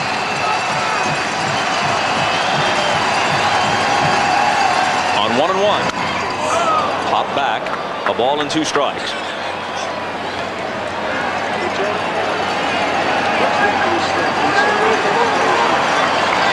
On this fastball, he is just late. This pitch is up.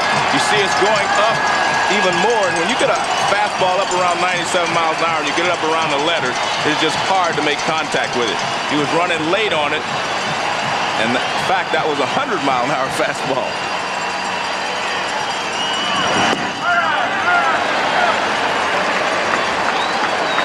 There's an 85-mile-an-hour breaking ball. That's an average fastball in the big leagues.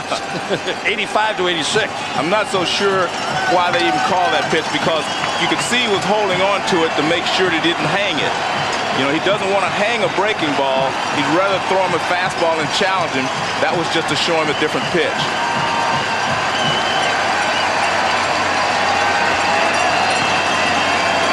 On 2-2. It runs out full. That one wasn't to show him a different pitch. No, there's no way. That was to get him out, right? Exactly, but no way is he going to hang that breaking ball over the plate. So he's going to hold on to it a little longer, and you will make more mistakes trying to do that. Making sure that you don't hang it, you're going to make mistakes with it.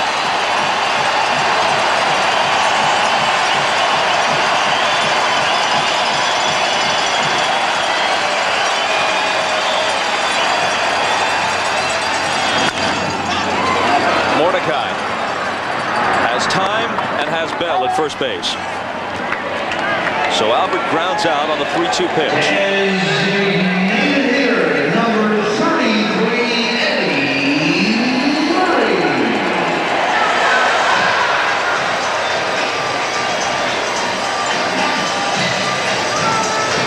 Well, all you lip readers are well aware of Albert's sentiments now.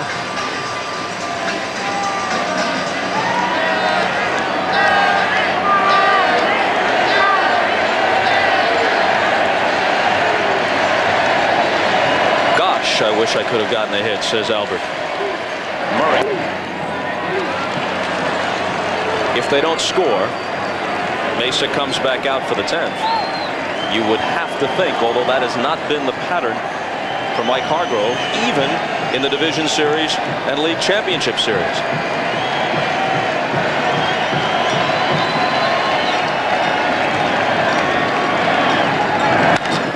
In the air, left center field. Polonia calls. 2 out.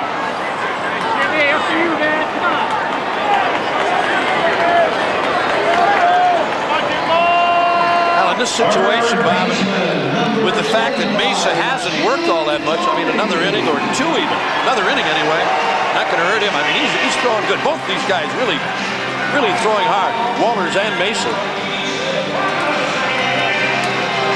Not going to bother him at all. There you see him.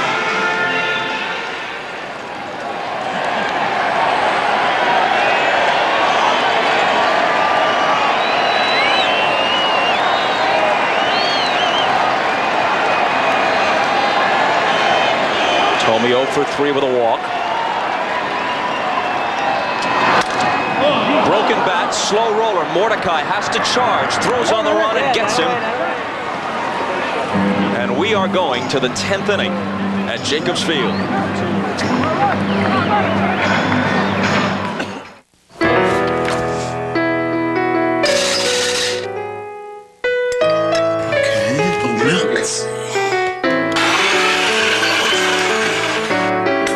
Babe Ruth hit 714 home runs. But you know, he also struck out 1,330 times. Oh, my. This is the fabric of our lives. This is cotton.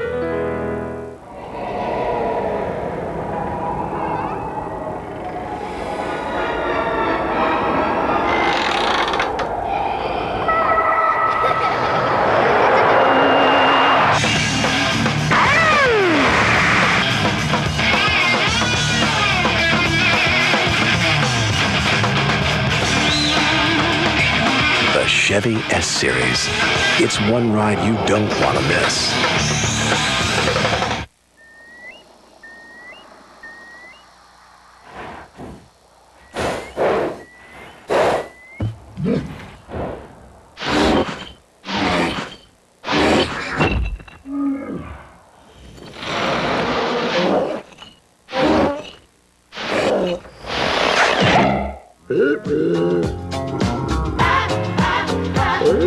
Staying alive, staying alive.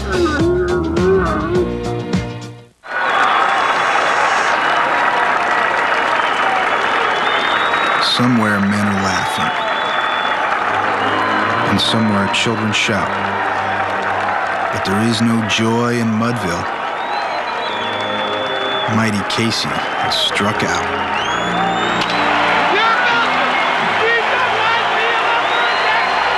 Maybe they should have traded him for Griffey. Sunday, another bestseller becomes an NBC event. 3 passionate lovers. There's been an accident. 2 mysterious murders. 1 shocking ending. Oh my God. Melrose Place's Daphne Zuniga, Jags David James Elliott, NYPD Blues Sharon Lawrence, and Sisters Patricia Callenber. No motive, no witness, no case. Degree of Guilt, NBC Sunday.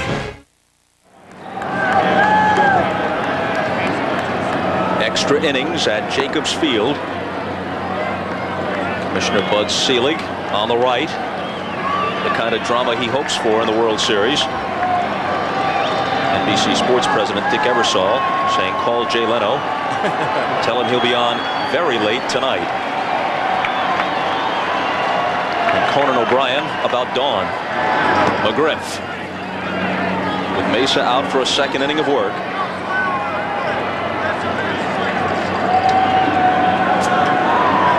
Fred is 2 for 4, a single and a homer. And his long fly ball to center that advanced 2 runners was a key in the 3-run 8th. Line to left center, a leadoff hit, his 3rd of the night.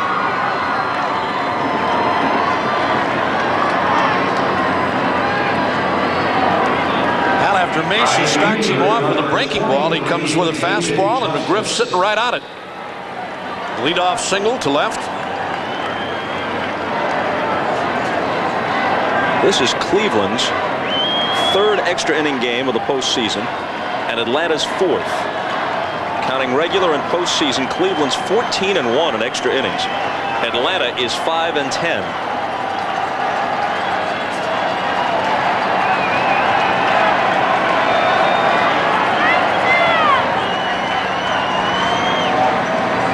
Mesa to Justice. Hits softly into right. Ramirez comes on, makes the catch.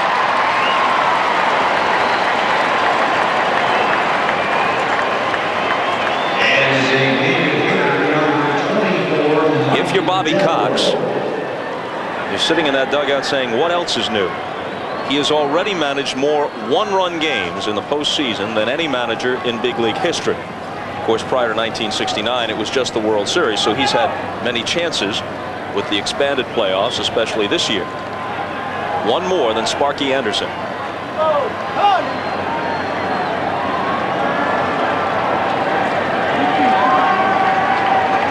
Devereaux had a huge base hit, batting for Klesko. Back in the 8th, a single off Tavares. Cuts and misses. Now Tavares hung a breaking ball on Devereaux, and he ripped it to left field for a base hit. Here Mesa with a good fastball to start him off. Ramirez, Perry, and Alomar, the 7, 8, and 9 hitters in the bottom of the 10th. Can't catch up with it. 0-2. That fastball was jumping there. I mean, sitting here watching visually, I've seen a few fastballs in my lifetime, but this ball really hopped right at the end, and Devereaux had no chance on it.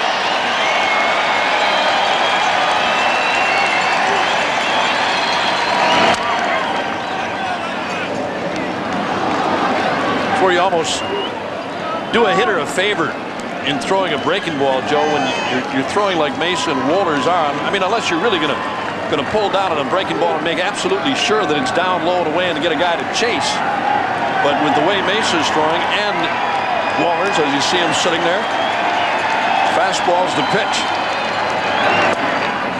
Didn't miss by much. 1-2. Well, you can see there Sandy Alomar a little upset with Mesa. He wanted that pitch up, and he threw it down, and he said, come on, concentrate, work at it. See how you see the target's up. Now watch his reaction. I mean, he wanted him to come to him. He says, come on, throw to me. Alomar caught that ball wrong, too. He looked like he caught it on the heel of his hand. 2-2.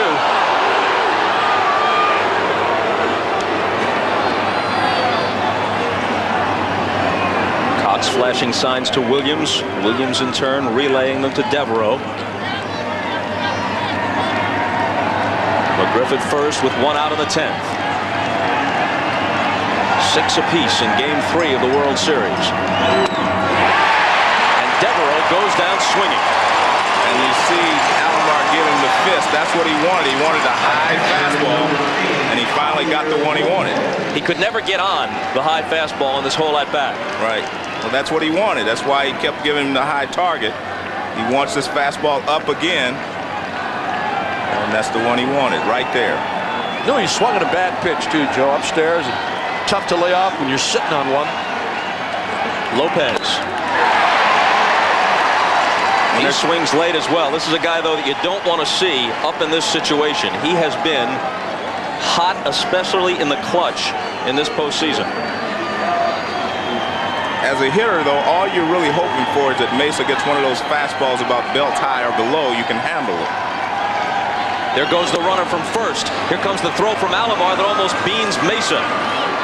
And McGriff has a surprise steal. Wow.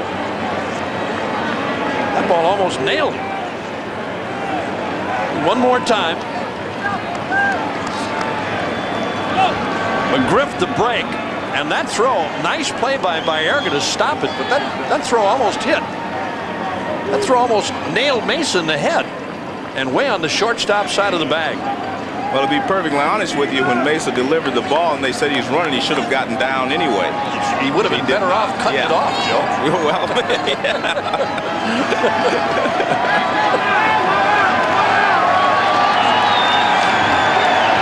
McGriff stole only 3 bases this year.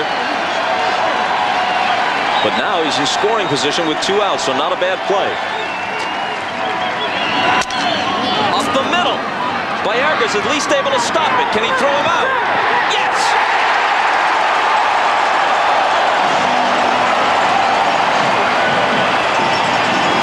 The Indians with another chance to win it when we come back after this from your local station. What have we got, Frank? 2 fires in 2 days. Go inside his mind. Both containing burnt corpses. Witness the evil. People setting other people on fire. Why did he do it? Come face to face with an arsonist. What are we looking for exactly? And you'll never forget what you see. Ghosts. City of Flames, the chilling conclusion. Homicide, NBC Friday. Tomorrow at 6, only on the Channel 4 News. The victim, a rising star. The crime, murder. The verdict, guilty. Now the killer's fate is in the hands of the jury. Manuel Medrano brings you the very latest on the sentencing of Selena's killer. Then, rip-offs at an all-time high. Use one of these, and you could be the next victim. How not to fall for the latest scam. And how much of you is muscle, how much is fat? You'll be surprised. Dr. Bruce Hensel with the Bod Pod. Tomorrow at 6 on the Channel 4 News. Tonight at 11 on the Channel 4 News. Good evening, I'm Kelly Lang. Judge Ito's stepson on the run from the law, but not for long. How police finally nabbed him. Then a miracle ending 2 missing boys found safe and sound thanks to a television show and a quick-thinking viewer. Plus spectacular pictures, a total eclipse of the sun. You couldn't see it in California, but we'll show you. And no, you're not seeing things. Tonight at 11, how this dog got stuck in a tree. Plus, in the mood for a getaway, try a mystery airfare. You know the price, but not the destination at 11. Tomorrow on Today in L.A. Low-fat foods that taste good. We all want them, including when we dine out. What we have done is simply given the customer what they're requesting. On the next Today in L.A., we'll take you to some restaurants where good food also means good health. Diners that serve up dinners with a difference. Wednesday rush hour. I'll help you through those midweek problems on Today in L.A. Will the heat build for the weekend? I'll let you know on Today in L.A. Tomorrow morning at 5:30, 6 and 6:30. It's NBC Special Comedy Wednesday. On an all-new Brotherly Love, Joey boldly goes to a Trekkie convention and meets Sulu. Then it's a special Hope and Gloria. And a super special Mad About You with Garth Brooks. Followed by an all-new Home Court. NBC Special Comedy Wednesday. Dateline Wednesday. This sheriff cracked the murder case of a lifetime. How he solved the Susan Smith mystery piece by piece and got her to confess. Dateline NBC Wednesday. The Private World of Jackie Onassis revealed only on Extra. This is just a great play here by Baerga. The ball's on the shortstop side. He backhands it, plants himself and then makes a strong throw to first base. He short hops it, but he gets enough on it so that Perry can pick it out, and he barely nipped Lopez at first base. I mean, this is a nice scoop by Perry. He's shown us that he can pick it over there. Nice play. Well, no matter what hand he has the glove on, he's been important defensively at first base. You're right.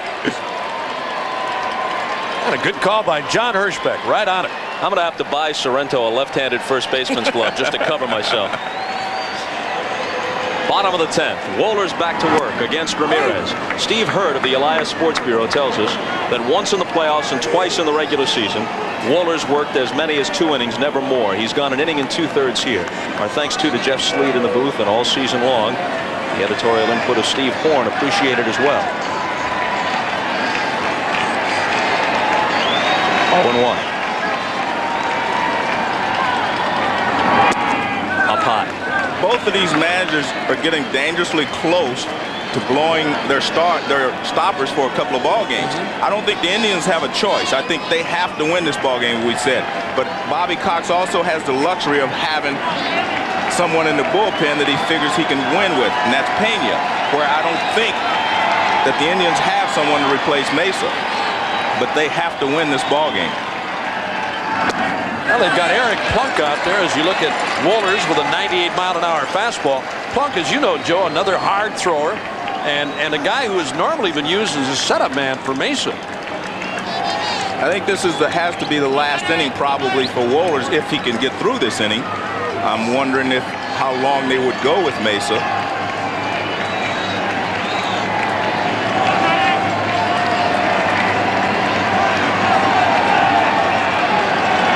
The 2-1 misses. 3-1. Well, he hasn't lost any velocity. No, and in these last couple of innings, I mean, hitters have been sitting on pitches ahead in the count from both Wohlers and Mesa, and are being challenged constantly by fastballs and fouling them back, as did Bell in his last AB.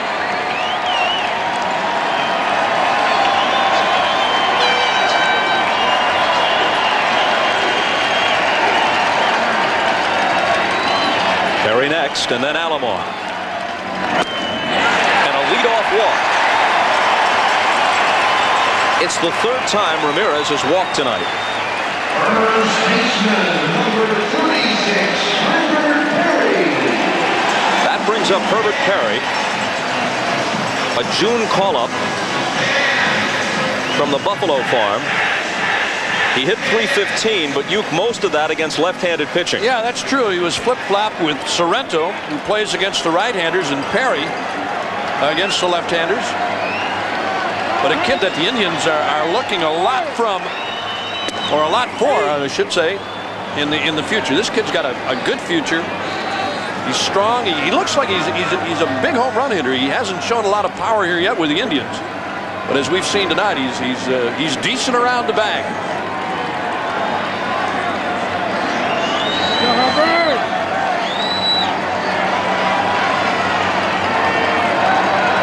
See if they keep the bunt on. Obviously they do. He pulls back and takes a ball. He's been called upon to bunt occasionally. He has 3 successful sacrifices this year. Jeff Newman, the coach at third. Dave Nelson, former Indian player, is their coach at first. Now, as Joe indicated early, in a situation where you're going to bunt, I mean, you got to show it. Everybody in the ballpark knows if you're going to sacrifice, you might as well give yourself up early and make sure. Bunts it foul, and now it's 1-2. Well, Mordecai of Atlanta was able to get a 2-strike bunt down in a sacrifice situation earlier. Let's see what Hargrove's thinking here. I still think you got to move him. I really do. I mean, it's do or die for the Indians. I know they're down 2-0. It could be 3, but they need this win as we've said all night long. I mean, this is such a big ball game for the Indians. Got to move him.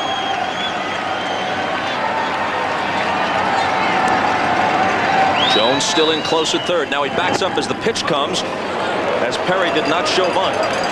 2-2.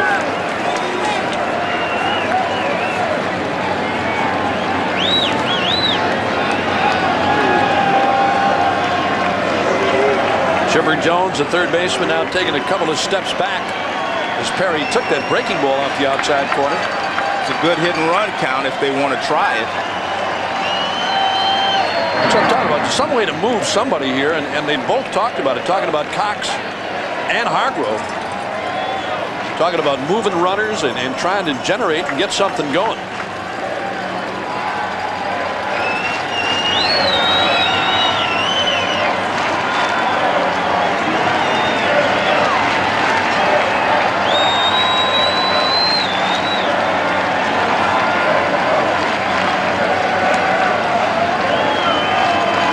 To Perry. Still 2-2. We're in the bottom of the 10th.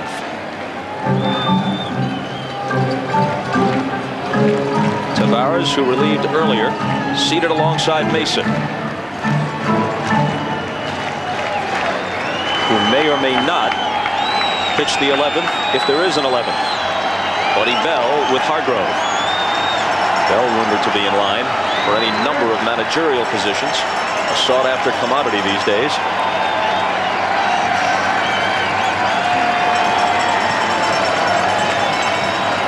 Another 2-2 pitch. High and a full count. Do you send Ramirez with nobody out? Well, if I was the man, he'd already be out, because I would already send him. Yeah, I'm gone too. Yeah, you're right.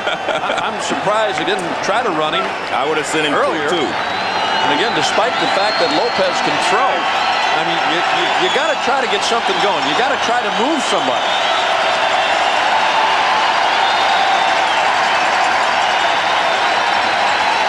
Not going. Struck him out. That's okay. I still think that it's worth the risk in that situation. Yeah. You have to. They still have to throw him out. But with Lopez's arm, a likely strikeout throwout. Ramirez stole 6 and was caught 6 times this year. Yeah, but remember one thing, Wohlers does not hold you on very well, plus he has a big, slow leg kick to the plate. You're going to steal it off the pitcher. You're not going to steal it off of the catcher.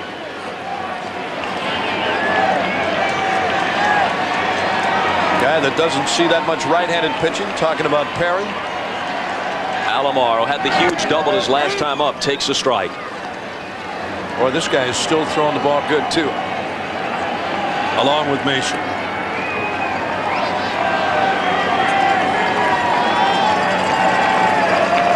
Alomar looking for a possible sign from Newman, who hasn't looked at him yet.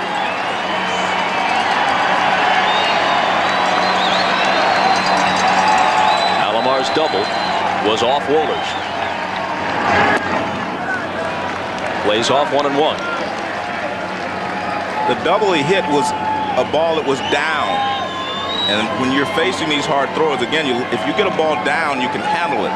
Because there's not quite as much velocity on the low fastball as there is on their high fastballs. The high fastball is still the toughest pitch in baseball to hit if it has some hair on it.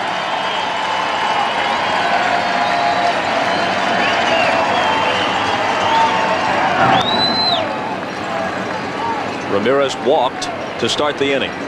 Perry then fans swinging on a 3-2 pitch.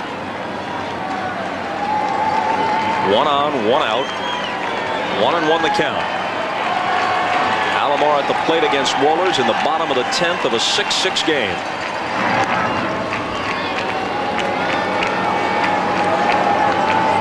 See Davey Nelson constantly talking to Ramirez at first base. He doesn't want him to lose his concentration over there, possibly get picked off again. I still think, though, Joe, you got to try to move somebody here. I mean, even with Alomar, Alomar can hit behind the runner. Low throw on the pickoff, but McGriff got his body in front of it so it doesn't roll too far away.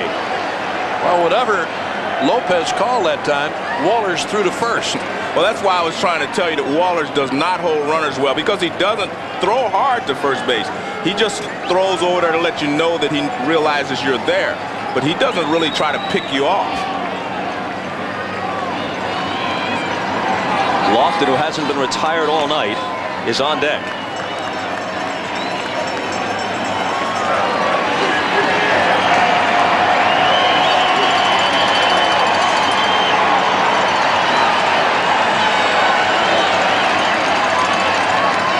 He's going, and the pitch is fouled off. Just think of the potential swing after the outcome of this game. If the Indians lose it, they're down 0-3. They've blown a 4-1 lead at home, a game they appeared to have in hand, and a sweep looks to be imminent. If they win it, by definition, they have to win it in dramatic fashion. In their last at-bat, the place goes crazy. They come back out here tomorrow, down only 2-1, and riding a wave. And this place was all charged up tonight. The city was charged up. I mean, all you hear around here is talk of the Indians and their ability to come from behind. They've done it so many times this year. He's going again. And here comes the throw as the pitch is a ball. It's high, and Ramirez is in there with a steal.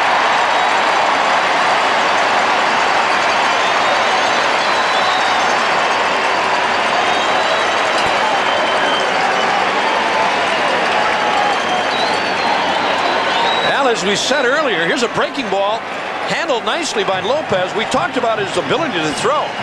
And I mean, every time you're not going to throw one on the bag. His throw high that time, and it's a steal by Ramirez. The count now 2-2 to Alomar. Lemke handles this one as Ramirez moves to third. I sincerely doubt that they'll mess with Lofton here, Joe. Well, it gives them an opportunity to walk Kenny Lofton. I mean, you'd rather have Vizquel beat you than Lofton. The center fielder, number 7, Kenny Lofton.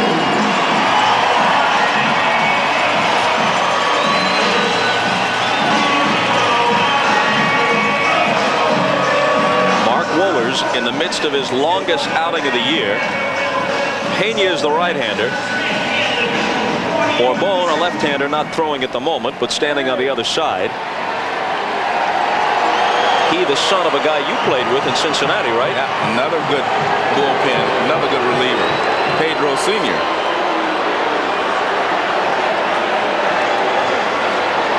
Sr. was a right-hander. This young Braves pitcher, a lefty, and as expected, it'll be up to Vizquel as Lofton will receive his third consecutive walk, the last 2 intentional. Prior to that, he had 2 singles and a double.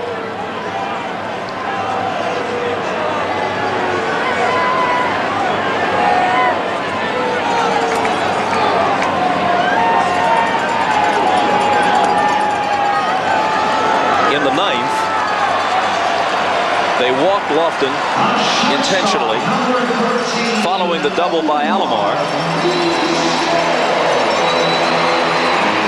Nagy and Assenmacher. I like the signs that Bobby Cox just went through. He basically told him, hey, don't worry about it. Get behind him. Don't even stand up there with Lofton. When he goes, do not throw.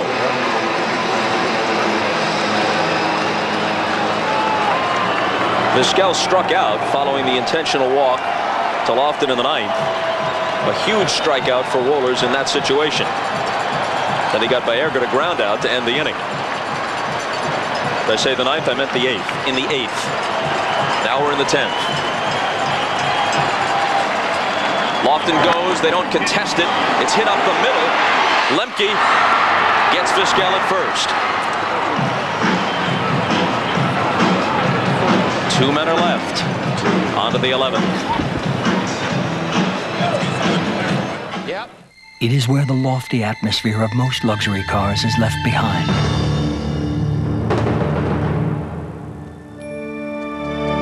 It is the American-built flagship of Toyota, Avalon. Combining refined performance, comfort, and Toyota's unparalleled reputation for quality, Avalon delivers the greatest luxury of all, peace of mind. Avalon, experience the tranquility. For cars that can benefit from higher octane, Frank, we're late. Texaco Clean System 3 Power Plus and Power Premium are formulated to clean your engine's intake valves, fuel injectors, and combustion chambers while you're driving. For smooth starts and sure acceleration, just give us 5 tanks, and we think you'll see a difference. A word of advice, though. Maybe you'd better leave the windows rolled up.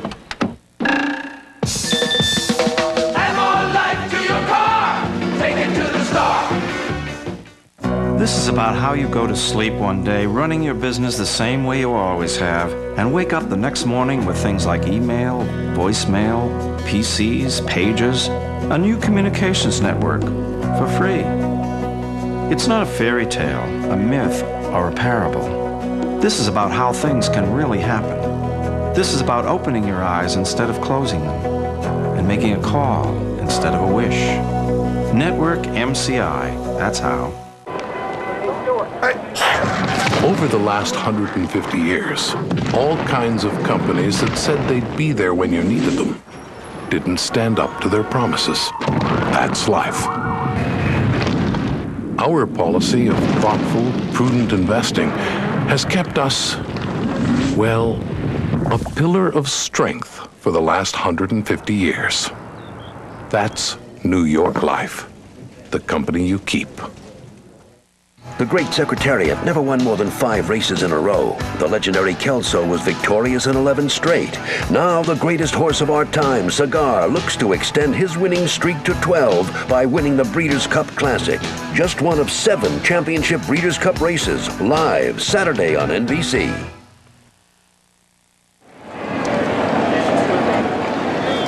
Goodyear Blimp Spirit of Akron still in the skies.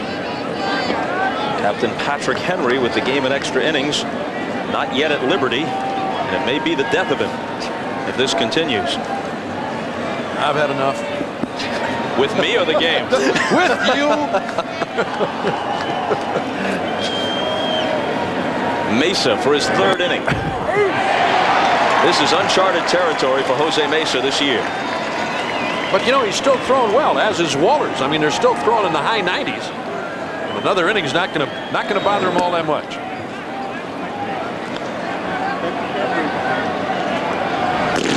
Embry in the bullpen.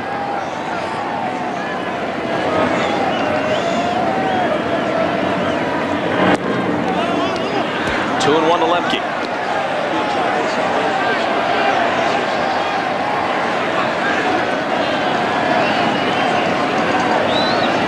Mordecai on deck.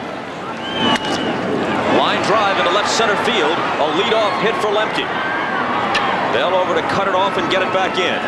Nice play there by Bell. He cut that ball off and got it back quickly to the infield. Held Lemke to a single. A shortstop, number 16, Mike Mordecai.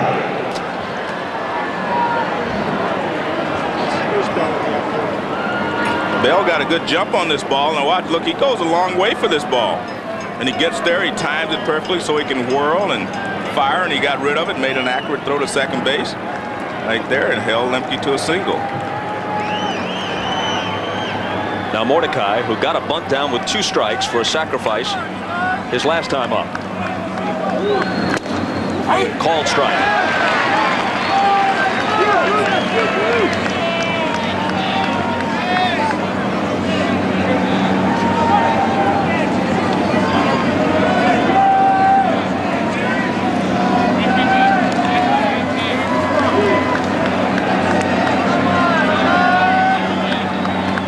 Squares around again and takes a ball.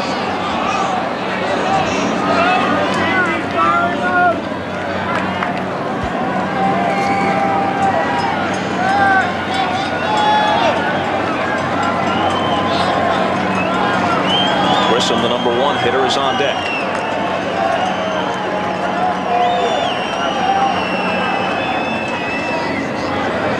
Lemke has looked back. Well, you see Mesa, he checking again to see if, make sure Mordecai was bunting. He was making sure they didn't change the sign and maybe put a hit and run on.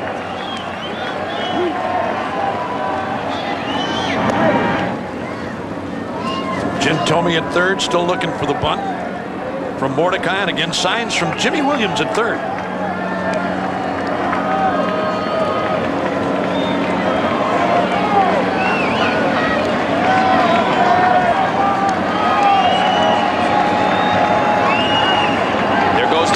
He's swinging away down the right field line. Ramirez in pursuit. Ramirez into foul ground. Doesn't have it.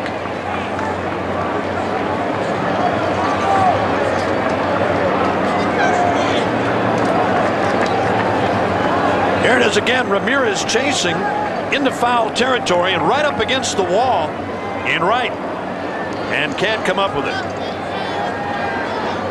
Another angle on a slicing fly ball off the bat of Mordecai. That's an out in Atlanta. Boy, I'm telling you. Room down the right. Isn't that the truth, Joe? All that foul territory. So they took the bunt off and went with the hit and run.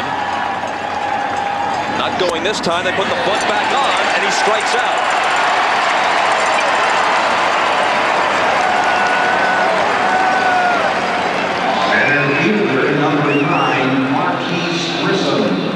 Well, it squares around, the pitch is down, and he just misses it. That's a tough pitch to bunt. But he does square around in plenty of times. It's just a tough pitch. That's a tough pitch. Good sinking fastball from Mesa, down low.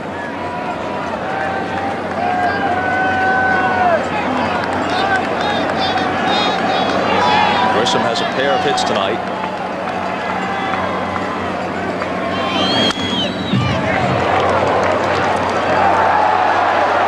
Different hitter in the postseason, and actually down the stretch in September than he was during the regular year when he hit just .258. And again, the situation here, Joe, with a runner aboard, and what Bobby Cox told us earlier tonight about the fact that he wants to run and move. I mean, try to create something.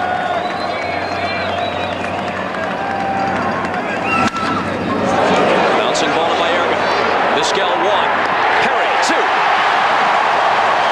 They had to be quick with Grissom coming out of the box. And now they give themselves another chance to win.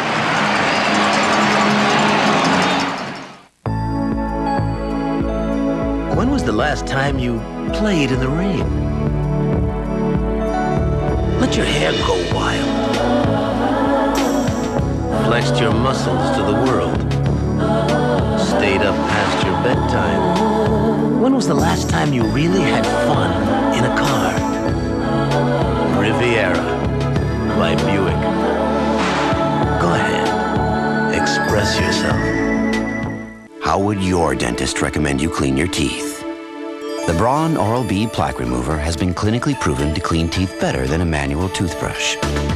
Its unique cup-shaped brush head removes plaque from deep between teeth and even below the gum line, leaving your teeth so clean, you can feel it. And now kids can start brushing better too, with a model designed just for them. The Braun Oral-B Plaque Remover cleans better than a manual toothbrush. There are no medals for being the shoulder to cry on. No awards for passing on traditions. But to the men who give their best every day, we give our best. Gillette Sensor XL. Spring-mounted twin blades that adjust to your face, and soft, flexible microfins that set up your beard, and Gillette Series shaving gel for incredible smoothness. Sensor XL for the closest, most comfortable shave ever. Gillette, the best a man can get. You're my agent. You have to do something about this. My face is on the cup with a duck. Well, I'm allergic to ducks. But what about Bugs Bunny? He's cool. What? Emmitt Smith has bugs? He's just a running back.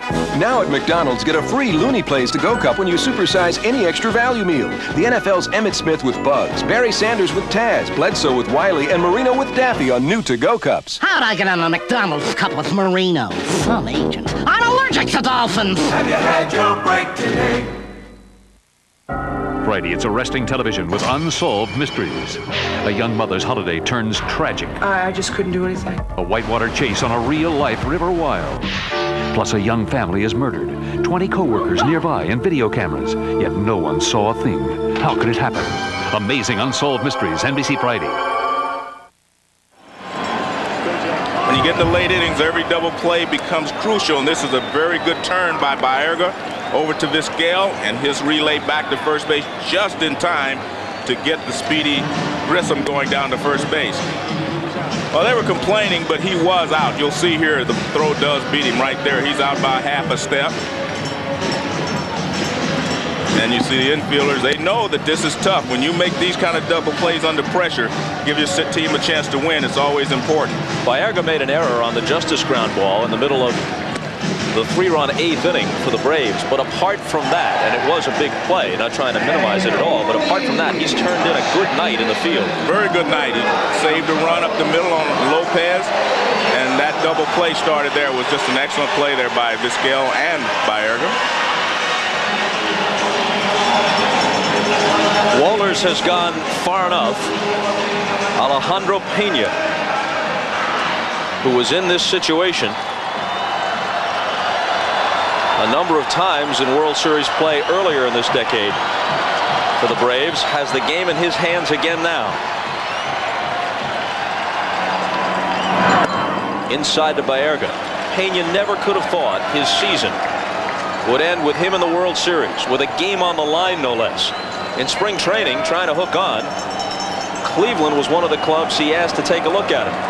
They had him throw for less than 15 minutes and said, not interested.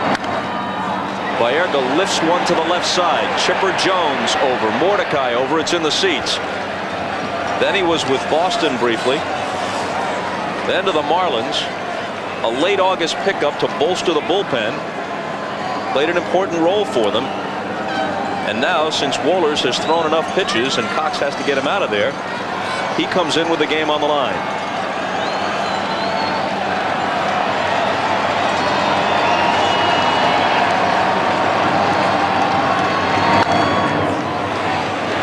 One and two. And another guy with still a pretty good fastball, Joe. I mean, Wohlers is gone in the high 90s in that 100-mile-per-hour area, but this guy is in the 90s, 90 to 93, 94 miles per hour. And he has real good movement on his fastball. It's the kind of count where he often goes forkball.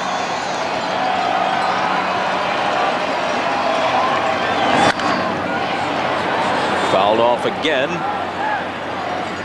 and it holds at 1 and 2.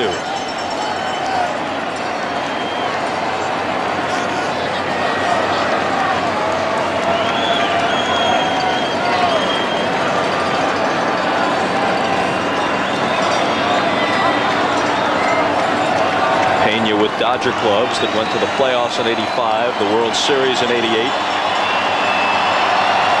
With 2 Atlanta pennant winners, 91 and 92. And another foul off Baerga's bat.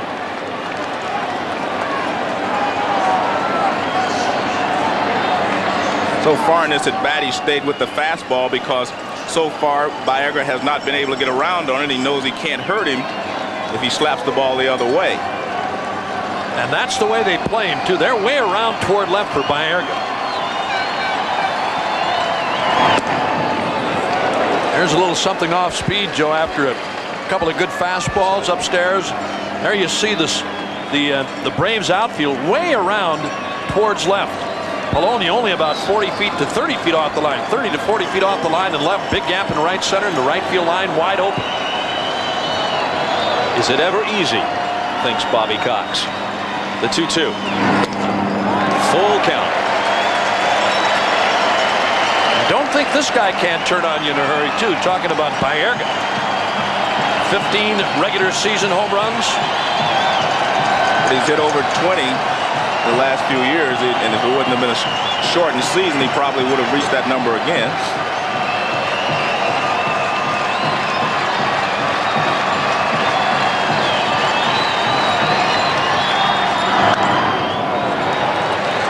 And the count holds full. Pena on the mound for Cox and the Braves in the bottom of the 10th at the Metrodome in Game 7 in 1991. A bloop double by Dan Gladden started the inning, and eventually he gave up the run that lost the game in the series. Baerga smacks one into right center field. This is going to split the outfielders and go to the wall. It's at least a double. Baerga doesn't run that well, and he's content to stop at second base.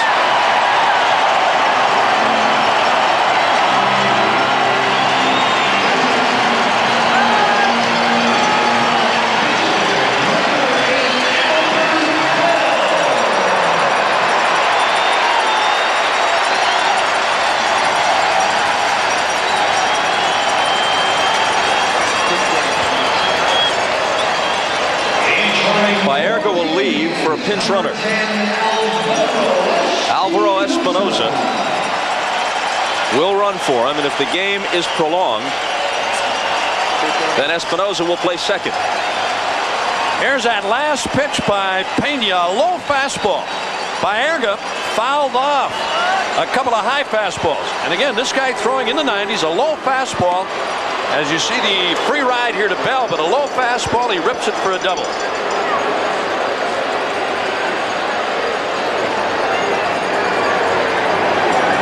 So they'll set up the double play and face Murray.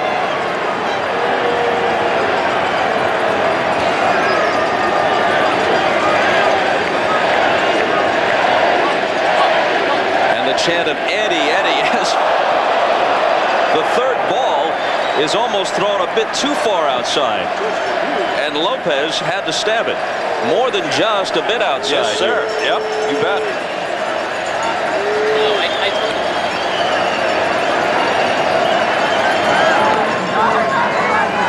Talk about, the intentional walk. Why don't they just tell the guy to go to first base? It's because of situations like that. I've seen it happen a couple of times where a pitcher gags on a fastball, or I should say a pitch that he's trying to walk somebody intentionally on.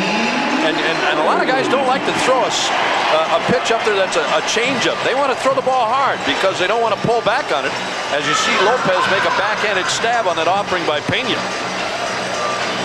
I know, Joe, you've seen it at times when that pitcher throws a ball in the dirt trying to, throw off the outside corner and give you a free ride and make a bad pitch. Eddie Murray has had a bad night, 0 for 5 with 3 strikeouts. Didn't hit the ball hard the other 2 times he was retired. And in case you're wondering, not that it's really an option, his last sacrifice was just 16 years ago in 1979. I guarantee you he's sitting fastball here and trying to go. He lines it into center. Here comes the pinch runner, Espinosa. Grissom fires to the plate. The Indians are back in the World Series.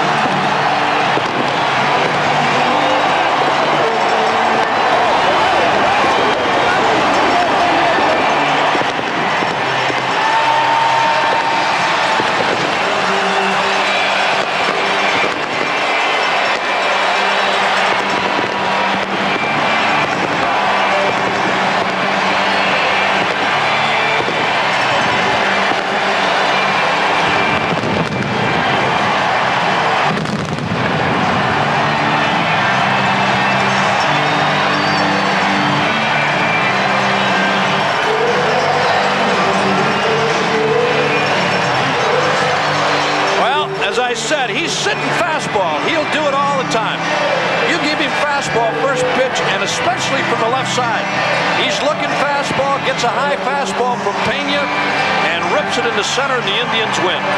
0 for 5 to that point, but even on a bad night, and at age 39, still one of the guys you don't want to see at the plate if you're the opposing pitcher or manager with a game on the line. He's been doing it his entire career. Well, he's always dangerous, in that type of situation where he can win the ball game because he knows what to do. He won't overswing. He'll just try to get that little line drive back through the middle as he does here. Fastball up and in, and he fights it off a little bit and hits it back through the middle for a base hit. Grissom charges. He gives it a good shot, but throw a little bit up the line, and Espinosa scores. And Espinosa coming around third, they're waving him home. He was struggling a little bit, but he's able to make it. Well, Cox had to get Wohlers out before Hargrove had to hook Mesa.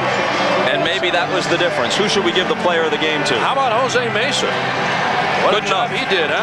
It's too late to argue. Tonight's Chevrolet player of the game is Jose Mesa. And you can make a very good case for him anyway. In conjunction with this program, Chevrolet will contribute a total of $50,000 to the Boys and Girls Clubs of America in the names of all players of the game for the 1995 Major League Baseball season. Al, Jim, and Tim have fun the next couple of nights. We've given you a series again. Local news coming up, followed by The Tonight Show with Jay Leno. Dean Cain and Joe Theismann among the guests. For Joe Morgan and Bob Uecker, I'm Bob Costas. Some ball game in Cleveland. Good night, everybody. The Breeders' Cup, Super Bowl 30, the PGA Tour and the U.S. Open, the NBA Finals, the Olympic Games, all on America's sports leader, NBC. This telecast has been produced by the Baseball Network in association with NBC Sports.